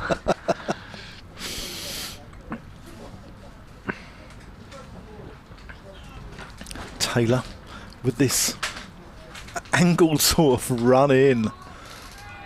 Here we go. We always think Taylor's going to fall flat on his face as he runs in. He's sort of crouched over, isn't he? We were on the podcast yesterday with Bumble. I do a podcast called County Cricket Natters, and we had Bumble, and we're talking about curved runs. Dan Worrell with the curved run, and John Price at Middlesex used to have a big curved run, and it came from the John Player League games when they had a 15-yard. They used to paint a line on the thing. So getting a curved run would allow you to get round there. And Taylor comes in. And that's... Tricky. He wasn't in control of that. He's got 4 runs for it, but he wasn't in control of that shot at all. But Ryan Higgins moves on to 45. But he said there's a couple of bowlers in there who wouldn't even need the 15 yards. One was Sir Richard Hadley, the other one was Joel Garner, and they wouldn't need the 15 yards at all, and they'd just come in and rip your off stump out from about 10-yard run-ups. It must be quite an old school thing, because I remember when I first started bowling, pretty sure my dad tried to get me with a curve run, and it Did he? was no good for me. Another one who has it a little bit is Matthew Waite. Comes from a wide angle for Yorkshire. Right. He comes from a very wide angle into tight. But I'm not sure it's quite curved like the old school bowlers, but he does come from quite wide. Yeah. Who's the guy who got all the wickets for Australia 72? Bob Massey. He had a big curved runner, didn't he? He was another one. Sanderson from the college lawn end bounced into the ground. Tony Gregg's run was at 45 degrees too, wasn't it? Yeah. It was a sort of lollop into the crease, wasn't it? It wasn't because of I'm sure it wasn't because of the John Player League regulations, but that's just how it was. Is that an old school thing, do you think, Josh? I think so, yeah. It must be, It must be, because you don't see many do it now, really. You get some with a wide angle to the left-hander just because of the angle and things like that when they stay over the wicket. But yeah, I don't think there's that many. There's quite a few who are pretty wide on the crease, but I don't think they have the big curve. Sanderson to brace again, just to push the single. This is where, as you made the point, Josh, the field's gone back. Yeah. and they've just said, right, okay, field's gone back, don't try and blast it or do anything too crazy, just pick the gaps. Yeah, I think that's obviously the case, especially with they've got the deep square leg and deep point. It's quite easy to defend into those gaps. As a good player, they can quite easily manipulate those gaps there, and then obviously when the bad ball does come, you can then score quite freely. So I think did a good job before tee, and hopefully they can carry on doing the same now as they are. Stansworth 96. Higgins has been creeping out of his crease, but in an aggressive kind of way. Even to Sanderson, then he was almost on the walk. And the keeper's coming up. They've spotted that. They've taken them long to work that out. And McManus is going to ask for the helmet. Ben Sanderson's a Yorkshireman like yourself. Yeah. I can't believe he was released from Yorkshire. He was, yeah. And then I think he then played at Rotherham Town, I think it was, in the league, and he did really well for a number of years. I don't know if he trialled then at Northamptonshire or just got signed. He was out in Australia. They picked him up. He was working on a farm in Queensland. So McManus now standing up to Sanderson, and Higgins has cut that away, but Jack White is out on the boundary at deep point. One more. But he played minor counties, as it was then. It's now national counties. He played for Shropshire. I don't know how he ended up going over there. Yeah, I'm not sure. Yeah, but he's a good bowler. He has been for a number of years. Yeah, he's an excellent bowler. Career average of what, 21 was it, Ian, you said? Well, before this game, 315 wickets at 21. Yeah, it reminds me a bit like a Stephen Patterson sort of bowler. Good old-fashioned line and length and bash the seam. Sanderson in quite glary sun, and that's again on the leg stump of Bracey. He'll work it round the corner. He's got a bat on that? No, only off the pad. Signal up to the scorers who are up on the gymnasium balcony, all with the analysts. Yeah, I think when he was in partnership with Gareth Berg, it was probably the oldest bowling attack in the country, wasn't it? It was oldest but wisest, maybe. Yeah, the case they were going for. Yeah, because Gareth Berg's 41 and still doing the business. Yeah. You can't beat a bit of experience. You can't. You can't beat experience. Shows how old I am. I remember Gareth Berg coming over to Southgate in North London as a 20-year-old kid. Used to get drunk and sleep on the sofa in the cricket club. McManus staying tight up behind the stumps. It's played into the ground by Higgins, fielded by Emilio Gay. Well, Josh Shaw's going to take over the ball by ball for this over. I'm going to have a 10-minute break. And I was a bit of bad luck last time that happened last game. You can't believe you trusted me with that. This time you're going to see it through. They're going to smash it everywhere, Josh, and hopefully you won't be on the county championship Instagram. Fingers crossed. Yeah, fingers crossed. So the talk at tea, presumably, you said yesterday, good position by tomorrow afternoon. How many runs do you want? 400? You want 400, don't you? As many as we can, I think we'd take. Yeah, I think the base is hopefully around 400. I think when you've had a good first innings is around that 400 mark, because you can put quite a lot of pressure on them when you do come out and bowl. But we've managed to score quite freely and a good rate as well. So that's put us in a very good position.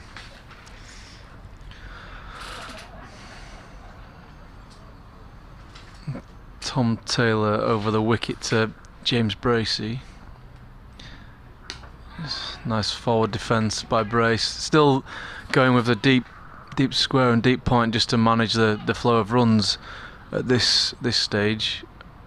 Wouldn't be surprised if we saw some spin potentially before the new ball, maybe.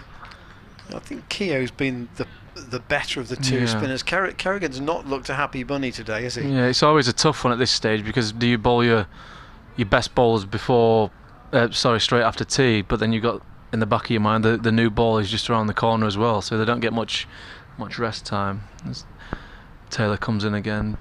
It was almost rewind and repeat, same ball, same shot. I mean, our thought was I think just before you arrived that maybe Sanderson might have 3 overs. Yeah. maybe, and then you'd save him and White for the new Yeah. ball, and you might say, okay, Taylor, if you can keep Yeah. going, we'll have Keogh at the other end Yeah. just to try and see if we can just pinch one wicket before the second new ball. I think, let's say, Keogh's looked the more threatening, and certainly the one with the better control. Yeah, there's a little bit of spin there as well. When I was sat down behind the screens, there was a bit of spin. So Taylor comes in again, bowls to Brace. That's another no ball. I don't think, knowing Chris Liddell quite well, their bowling coach, I don't think he'd be too happy. And that's a 100-run partnership for Glos. Yeah, I don't think he'd be best impressed. I know before he left to join them, and he was doing a bit of work with us, we used to have the cones out to make sure we were nowhere near the front line. Well, we've had some Northampton supporters on the emails today saying, that's just poor discipline. And that may be the way the coaches think about it as well. Maybe a little bit, but also the ground's quite hard, so obviously your stride and your rhythm might be running a bit quicker and overstriding potentially, especially at the far end when you're running over the college square there. Taylor's in again. Back of a length, Bracer just leans on that, another dot ball. Yeah, I think especially the far end, it is quite tough as well with the angle and things like that. But I think you can accept the odd one or two, but when you're bowling quite a few in an innings, it can be quite annoying. And also, it could be another extra 1 or 2 overs you end up bowling yourself or the team. Also, you got, like you say, the extra ball in the over and things like that. It can be quite challenging. That's where your runs might come later in the day when they're a bit more fatigued and things like that. Taylor's in again now. Just on the 5 pad of Bracey there. No run again. He's bowled quite a nice over here. I think he'll be looking to get out of this over. Not seen him use his bouncer that much really to. They haven't bowled much short actually at all today, no, have they? They bowled a little bit to Price early on, but they've not really bowled too much. We have a laugh and a joke in our changing room, like top of off odd bouncer. I wonder if they're chatting about that now. Try and get out your 2 balls after this over. Get out the over with a bouncer and another good length ball maybe. Taylor's in again. Full one, enticed the drive, play and miss by Brace. Imagine it might have just angled away from him slightly, potentially. Just as you see on the screen, just almost went to repeat the shot mentally himself. Look quite full from here. Imagine Bracey's seen him quite well. I'd be a bit disappointed he's not put that one away. Yeah, just to recap, our vantage point with the naked eye is a backward point for James Bracey. Video gaze in the gully, but there's a gap for him to potentially steer the ball through, although Jack White's just to our left. Taylor in again. It's a cut shot by Brace. 4 runs down to a vacant 3rd man area. Good shot, steered it quite nicely there between slip and gully potentially, but he fully in control of that. When you said get out of the over, that's I've heard that phrase used by other coaches. Just don't spoil a tidy over by bowling a 4 ball at the end of it. Yeah, even that wasn't a bad ball, and it's gone for 4. It looked quite tight to Bracey, but it was fully in control. And I think it can personally, you can get quite annoyed at yourself if you bowled 5 good balls there, then your last ball's gone for 4. You can get quite annoying. So I think they might be a bit frustrated with himself and spoil a decent over there where they could have got a bit of pressure built. This is over number 70 then for Northants, and Sanderson to bowl it with McManus still standing up to their, what you think you probably might say is their main threat given his record over the last 2 or 3 seasons. Yeah, he's not got great pace, but he is accurate and hits the seam more times than not. Especially when that new ball comes around, you'd like to think he'll be taking it from whichever end, really. Luke Proctor, who we haven't seen at all, finally doing some limbering up. Sanderson in, and Higgins pushes at that. McManus doesn't take it cleanly. He's taken most things tidily today. I say we haven't seen Proctor at all with the ball. Might just be the cool breeze that's cooling him down. He might need to warm up a little bit potentially. It's Keogh warming up at mid-on. Looks like he'll be coming on at some stage soon. Might be that this is Sanderson's last until the new ball. We'll see. Higgins gets 2 sounds there. Inside edge. Baton pad, inside edge. Try to clip it into the leg side.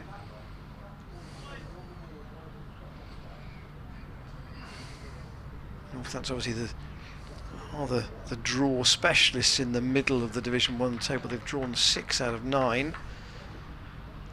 Lost just 2, one of which was last week against Lancashire when they set them 278 to win, which is, you feel you certainly have a chance with that sort of total. Sanderson in again. Higgins looks for the single past James Sales at mid-wicket, doesn't get it. And the one game they won was down at Canterbury, where the margin was big, but they only had about 10 minutes play left when they actually won that one. Yeah. So it was a tight one on time. It's going back to our first game of the season against them. That was tight too. A tight game. It could have gone either way quite easily. Yeah. I think with probably an hour to go, you'd said that all 3 results were definitely possible. Higgins again out to short mid-wicket, and Sales was there. They were chasing 299. And in the end, Northants were 272 for 8, but I think they really only bailed out with about 6 overs to go, something like that. We had a drop catch in the last over, caught on ball chance to Higo, that'd have been interesting. A few four balls, I think it might have been at the number 11. At the number 11, yeah, you never know, but that's the game. Sanderson in again to Higgins, who just squeezes that out on the offside to skipper Will Young, and a maiden over to Ben Sanderson. 1 for 50 from 17, but they've got to keep a bit in reserve here for him, and I think that was a word just from the skipper that might have said, yeah, okay, just wait. We want another burst in about 40 minutes. Yeah, just going back to that maiden over there, if Taylor managed to get out of his over the previous over, that'd have been two maidens in a row, built a bit of pressure there, especially when they've been scoring so freely. That might have enticed a loose shot or something like that coming into this over or the next one. It just proves how critical it can be, really. Taylor into Bracey there, just worked into square leg for no runners. Rickleton comes round. It's getting quite windy in this marquee. We've had off. A really mixed day weather-wise. When the sun has been out, it's been quite bright and glary. We've had the one shower at lunchtime, and we've had occasions where the wind has picked up and you thought there might be potentially the risk of more rain, but we haven't had it. One shower has definitely gone round the ground because Cleve Hill was very misted up at one stage. Yeah.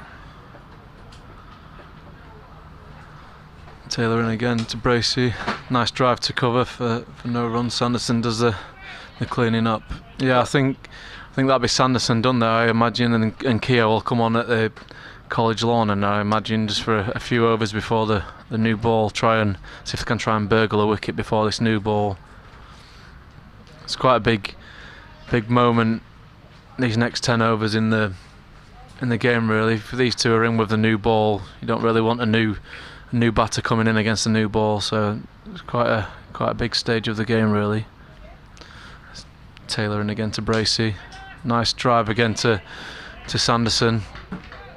He played one square drive, I think it was off Sales, where the ball absolutely raced away. Yeah, me and David Payne were just doing a lap and we were right behind that shot, and it was quite wide, but it wasn't quite full. He did slap it certainly for 4. It was a good shot. But the real thing was how fast it went. Yeah. I think that just shows the intent again from how we're going about playing, really. If they think it's there to play, they're putting them away.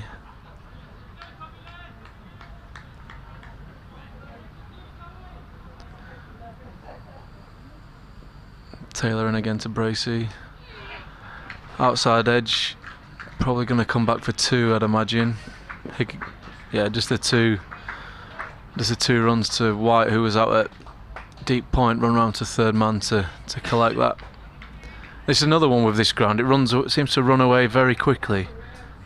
Always seems to be quite high scoring. As a bowler, it can be quite frustrating when you look up and you're going at 4 and over and you don't feel like you bowled that badly, but they just seem to race away once it beats the infield. Well, it comes back to your point about, one loose delivery and over, and suddenly your analysis is 12 overs for 50. You think, well, hang on a minute, you don't feel like a ball too badly, What's happened there? Especially down towards the hospital there, it just seems to fly away. Change of field, they've got 2 gullies in now as Taylor comes into brace. Forward defence. Well, Ollie Price had an all-run 4 this morning, which was very unusual. Yeah, that is very rare. I don't think there'd have been many of those at Cheltenham for sure. Not for a while. The way it happened was not because of an overthrow. Literally, the ball ran very close to the rope, right in one of the corners, and the sort of the pockets on the ground on this gymnasium side. Ball was just hauled in, and they took one on the throw. Yeah. Taylor in again to brace. Forward defence up to mid-off. Yeah, I think looking at their field now, they've put 2 gullies in there and they've got a slip, so it looks like they'll be dangling the carrot, as we'd say, to Bracey, potentially just outside off stump, see if he can play a loose drive to those catching men, but I think he's negotiated the last few balls there quite well. He's pretty straight, didn't really bring those fielders into play really. Jack White and Ben Sanderson just having a chat about maybe new ball tactics, maybe whether there's a thought about which end they want to bowl. Change of bowling from the college lawn. We are going to see Rob Keogh again. I think White might have indicated there that he'd like to have a go from the college lawn end for a change. If there was a preference. Interesting that the senior bowler should have that conversation with a young man. White's 30, but he's much less experienced. It's interesting because the further down this square you get, the more of the slope comes into play, and we're right on the edge of this one, and it reminds me of Lords a little bit with the slope. You never know which end you want to bowl a little bit. It's I suppose we have an advantage where we do come here quite often and play. Might just throw the opposition off a little bit potentially. Do you have a preference? I always like bowling at the chapel end. Yeah.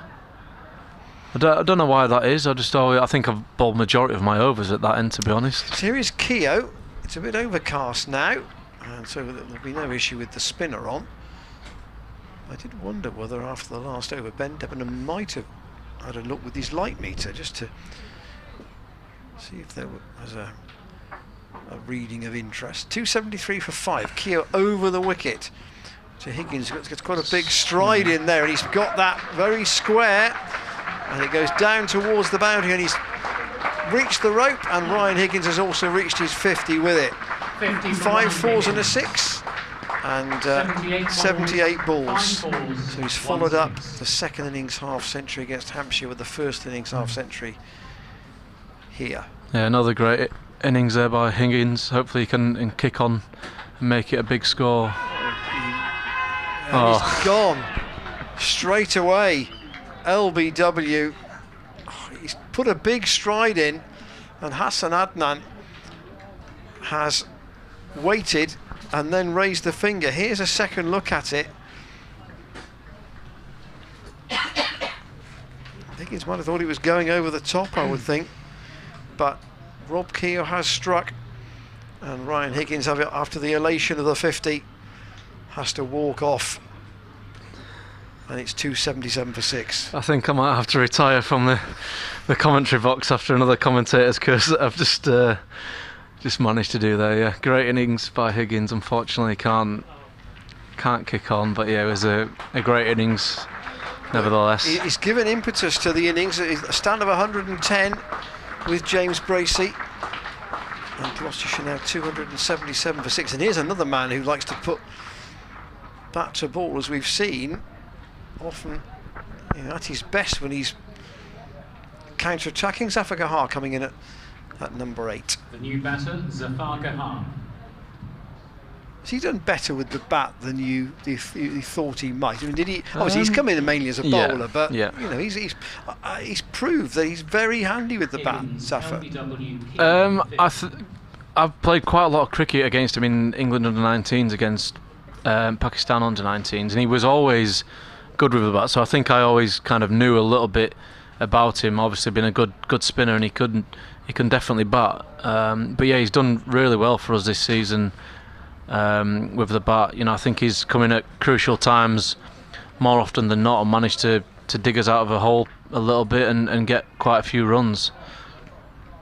355 runs at 27. That's very respectable for a number 8. Absolutely, yeah. I think. Was that a burgled wicket, by the way? Would you say, from a Northants perspective? Because you said might they burgle one before the new ball. Keogh round the wicket to Zafar.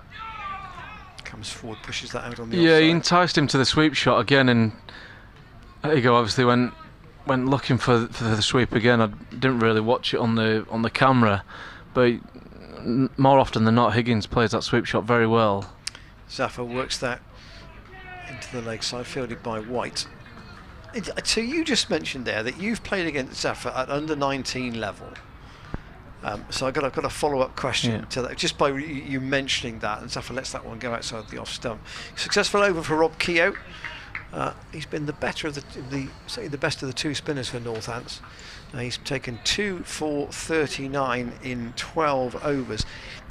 Is the cricket world quite small, do you think, or not? Is it a question that nearly everybody knows nearly everybody?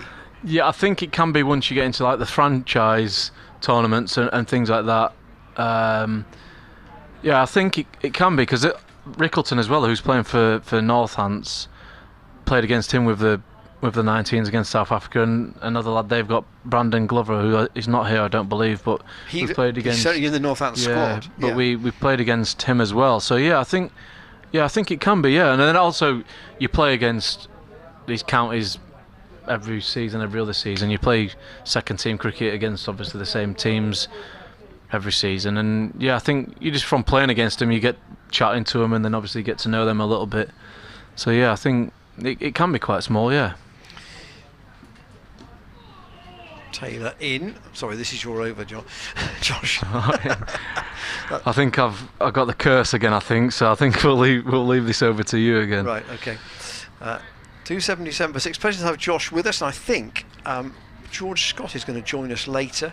Yeah. We just said to Dan during the tea interval, you know, George seems to have been in almost every squad this season. He's had no injuries at all. But he can't seem to force his way in on a consistent basis. The Royal London will be a prime example where I'm sure he will play. Yeah. Bracey on 71. Tom Taylor to bowl to him.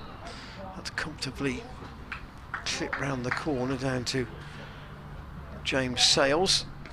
I think he has been in pretty much every squad this summer, and he's been travelling around and obviously working hard before games and during games. I think he's just that nice of a man. It's very good to have him around, but obviously on his part it'll be very frustrating that he's not playing. But I think he just keeps working hard, and I imagine in the 50 over comp he'll probably getting a go, and I'm fully backing him to take his opportunity in that, because he works hard that much that I think the more work you put in, it's a bit, the harder the work, the more luck you get, sort of thing. Taylor in, but off his hit by Zafar, he's off the mark. They'll take one. They won't make a second to Sales. Dan will come back in at the end of this over. So last year George batted in the middle order largely. I suspect with Ben Charlesworth certainly being in contention, Chris Dent not away with 100, Marcus Harris not away with 100.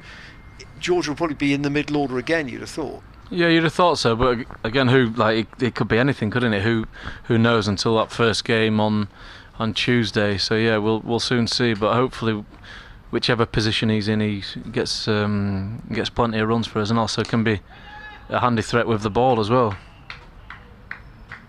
Yes, there was. I think was it the game at Surrey last year in the playoff where he sort of pulled the innings round. You end up getting a decent score, Yeah, like him and- 260 or something. Yeah, him and Tom Smith put on a good partnership, if I remember rightly. Yeah. And then a couple of early wickets, and was it Tim David? Tim David, well, he came in and enough whacked said. it to all parts. Yeah, he batted really well that day. He's done that to a few other teams Yeah, as well, to be yeah, fair. absolutely, yeah. Northamptonshire got 2 bowling points, Gloucestershire 2 batting points at the moment, but the overall scoring rate is very healthy, so I think keep wickets in hand. We're going to have used to be, in my mind, a standard Cheltenham day was 350 runs and 13 wickets. So Yeah, I think this is another. Now we've lost Higgins there. This is a big 7 overs coming up before for another new ball. If these two can get through to that and hopefully play through the new ball, we'll be in a strong position. Here comes the commentator's curse again, probably. Taylor to Bracey, dug that out quite well. That was almost Yorker length, and again scurried through for a single. Just a second look at that Higgins LBW. Hassan Adnan said out. Higgins, I don't think probably shared that view. For me, it looked a bit high potentially. Dan White is going to come back in. Yeah, well, it looks like you're going outside the line there. The impact of the ball was outside the line. If you're playing a shot, you can't be out. But hey, Hassan Adnan thought differently. You listen to me, Dan Whiting, and I'm with Josh, the voice of Doom Shaw. I have been the voice of doom for the last 2 games, that is for sure. I'll be getting a bad rap in the changing rooms. Don't you be going on there again, you'll get me out, sort of thing, yeah. What do you think of Ryan Rickleton's boots, Josh? Would you wear those? You wouldn't get those up in Yorkshire, would you? No, you wouldn't, but I think they are David Painter boots, I played a little bit of club cricket with him. Keogh into ball to brace forward defence. Yeah, they are a bit, as you say, they're a bit loud, aren't they? They're a bit out there. They're not the traditionalist red ball cricket shoe. Yeah, you certainly won't miss him in the dark, that's for sure. Keogh in again to brace. Better turn there out the rough that went straight to first slip. We love that as a commentator, though, because we can identify them pretty easily in the field. Chris Green's another one with his green trainers. He's Keogh in again to brace, rocks back and cuts for 1 out to deep cover. Yeah, I think they're the bright shoe and the floppy hat seem to be the trick for identifying from my lack of experience of commentating, but you can tell with the loud shoes and the floppy hats. Keogh into Zafar, back of length, forward defence for no run. Well, we've got a wonderful guest coming on tomorrow. Tune in tomorrow to Gloucestershire Cricket TV because we have got the Gloucestershire legend coming on. Okay, another no ball there. It's amazing, really. I think seamers have half an excuse. Spinners, for me, don't really have an excuse. But then again, the spinners, I say, seamers have no excuse and the spinners do. But there we go. Yeah, there's been quite a few in this innings so far. Kieran again to Zafar. Just taps it to square leg for a quick single. Good bit of running there. We had a Gloucestershire fan earlier called Peter, who was going mad when they bowled about 6, I think. Now they've doubled that tally. He'll be, as I said, Peter, do not boot a hole in your TV, whatever you're doing. Keogh into brace, down the leg side, well taken by McManus. Yeah, stick with us. Don't smash your TV up, whatever you're doing. It's a good job there's no free hits in 4-day cricket, isn't there? Yeah. That could have been an entertaining day for the Cheltenham the faithful, yeah. Well, they saying that my side last week bowled 50 in no balls. There were 6 loads of 5 wides. Yeah. Because anything in 50 over cricket, anything down the leg sides are wide, and it's about disciplines, isn't it? League cricket can be quite tough. Anything down the leg side wide, and then you try to bowl a pretty outside off, just a nice leave ball, and they call that a wide as well. It's like they want you to go for plenty of runs on a Saturday. I've had that a few times at Bristol, running down the hill, just losing my front side and pushing it down the leg side for a while, making the keeper sprawl. Yes, your left arm, that's your direction, isn't it? Yeah. Yeah. Keep that nice and strong. Tom Taylor in from the Chapel End. Bowling to Zaffa. Is this where you get a little confused with the two left-handed batters? Yeah, Dent and Bracey are quite similar size. Zaffa's a little bit smaller, isn't he? So he's quite easy to sort of pick out. But Northampton have got a load of left-handers in their top order as well. Yeah. They've got Vasconcelos isn't playing, but Emilio Gay, Luke Proctor, Ryan Rickleton, all left-handed bats. We'll be able to spot Rickleton from a mile off, won't we, with his shoes. Taylor approaching the crease, forward defensive, out to mid-off. Proctor must be injured, I think. That's why we haven't seen any of Proctor. Potentially, but it looks like he has got his bowling shoes on, which is it's a bit strange for him not to bowl. He might, could well have a niggle. Do you know this story about him training as a hairdresser? I've heard about it, but I've not had a chance to speak to him about it. Be good if you were in his team, wouldn't it? Free haircuts, hopefully. Would you get a haircut off him? Anything for free, you know me, a Yorkshireman and all that. That's let go by Zaffa Gahar. Well, I'm sure he probably doesn't get the chance to practice on himself. A good story about David Payne, he cuts his own hair. Does he? He does indeed, yes. So that's a question for him tomorrow. Sorry, David, if I've just thrown you under the bus there, but it does look pretty sharp all the time, and he does cut his own hair. Ooh. How can you see around the back? It must be... Must be the double mirror in front and behind, and hoping you don't take a chunk or the guard falls out. I've just got visions of David Payne's house being a house of mirrors everywhere. Tom Taylor in, and that's a nick. Oh, I'm not sure if that carried through to Will Young there. That second slip. Let's have a look at this again on the replay. I think it probably did just about carry through to him. Let's see this. Good angle here from the cameras. Commentator's curse on the camera angles. That is definitely a commentator's curse. The cameraman's done me. Yeah, it did look like it just bounced before. Just from my angle here, I'm pretty much in line with Will Young there. It did look like it bounced, but we'll say it carried, and it's a drop catch.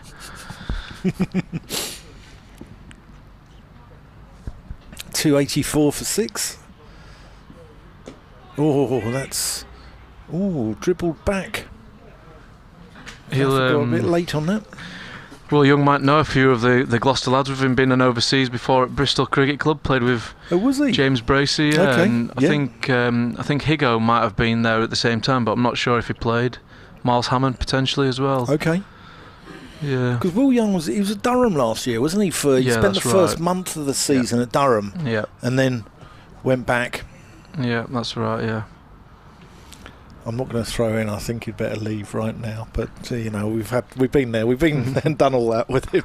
I'm sure he's had it all his career. Great.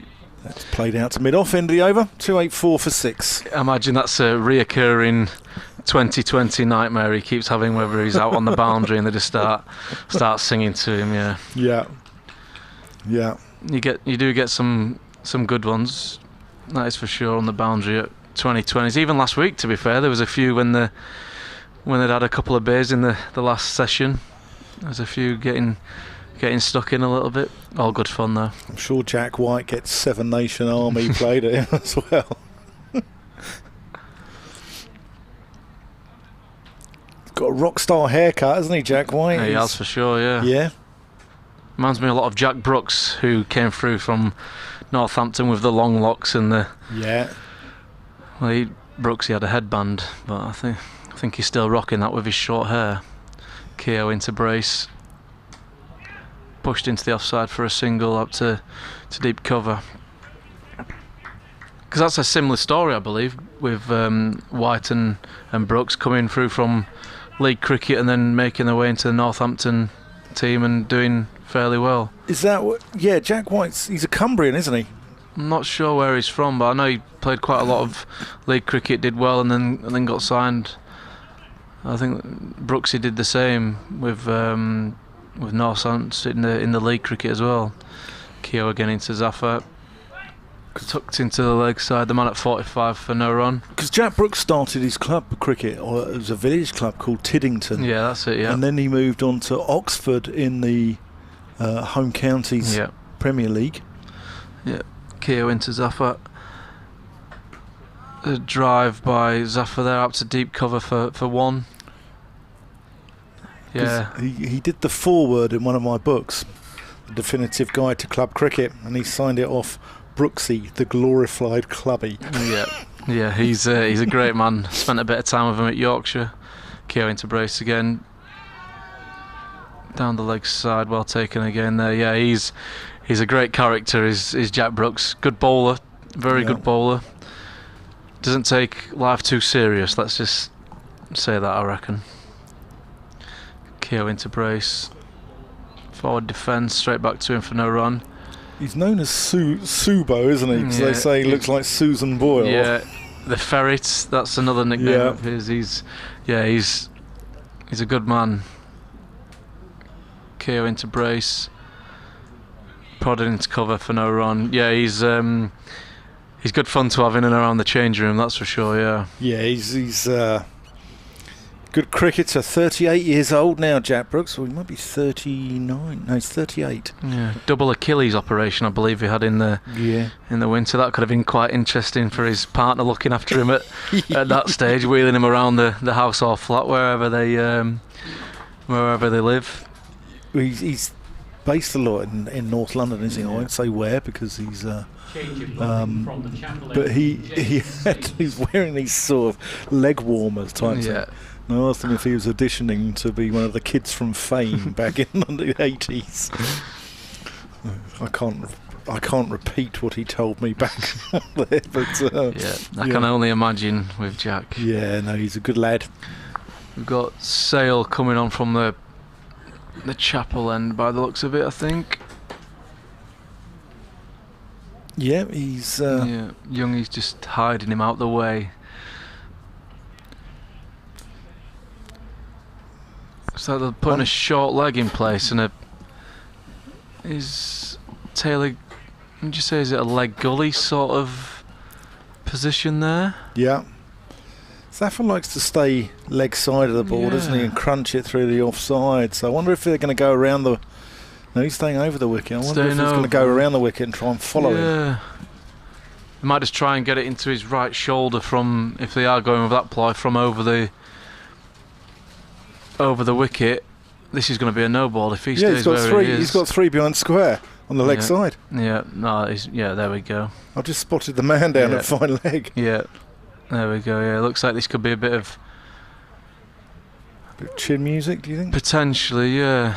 He's moving and slipping as well, so you'd have thought so. With no genuine mid on or really mid off. I don't think it'll be in his half that much, to be honest.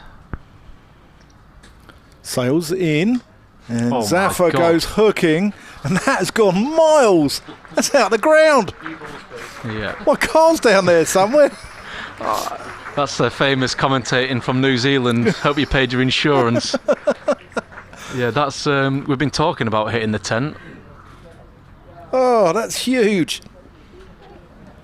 Sales has gone 1 for 43 off 8.1. This is no MFI sales, is it? This one is way more expensive. I've personally been talking about trying to hit the tent, but Zafar's beat me to it there this week. Did that go over the tent? I think it went over the tent, didn't it? Landed and then went down the back. Yeah, I think that's might be in one of the wards in the hospital there, I think. Yeah. That'd be all right, wouldn't it? Having a knee replacement and the cricket ball just comes strolling past. Well, if you were having a spot of lunch in that marquee, it would be quite handy having the hospital about 300 yards away. We had some falafel balls for tea, which looked a bit like a cricket ball. They could get quite easily mixed up. It's all very healthy what you guys have. It's all Yeah. Sails in. Zafar defends that one. Yeah, we've eyed up the pizza van, and I think there's another burger van down the down opposite our change room, and the pizza van looks he looks very good looking over my left shoulder here with about 4 boxes stuffed in the bin. We've been rumbled. Josh Shaw has grasped us up. Sails in. Zafar plays that to Emilio Gay at short leg. He's looking forward to watching him bat, Emilio Gay. He's got a very nice cover drive on him. It's good to watch. Yeah, absolutely. Could also be his weakness with the new ball. Hopefully for Higo or Payne with that new ball, it could be well in the game. Sails in, and Zafar goes hooking again, misses that one though, and it goes through to the gloves of Lewis McManus. Emilio Gay's come through. We're talking about Jack Brooks playing in the Home Counties Premier League for Oxford. Emilio Gay came through High Wycombe Cricket Club, I think, in the same league, and it's good strong cricket around there. Yeah. You look at Oxfordshire cricket and you look at the players around the country. I mean, the Taylors, the Charlesworths, the Prices. Yeah. That's dug out by Zafar. Miles Hammond. Yep. James Coles at Sussex. He's an Oxfordshire lad, so he's good cricket in that neck of the woods.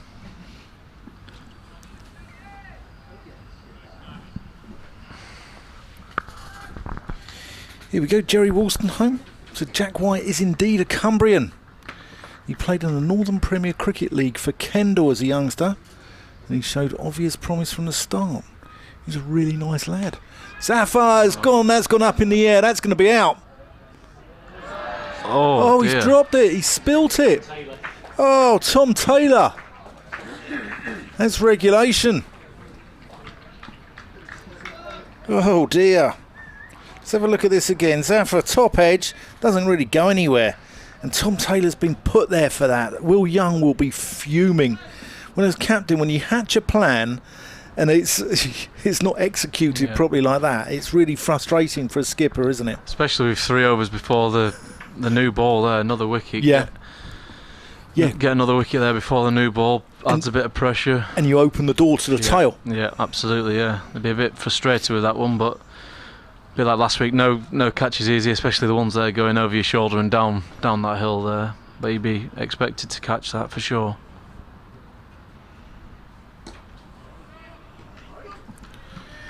What's the easiest one you've ever dropped in, Josh? The easiest one I've missed was Sussex in the 2020 when it managed to spin past me for 4. Rob KO into Zafar, pushed out to cover pointish on the boundary there for 1.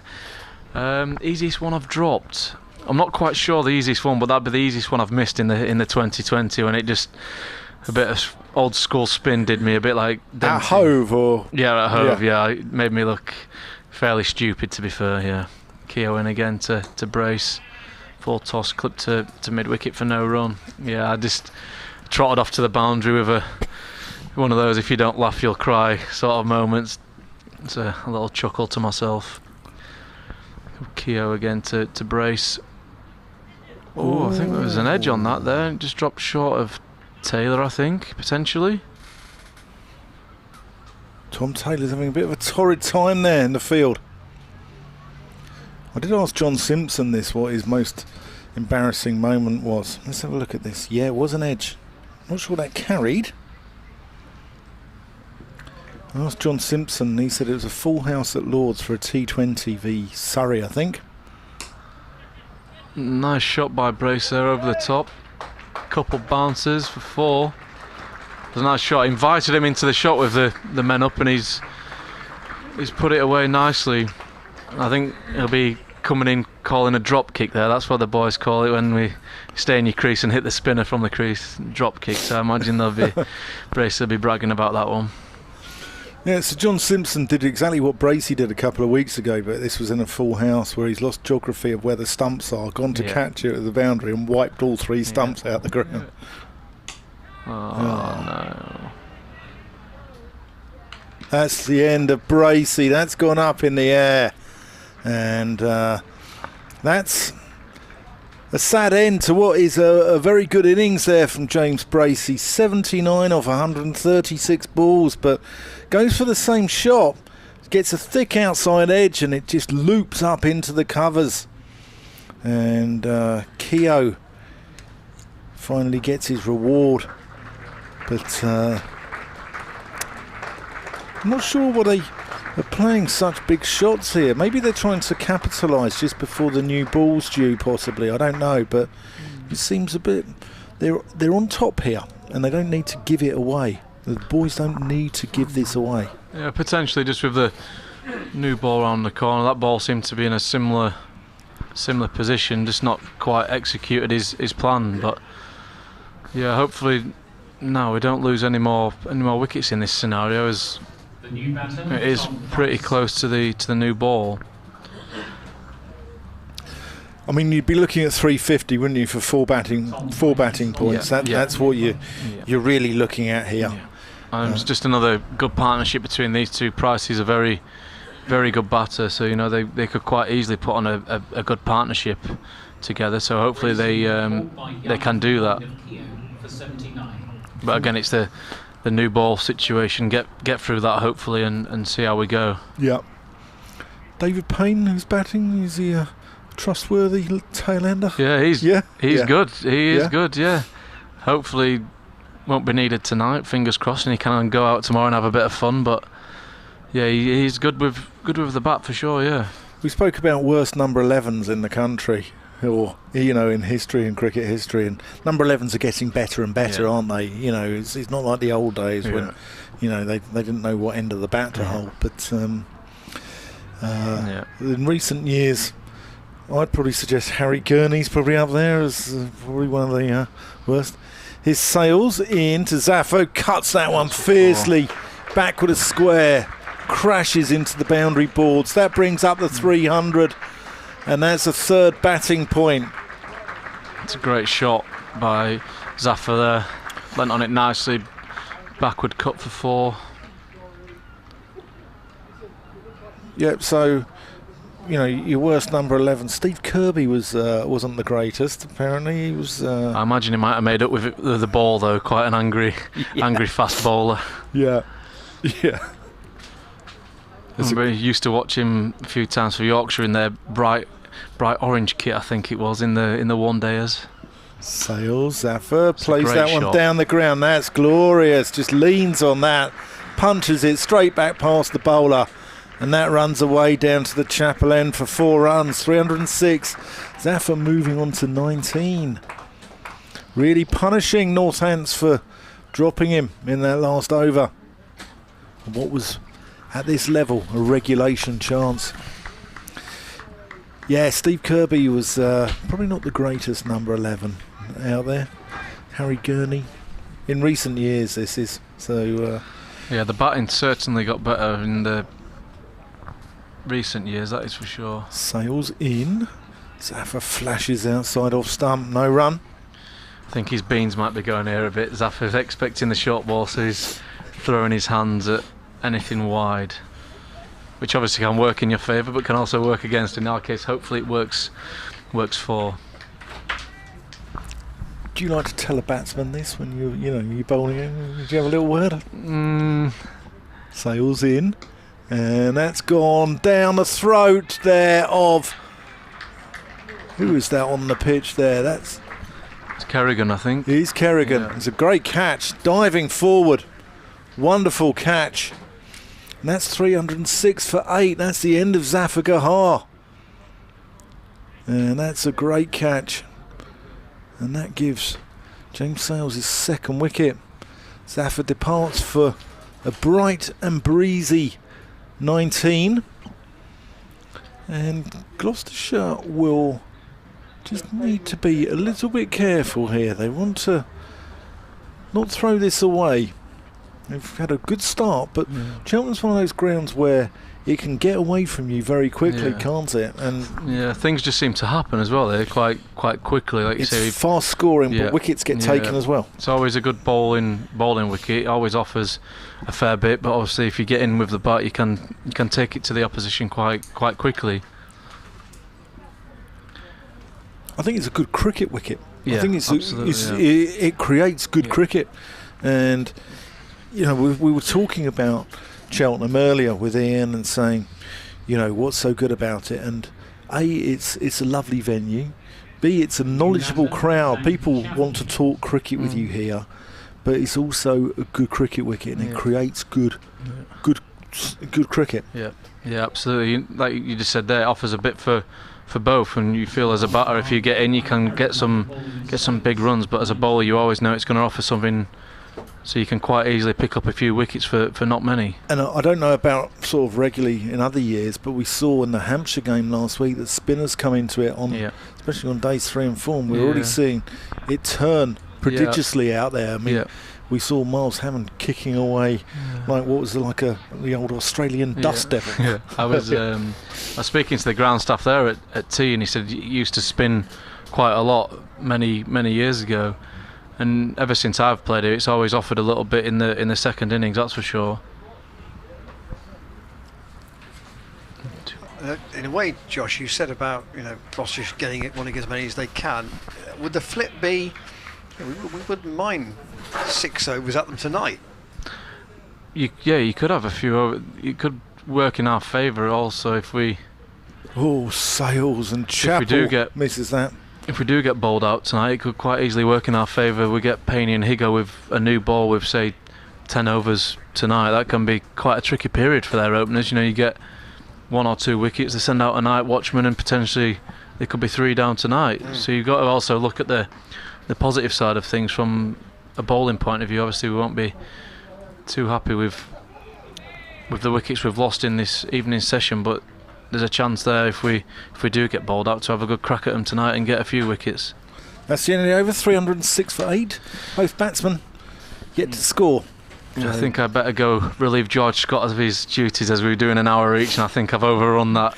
Well, Josh, it's been fantastic to have you on, as usual, and we hope to see you over the next few days. Absolutely, and, it's been brilliant having you on again. Thank you very much. Thanks Cheers. Josh Shaw there, I'll send him down. who's missing out on this game, but well, we hope he's missing out on this game, otherwise he's got to go and get his pads on rather quickly. But no, he is missing out on this game. But Gloucestershire just falling away a little bit here, aren't they? 3 wickets for 29. Doesn't seem much, but when you've been in a really good position with both batsmen reasonably well set, and then both get out, and then Zafar to follow. It's now down to the tail. This, in the theory, is the last over with the old ball, if Northants want to play it that way. Keogh in from the College lawn end to Tom Price. David Payne will bat at 11.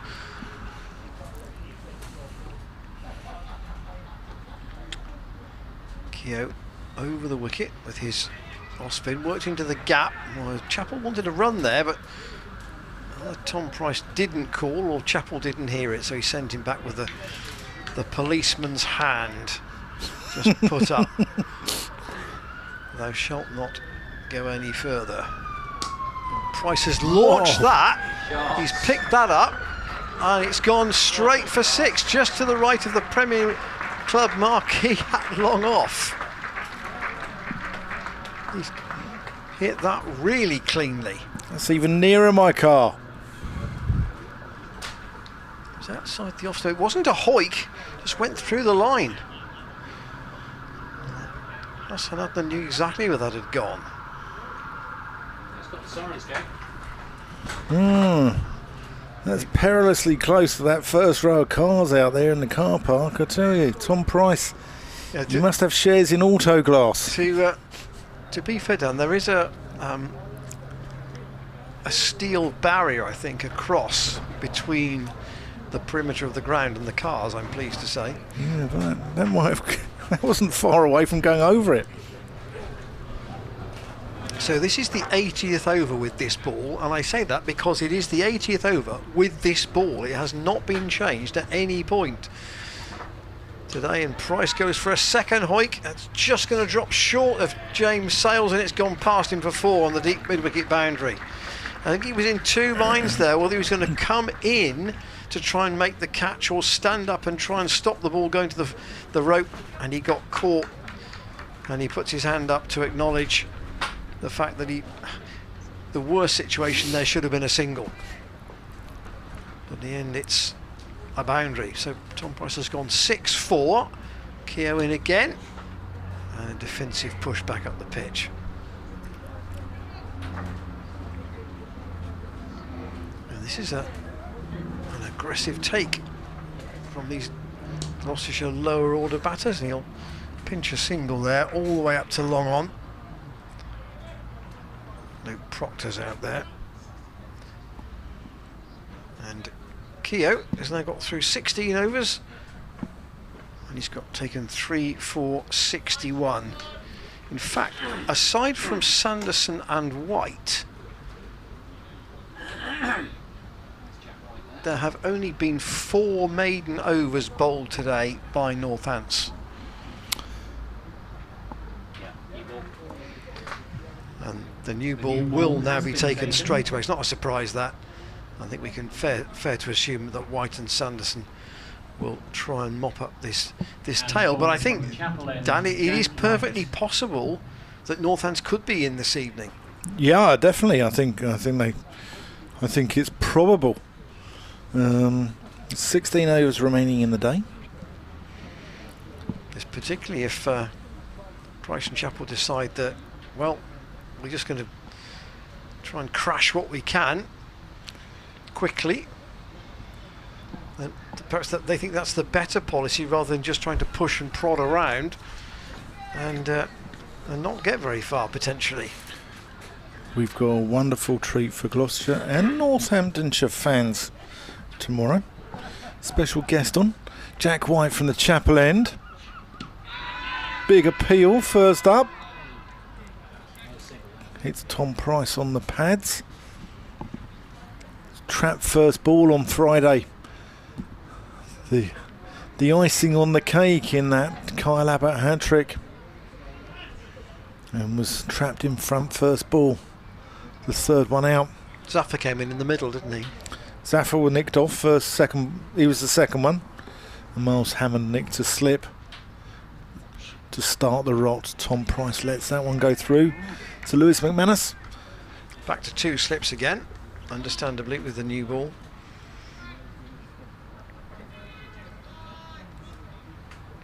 Yes, Gloucestershire could, say, pinch another 40 runs here and then leave themselves, say, 6 overs would be awkward, wouldn't it, tonight? Yeah. Well, you might not want more than that. White in. That's firmly driven.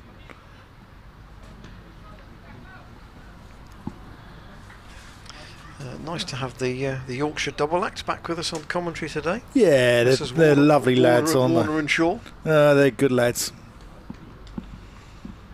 Really nice guys. Know their stuff as well. It's good to get an insight, isn't it, from them. Jack White, that's close, and he's been given. Price has been given LBW. Jack White traps him. And Tom Price departs for 11. LBW White. Here's a second look at it. Didn't look a very big stride forward. Might have thought he got outside the line, but not in Ben Debenham's opinion. And it's a teasing sort of score, this, isn't it, for Gloucestershire? It's clearly better than they've fashioned against Hampshire last week. I think they might feel slightly disappointed. Yeah, I think they would have probably liked a bit more. It's a teasing. They're definitely in the game at this level. But it will depend on how well they bowl against a side who, as we have made the point this year, have largely stayed in the middle of the division because they've batted better than Gloucestershire in most games. Now, if you end up, you could end up with a situation where actually the key innings of the match is the third innings. If Northampton match them, then it eventually becomes a tactical one innings game. Here's another look at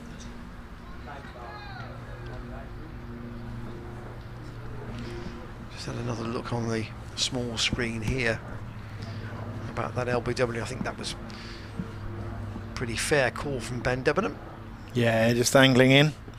Jack White in, and David Payne is the new batsman. Plays that firmly out to Luke Proctor at mid-on. Cameron Hasty poking his head around the corner. Blackton's premier opening batsman.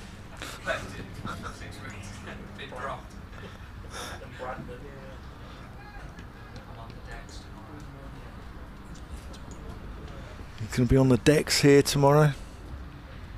Jack White approaching the crease. Payne plays that into the offside, no run. That completes the first over with the new ball. Jack White 2 for 42 off 15. He stuck to his task pretty well, I think. Yeah, wicket shared by the Northampton bowlers. There's the full card, 3 to Kerrigan. 2 fairly expensive ones to Sales, pardon the pun. And I think Ben Sanderson will know that he's expected now to wrap this up Bowling from the college lawn end with Ben Sanderson. the second new ball. He's got 1 so far. So yeah, two for White, 2 for Sales, 3 for Keogh, 1 for Tom Taylor, 1 for Sanderson. But Emilio Gay and Will Young will probably be getting into batting mode now mentally. Thinking that they're going to have to, one would think, negotiate possibly more than the 6 overs we might have talked about. 6 overs might have been nice, but it might be 10 or 12. Sanderson from the college lawn end. Northampton think he's nicked it, and Hassan Adnan doesn't. What was the sound there, we wonder? All the slip cord and thought there was a noise, but it wasn't off the bat according to the umpire. I think Rob Keogh's bowled very well today, actually. Picked up 3 for 61. Sanderson 1 for 50. White 2 for 42. Tom Taylor 1 for 58. Sales 2 for 52. Sanderson again. Chappell's clean bowled. And didn't take him long. And Gloucestershire will therefore have 12 overs at Northants tonight. Here is the last wicket. Chappell didn't trouble the scorers. It was straight, and it was a bit of a swish really from Zach Chappell. So 317 all out is the Gloucestershire total, and they were 277 for 5, so it's 5 wickets for 40 at the end of the innings. A little bit of a repeat performance from last week against Hampshire. It might have looked as if they could have got potentially 350, possibly even more than that at one stage when Bracey and Higgins were going well together, but when they left the scene, then the tail rather crumpled, and Northants have bowled out Gloucestershire here within 7 balls of the new ball being taken. They've taken the last 2 wickets very quickly, and I think that having lost the toss, I think Northampton won't be too disappointed on a small ground to have kept Gloucestershire to 317. I think it's really finely balanced with that score on the board. Yeah, I think Gloucestershire will be very disappointed. I think that they need to question why they need to play these big shots down the order and don't try and, bat. It's as if they don't trust themselves. And they seem to be playing some big shots, which when they go for 6 is fine, but they seem to sort of hit 6 and out, and it's I don't understand why. But anyway, it is what it is, and now they need to make. So that card has got 5 players, arguably, who've got decent starts on it. Ollie Price got to 23 before dragging a ball on. That kind of happens, if you like. But Dent edged to second slip, having got to 54, albeit it was a restart after lunch. Miles Hammond caught behind off the bowling of Tom Taylor. He got to 25. Bracey didn't look as if he was in any kind of bother when he was caught by Young off Keogh. Skied one, really. Graham Van Buren at 14 had got reasonably well set, and Ryan Higgins, having just got to his 50, was LBW to the next ball to Keogh. Yeah, starts and conversions. We've spoken about it before this season, and against the really good attacks, yes, I know it's awkward to do that, but Northants today, we did say at certain points that it looked as if the new ball pair didn't have the same depth behind them, but they were helped out by some good work from Rob Keogh. The full Gloucestershire card, 317 all out, Bracey 79, Dent 54, Higgins 50, but the last 5 wickets went for 40, and they're going to be 12 overs for Gloucestershire to try and make some inroads into that Northants batting. We'll be back with you in about 5 minutes' time. Gloucestershire 300.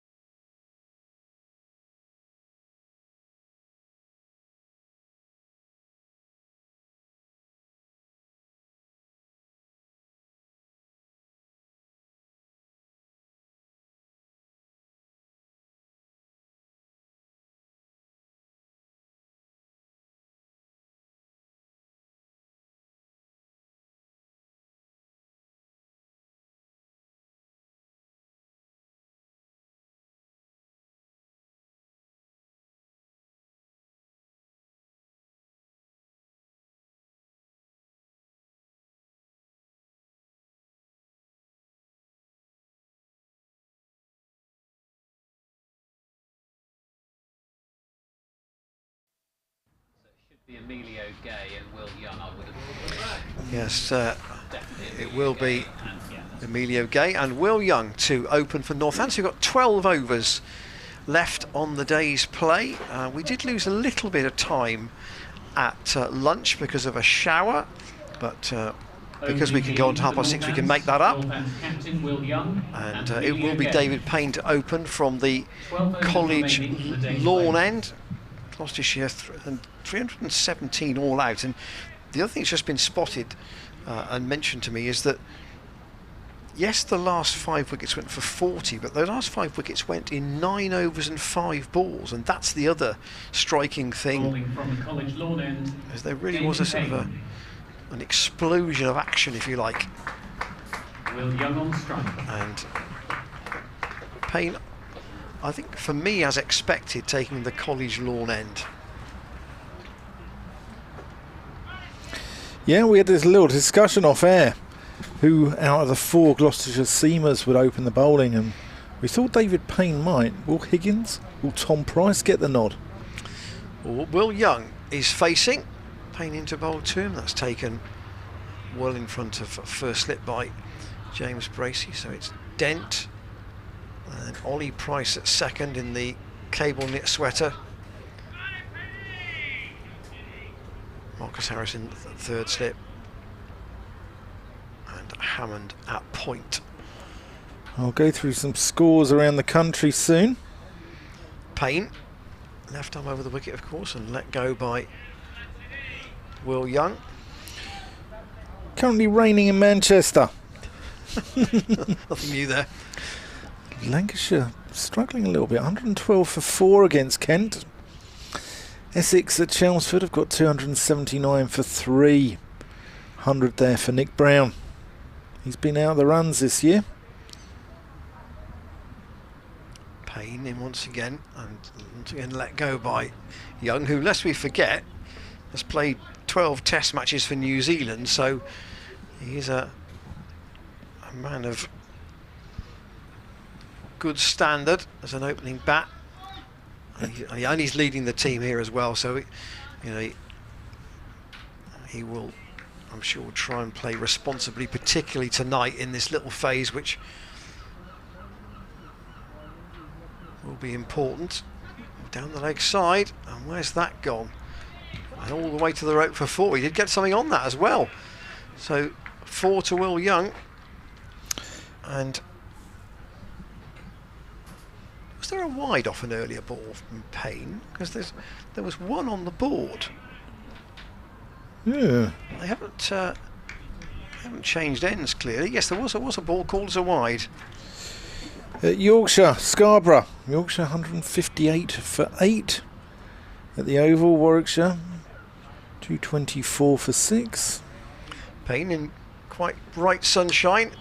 In and again, Young defence. That one that was called as a wide must have been the one that gone right across in front of first slip. It's raining up the road at Worcester. Oh yes, it was very wide. There. Very, very wide indeed. James Healy, our camera guru, has just played a replay of that first ball, which was literally right across in front of first slip. Payne again. In and bounced in right into the ground by Will Young out on the offside. Sorry to interrupt that.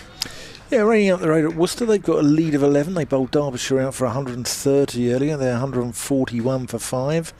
And up at Durham, stumps were called pretty early actually, about 3 o'clock I think there. Durham 132 without loss. And the last game starts tomorrow. Nottinghamshire v Sussex up at Trent Bridge. Payne in again to Young, again lets that go outside the off stump, takes the bat well out of the way, so an edged boundary and a wide off David Payne's first over. Certainly the Essex-Somerset game, Essex looked to have batted themselves into a strong position there. We know that they like to complete those games in 3 days if they can, and have a golf day on the 4th. Harmy Day. Harmy Day they call it, because Simon Harmer gets them the day off. But they'll be looking to bat once and bat big in that game. He's going to be Ryan Higgins. We wondered who it'd be. Tom Price has bowled very well with a new ball since he's come into the side about a month ago. Game against Kent, I think, was his first game, wasn't it? I think, away. Oh, in terms of, well, obviously he played last season. He played 11. This is his 12th first-class game. So But this season, yeah. Yes, I think he was away at Durham Uni, obviously, for the first part. So most of his cricket's been in the latter part of both 2021 and 2022. Ryan Higgins is going to bowl to Emilio Gay, who defends that one. He's good to watch, Emilio Gay. He's got a lovely cover drive on him. But as Josh Saw said, his strength can be his weakness, and he is susceptible for the nick off. There's 3 slips waiting there. Chris Dent, Ollie Price, Marcus Harris waiting to gobble up that chance.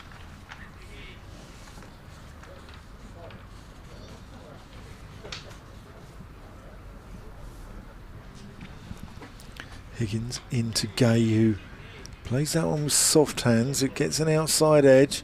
Miles Hammond in pursuit. Just keeps it down to 2. Just looking back to the game earlier in the season up at Northampton, the Northants lead on first innings was 65. Well, they'd certainly take that here, I think. Gloucestershire rallied well. Second time round, I say set them 299. They finished short 272 for 8. It was a good even game. That it was a great game of cricket. Went right to the last session. Even the last hour, you couldn't have predicted it probably. Higgins. Gay lets that one go through. They used the heavy roller Northants too between innings, so clearly tonight they wanted to flatten that pitch as much as possible for the 2 openers. Then I'm presuming they'll think about a night watchman potentially if they were to lose a wicket. Higgins to Gay. Leaves that one alone. Yeah, I think we said this in the Hampshire game last week. There was a session or two where when teams were starting, and there was it when James Vince came in, and I think it was at the end of the Hampshire innings on the first evening. Higgins and Gay lets that one go through. One ball left in the I think over. Vince faced something like 25 balls and only made 1. And they said, look, there's nothing to be gained here. The gain is tomorrow. And the same with these 2. Yeah. If they're 20 without loss tonight, the job done. Yeah, they've got everything to lose. Keep your emails coming through. This will be the last lot before we depart for the evening. That's the end of the over. 2 off the over. 7 for none. Gay on 2, Will Young on 4. Here's David Payne. I think we probably knew from our chat with Dave Bartlett last week that he was always likely to be in the side for this match. He doesn't tweet very often, but he did tweet yesterday. Be pleased to get back in the team on the red ball duties today.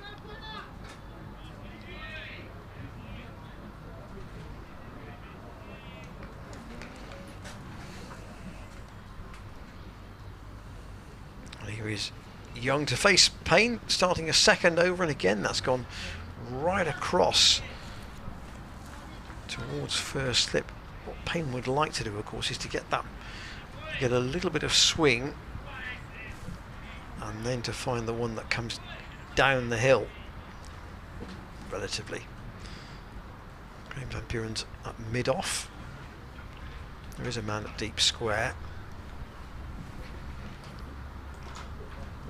Payne in again to Young, who's not afraid to play the leave line.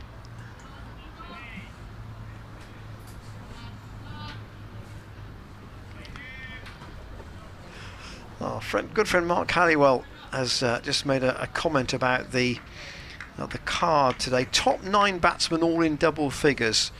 Players have got starts and haven't got on. Not many have been got out, and there's been some poor batting in the lower order. 350 to 400 was there for the taking, but it's been thrown away, says Mark, and that wasn't what Young has done to that shot. He's just clipped that away on the leg side and it's rolled down the hill for 4. Yeah, they'll be, that view will be shared on the ground, I think, by some. Gloucestershire could have got more today and have ended up probably a bit below par. They'll need to bowl well now.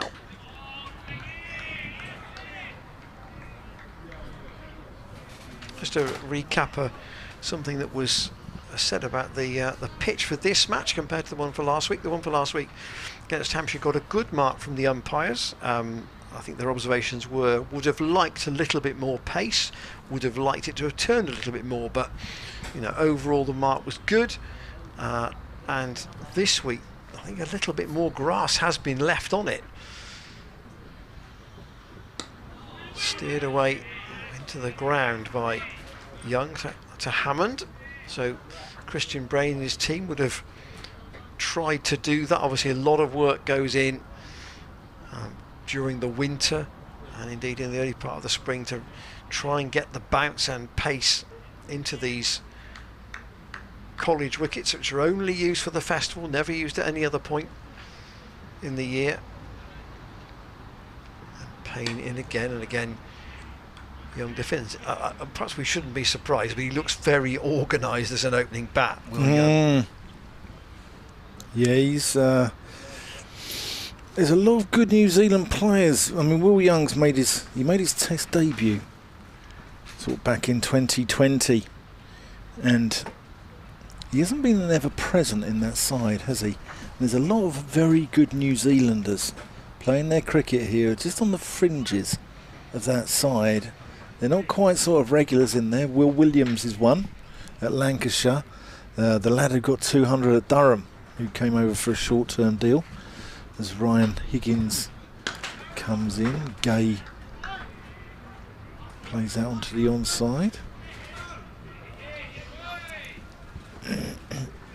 But you're not a fan, are you? I think you've made this very clear already, and I think I'm with you, to be fair, of almost the single match or the 2-match deal for a player. No, I'm not.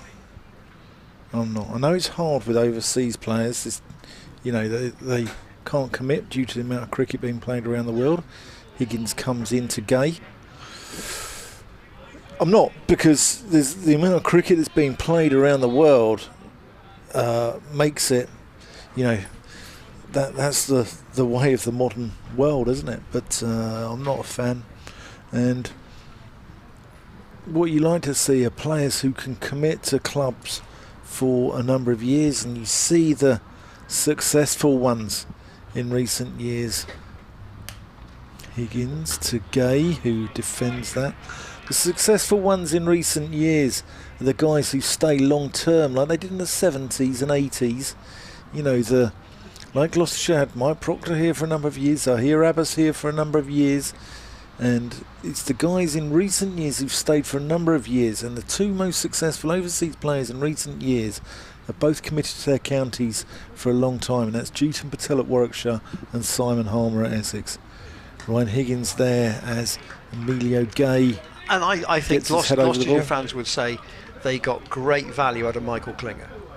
Yeah, who's again stayed for, how many years was Klinger here? 6, I think. Yeah, exactly. That's what, you know, that's what. And fans can identify with that player then. People come in and out, they forget who they are, you know, or they don't forget who they are, but they don't develop a rapport with that player. Gay lets that one go through. You know, they don't build that relationship with the overseas player. You know, the way they were loved in the 70s. You look at Viv and Joel at Somerset, they're still talked about in revered tones. Wayne Daniel at Middlesex. Hadley and Rice at Notts. Yeah, they're talked about in you know, people wax lyrical about them 40, 50 years on. Whereas the modern day player, he's in, he's out. Higgins wants a change Bit of like field. my batting, really. Bit like what? Bit like my batting. Oh, wow, your batting. In and out quicker than that. Yeah, my batting more like. Mm-hmm. Well, both these two have left the ball very well so far in the first 4 overs. Higgins going around the wicket to Gay, who square cuts that, but can only find Miles hammered at point. 11 for none. Mark Hallowell, Mark, thank you for your email. I agree with you there. I think not many players have been got out, and there were some big shots there. I mean, 277 for 5, 317 all out. Gloucestershire will be disappointed. 350 was there for the taking, and that bonus point. And I think they've thrown away a position here to put Northants under the cosh. I mean, even you said about 317, even 360 just feels mentally more, doesn't it? Yeah, it does. And it would have also meant they'd had, fewer overs to bowl tonight. I get that. Maybe they wanted, maybe they wanted more overs to bowl tonight. I don't know, but there was that thought that it was all a bit of a crash bang. Tom Waite says, as disappointing as it is about the 5 for 40, who would have said that at the start of the day Gloucestershire would outscore all other teams in the 6 other games? That's a fair question. Payne in again, and again Young stand up to say no run. It's a small win, but the small wins make big ones. Hopefully players always look on the bright side of life, says Tom. Well, it's been a miserable season.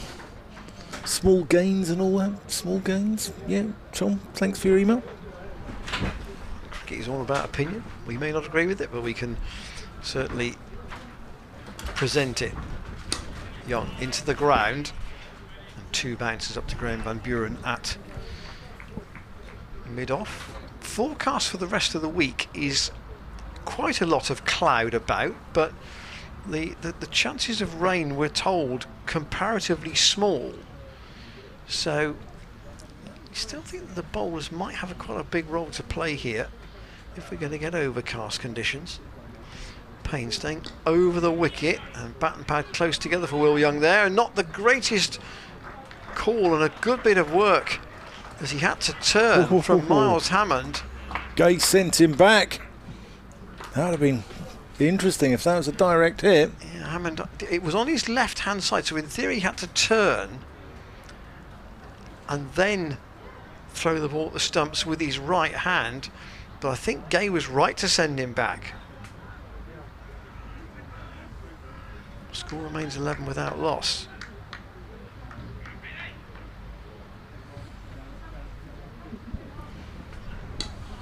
Young again.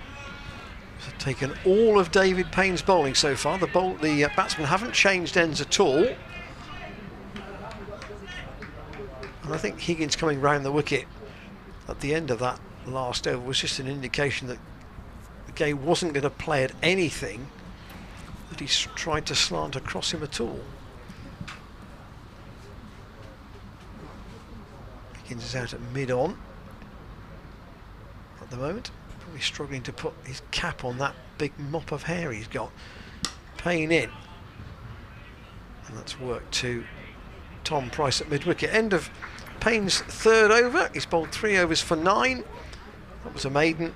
And Gloucestershire striving for what Josh Shaw would said to be a burgled wicket tonight. Can they burgle one or possibly a couple, having got 317 after winning the toss? I mean, Higgins and Payne might bowl right through to the close actually tonight. It's not impossible that six overs each, one spell. It wouldn't surprise me to see 1 over from Zafar Gahar.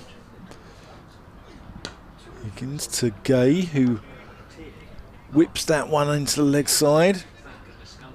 Single. Wouldn't surprise me to see the final over from Zafar Gahar. Men round the bat.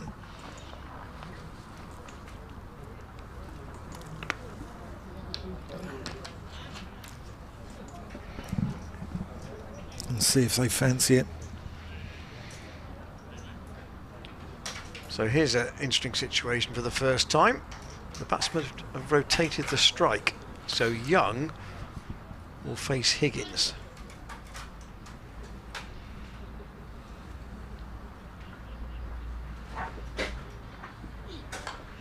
Young defends that one into the onside.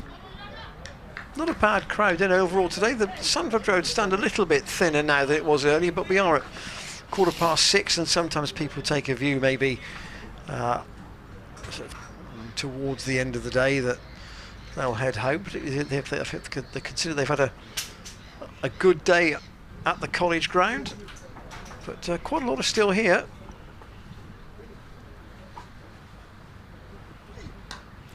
Defended by Young. Both in the old Patesians marquee and in the Pig and Pallet, as it's called, which is effectively the pub for anybody who is not a corporate member. That's how I would describe it. That's at the chapel end. There are various other marquees around the ground for the general public to watch and in the shade. Higgins to Young, and that's fielded round the corner. David Payne there. Good arm into James Bracey.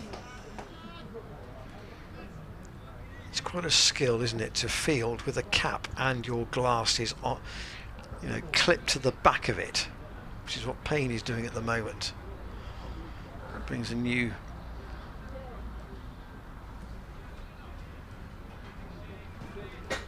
view to eyes in the back of your head kind of thing.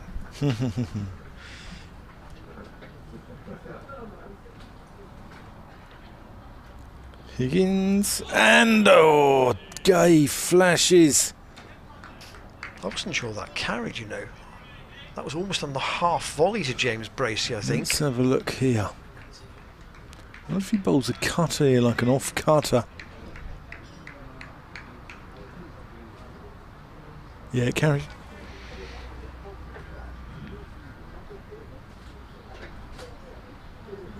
Four slips in. Higgins. Gay leaves that one alone. It's the end of the over. 13 without loss, Northants, so they're 304 behind, as you can see from the short form details on the screen. That's their card. The Gloucestershire one earlier today, 317 all out. James Bracey top scored with 79. Chris Dent 54. Ryan Higgins 50. But there were starts elsewhere too. Ollie Price, Miles Hammond both got into the 20s. I had a feeling of a card that might have produced more than it eventually did. And a bowling change briskly from Graham Van Buren. Tom Price is coming on. So David Payne from that College lawn end. Just 3 overs. But Gloucestershire searching for a breakthrough. And young Tom Price in. That's played by Young into the ground. And Price fields off his own bowling. So, I mean, you said about Zaffa having an over, and that's a fair enough call. You got 12 overs. You got Graham Van Buren's got nothing to lose here, has he? No, really. No, I think it's worth a go. Let's see. Opening batsmen prefer facing the ball coming on.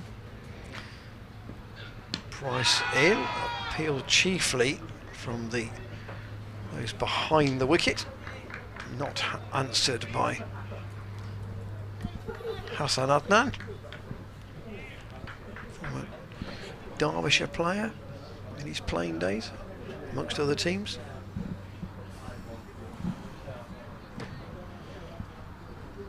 The wind has just died down a little bit as Price comes in and bowls a short one which Young thinks about taking on and then bails out of. That was quite high actually. He's got a little kick halfway through his run up, isn't he? Not as pronounced as Nathan Ellis at Hampshire, but he's got seeing him from side on, because we always see him from behind the wicket at Bristol, don't we? And I think he bowled generally from the chapel end the other day. Yes, it's a kind of an acceleration, and that's good calling for the single, as that's played out by Young to Hammond, just behind square at point. That Chapel trots across from fine leg to fine leg. There might be a thought of giving him a couple of overs. All options are open here for Graham Van Buren, with a short spell here at the end of the day. So price to Emilio Gay for the first time. He's thickish edge for good length ball out into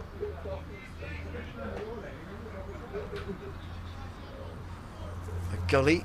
Higgins is there.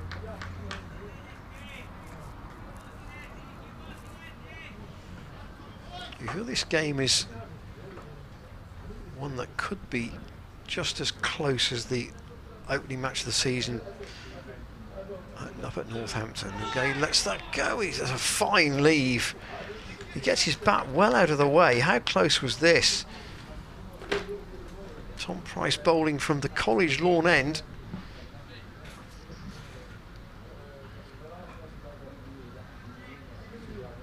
Ooh, that was close.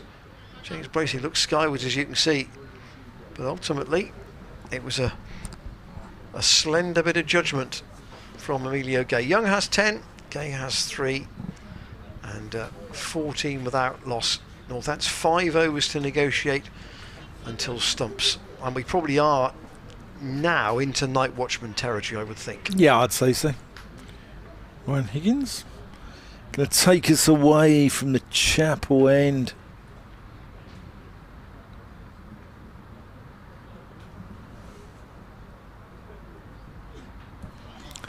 Goes through to Bracey.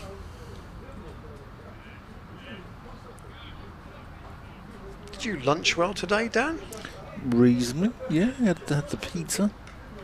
Had the pizza. I need to vary a little bit though. You know, being here in Cheltenham, I can't eat pizzas for 4 days.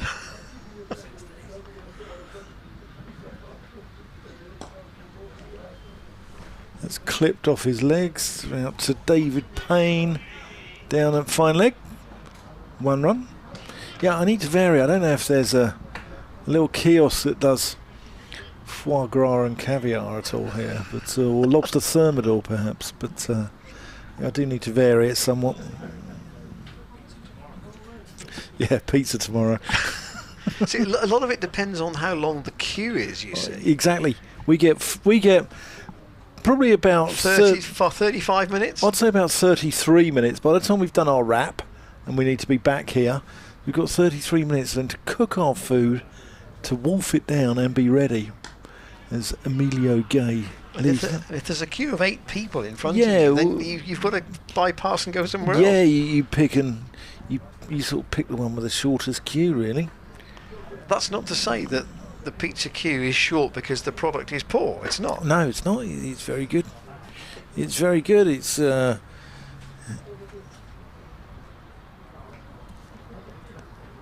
Higgins in, Gay defends.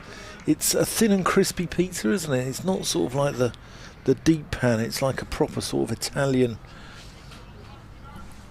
Well, all pizzas are Italian, but you know what I mean. A thin and crispy pizza as opposed to a deep pan. But they are different in Italy. Just like pasta is different in Italy. Higgins. Gay opens the face. Hammond slides away. Only 1 run. 1 up, 1 ball left in the over. It's all about the preparation, isn't it? I'm sure. Higgins not looking particularly threatening here. I wonder if it's worth.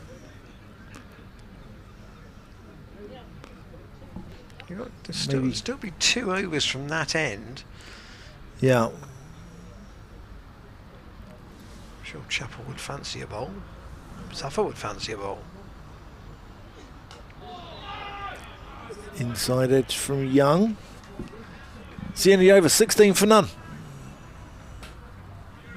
Yeah, Northants just trying to get through on concentration and good discipline here. Didn't always see it from them in the field today. If you take the no balls out of the extras, there was only one bye and 7 leg byes, but they gave away 24 runs with 12 no balls, which is certainly more than their coach John Sadler would want, I'm sure, and Chris Little, their bowling coach.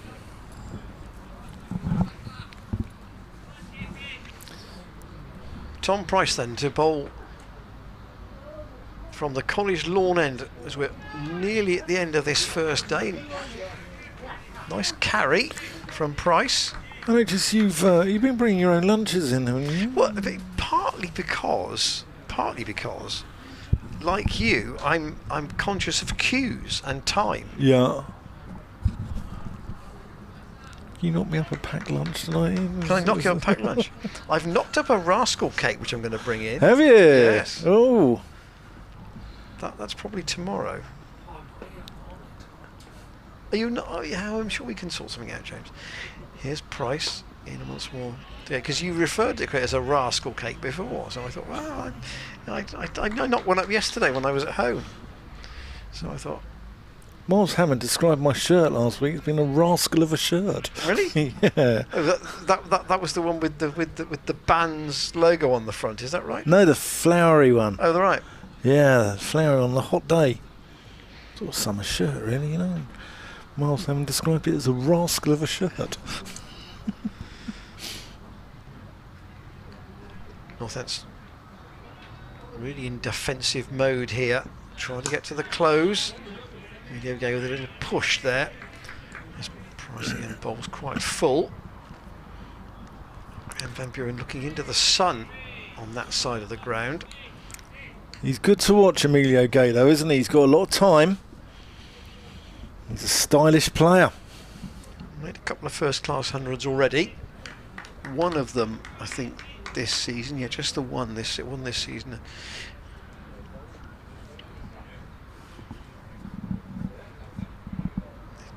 The bat looks quite small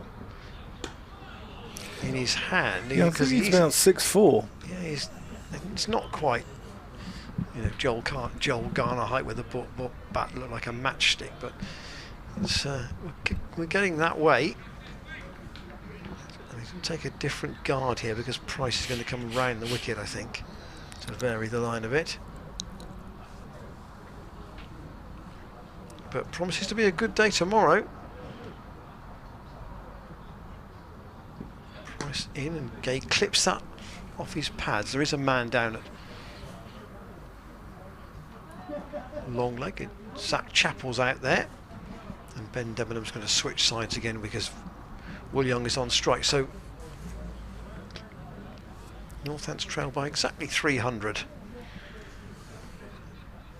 and this has been a day where bat and ball have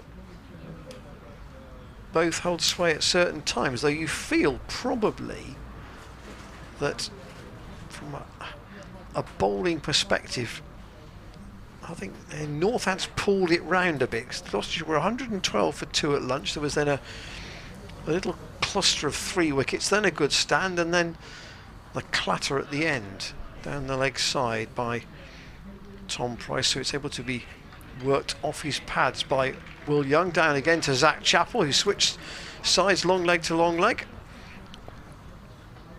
But then that is what Cheltenham tends to be about, a bit of ebb and flow. You get a partnership, and then you get maybe 2 or 3 wickets falling in quite quick succession. Higgins is off, and Chappell is going to have, one would think, 2 overs at the Chapel end. Hey, we've got him.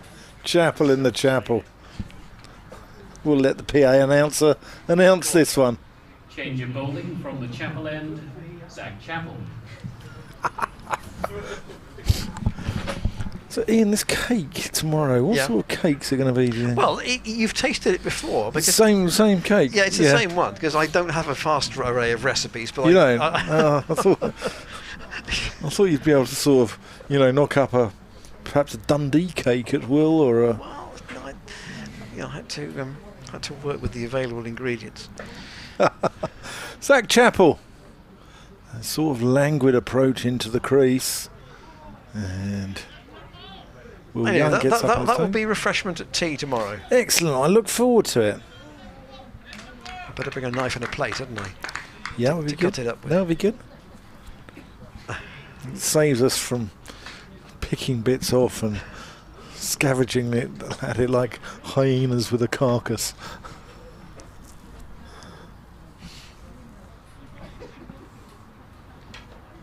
Our good friend Ed Seaborn had his birthday today, by the way. Mm. So hopefully he's enjoyed his day. It's at cricket. He will have enjoyed it. Chappell in. That goes through to Bracey.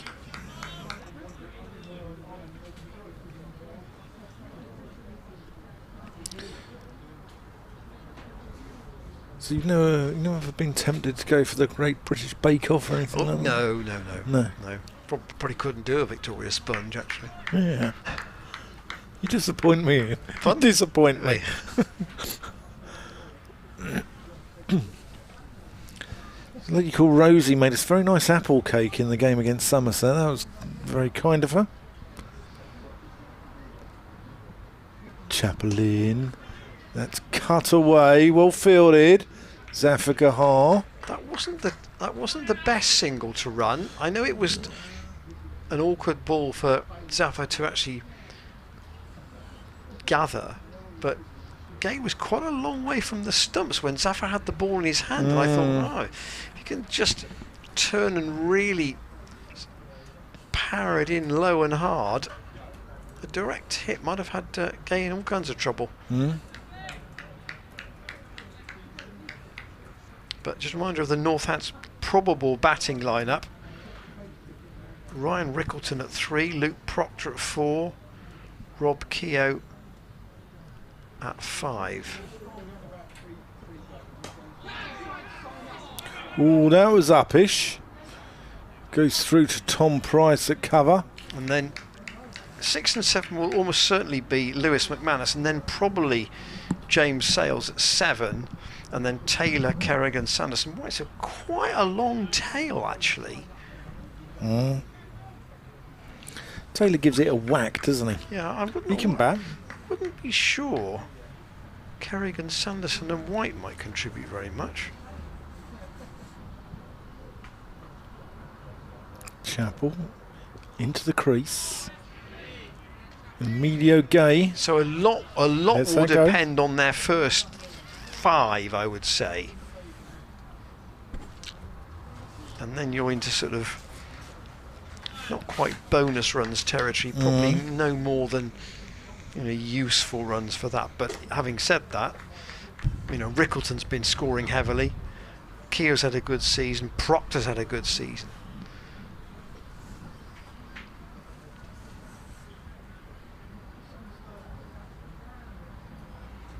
Chappell approaching the crease.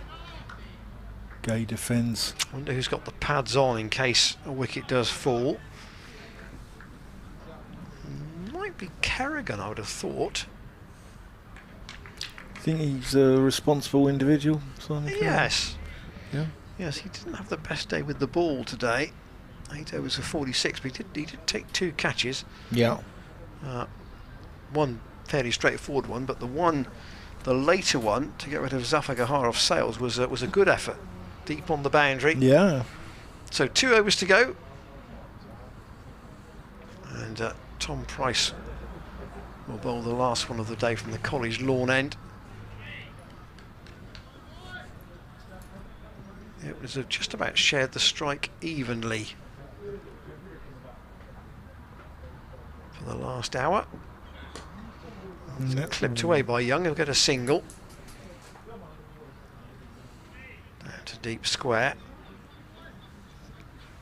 I don't think we will see Zaffa tonight now, having made the change with Chappell. Yeah, I think. thought if Higgins had one more, we might have one from Zaffa. But no, I don't think so now. Still the 3 slips in. Hammond is at... well, he's just in front of square. He's not quite at mid-wicket, but... sort of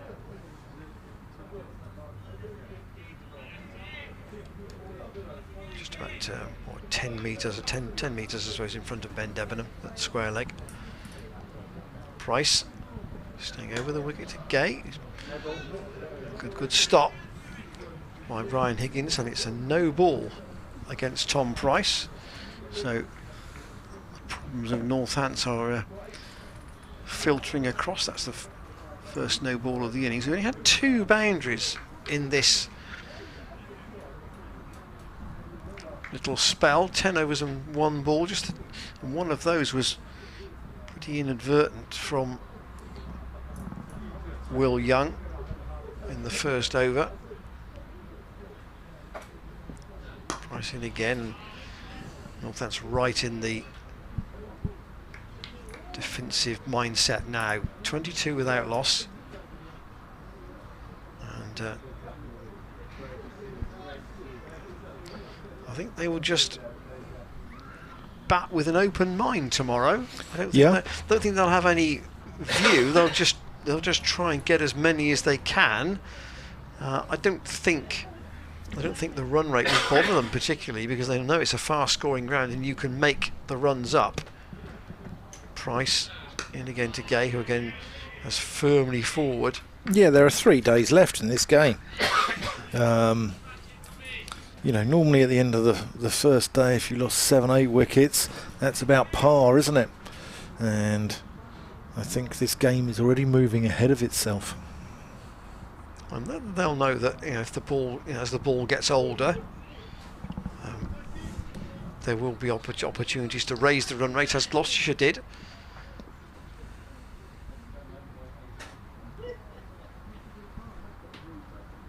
Dent, Ollie, Price and Harris in the slips, but Gay is... I wonder if there'll be a stat somewhere about how many balls he's actually left in this session tonight. My guess is he's faced 32, and maybe nearly half he hasn't played at.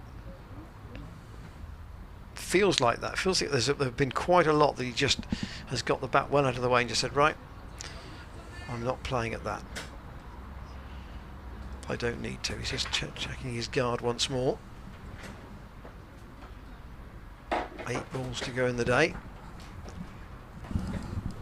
Can Tom Price just nip out one of these 2? They'll Gay says, well, there's a single there, there's a freebie single really, it's a gap at mid-wicket. And David Payne moves around from mid-on to field. But what's the old line? You can't really tell whether 317 is a good score or not until you've seen both teams bat. But the views from those watching at home, and indeed from those we've spoken to around the ground, suggest that probably Gloucestershire were probably 50 runs short.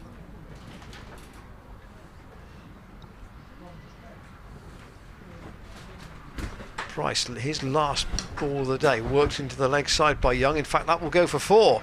There's a big gap at mid-wicket, and Price has left that gap to try and encourage the miscue, but Will Young has worked that away all the way down the hill for what might be the last boundary of the day. 27 without loss, Northants. That's a lovely shot from Will Young. Tom Price just straying onto his pads, lets the ball come to him, and then just works it last minute through mid-wicket. So whoever had the pads on for the night watchman duties can take them off. Yep. Because if a wicket falls now, that will be the close. Zach Chappell.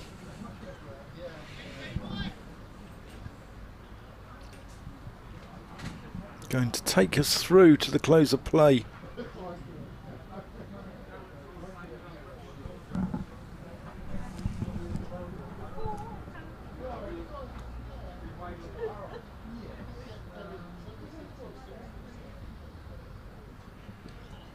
Here he is, and that's angled just backward. Miles Hammond doing the fielding.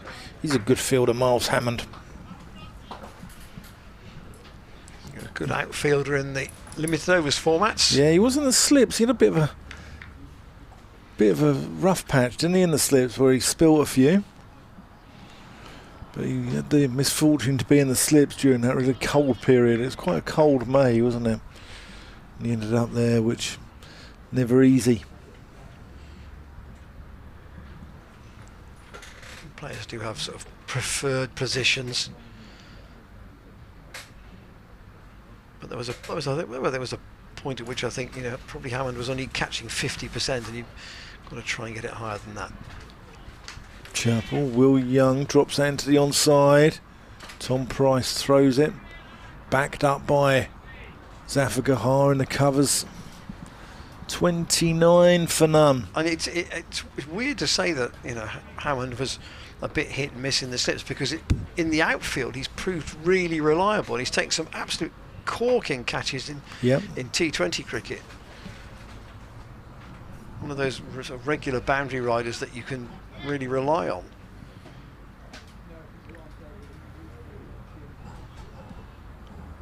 Chapel past the umpire. Gay opens the face, plays that backward on the offside, only to find Miles Hammond. So 29 without loss in 12 overs as things stand. And Northants will be saying, right, build. That's that'll be the strategy tomorrow, I'm sure. Go along at their own pace. They've earned the right by bowling Gloucestershire out to do that. Chapel in, and that beats Emilio Gay's outside edge.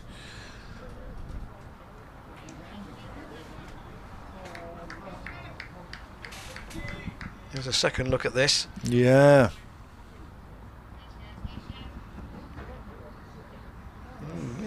Fishes a little bit. He doesn't need to play that far away from his body. Just fishes a little bit, has it?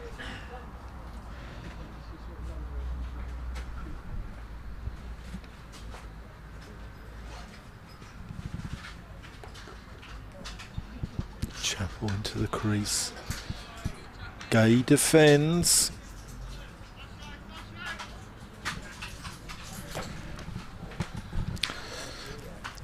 With the last game being played, Lancashire 112 for 4, Essex 281 for 3 against Somerset, Yorkshire finished on 158 for 8, Warwickshire finished on 240 for 8 against Surrey.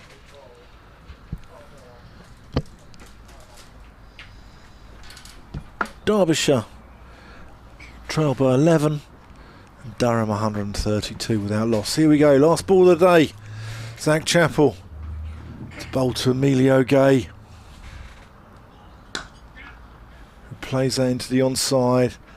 It's Ryan Higgins, and they go through for a single, and they're going to end up 30 for none at the end of the first day, and they've negotiated what was a tricky 12 overs there, and very well played. We've seen 347 runs today here at Cheltenham, and as our correspondent Tom Wade said, that is more than anywhere else in the country. We've had our full allocation of play, albeit a little later than you might have anticipated because of that shower at lunchtime. There's the card with the bowling figures for Gloucestershire, and the members making their way to the exits. 4 bowlers used. Quite right, they probably all had a try at splitting the Northants openers, but Young and Gay will start again tomorrow, and they've got the potential to, well, certainly get close to, or if not past, the Gloucestershire first innings score. 317, James Bracey top scoring with 79, a half century for Chris Dent and for Ryan Higgins, but a bit of a crumble at the bottom of the order, and there were 3 wickets for Rob Keogh and 2 each for Sanderson, White and Sales. Thanks for your company today, thanks for your emails, thanks to James doing all the camera work, and it's been quite fun having the players once again with us, and I think George Scott might be with us at some point during the day tomorrow. We've got a special guest. Dan mentioned a special guest. I've no idea who that is, but we'll try and confirm that to you in the morning. It's also Exiles Day at Cheltenham tomorrow, and we may have a guest from the Exiles on as well after lunch, because they're an important supporters group. They're not based locally, of course, and I'm told that last year they raised £5,000 for the club, and a lot of that money goes towards the academy, and that's an important part of Gloucestershire trying to bring through their own players. Absolutely fantastic. Enjoyed your company again as ever today, Dan. I hope you've enjoyed it at home, and we'll see you tomorrow at 5 to 11 for what should be a very interesting second day, particularly the way this game has evolved on day one. We'll see you tomorrow at 5 to 11. Do join us then.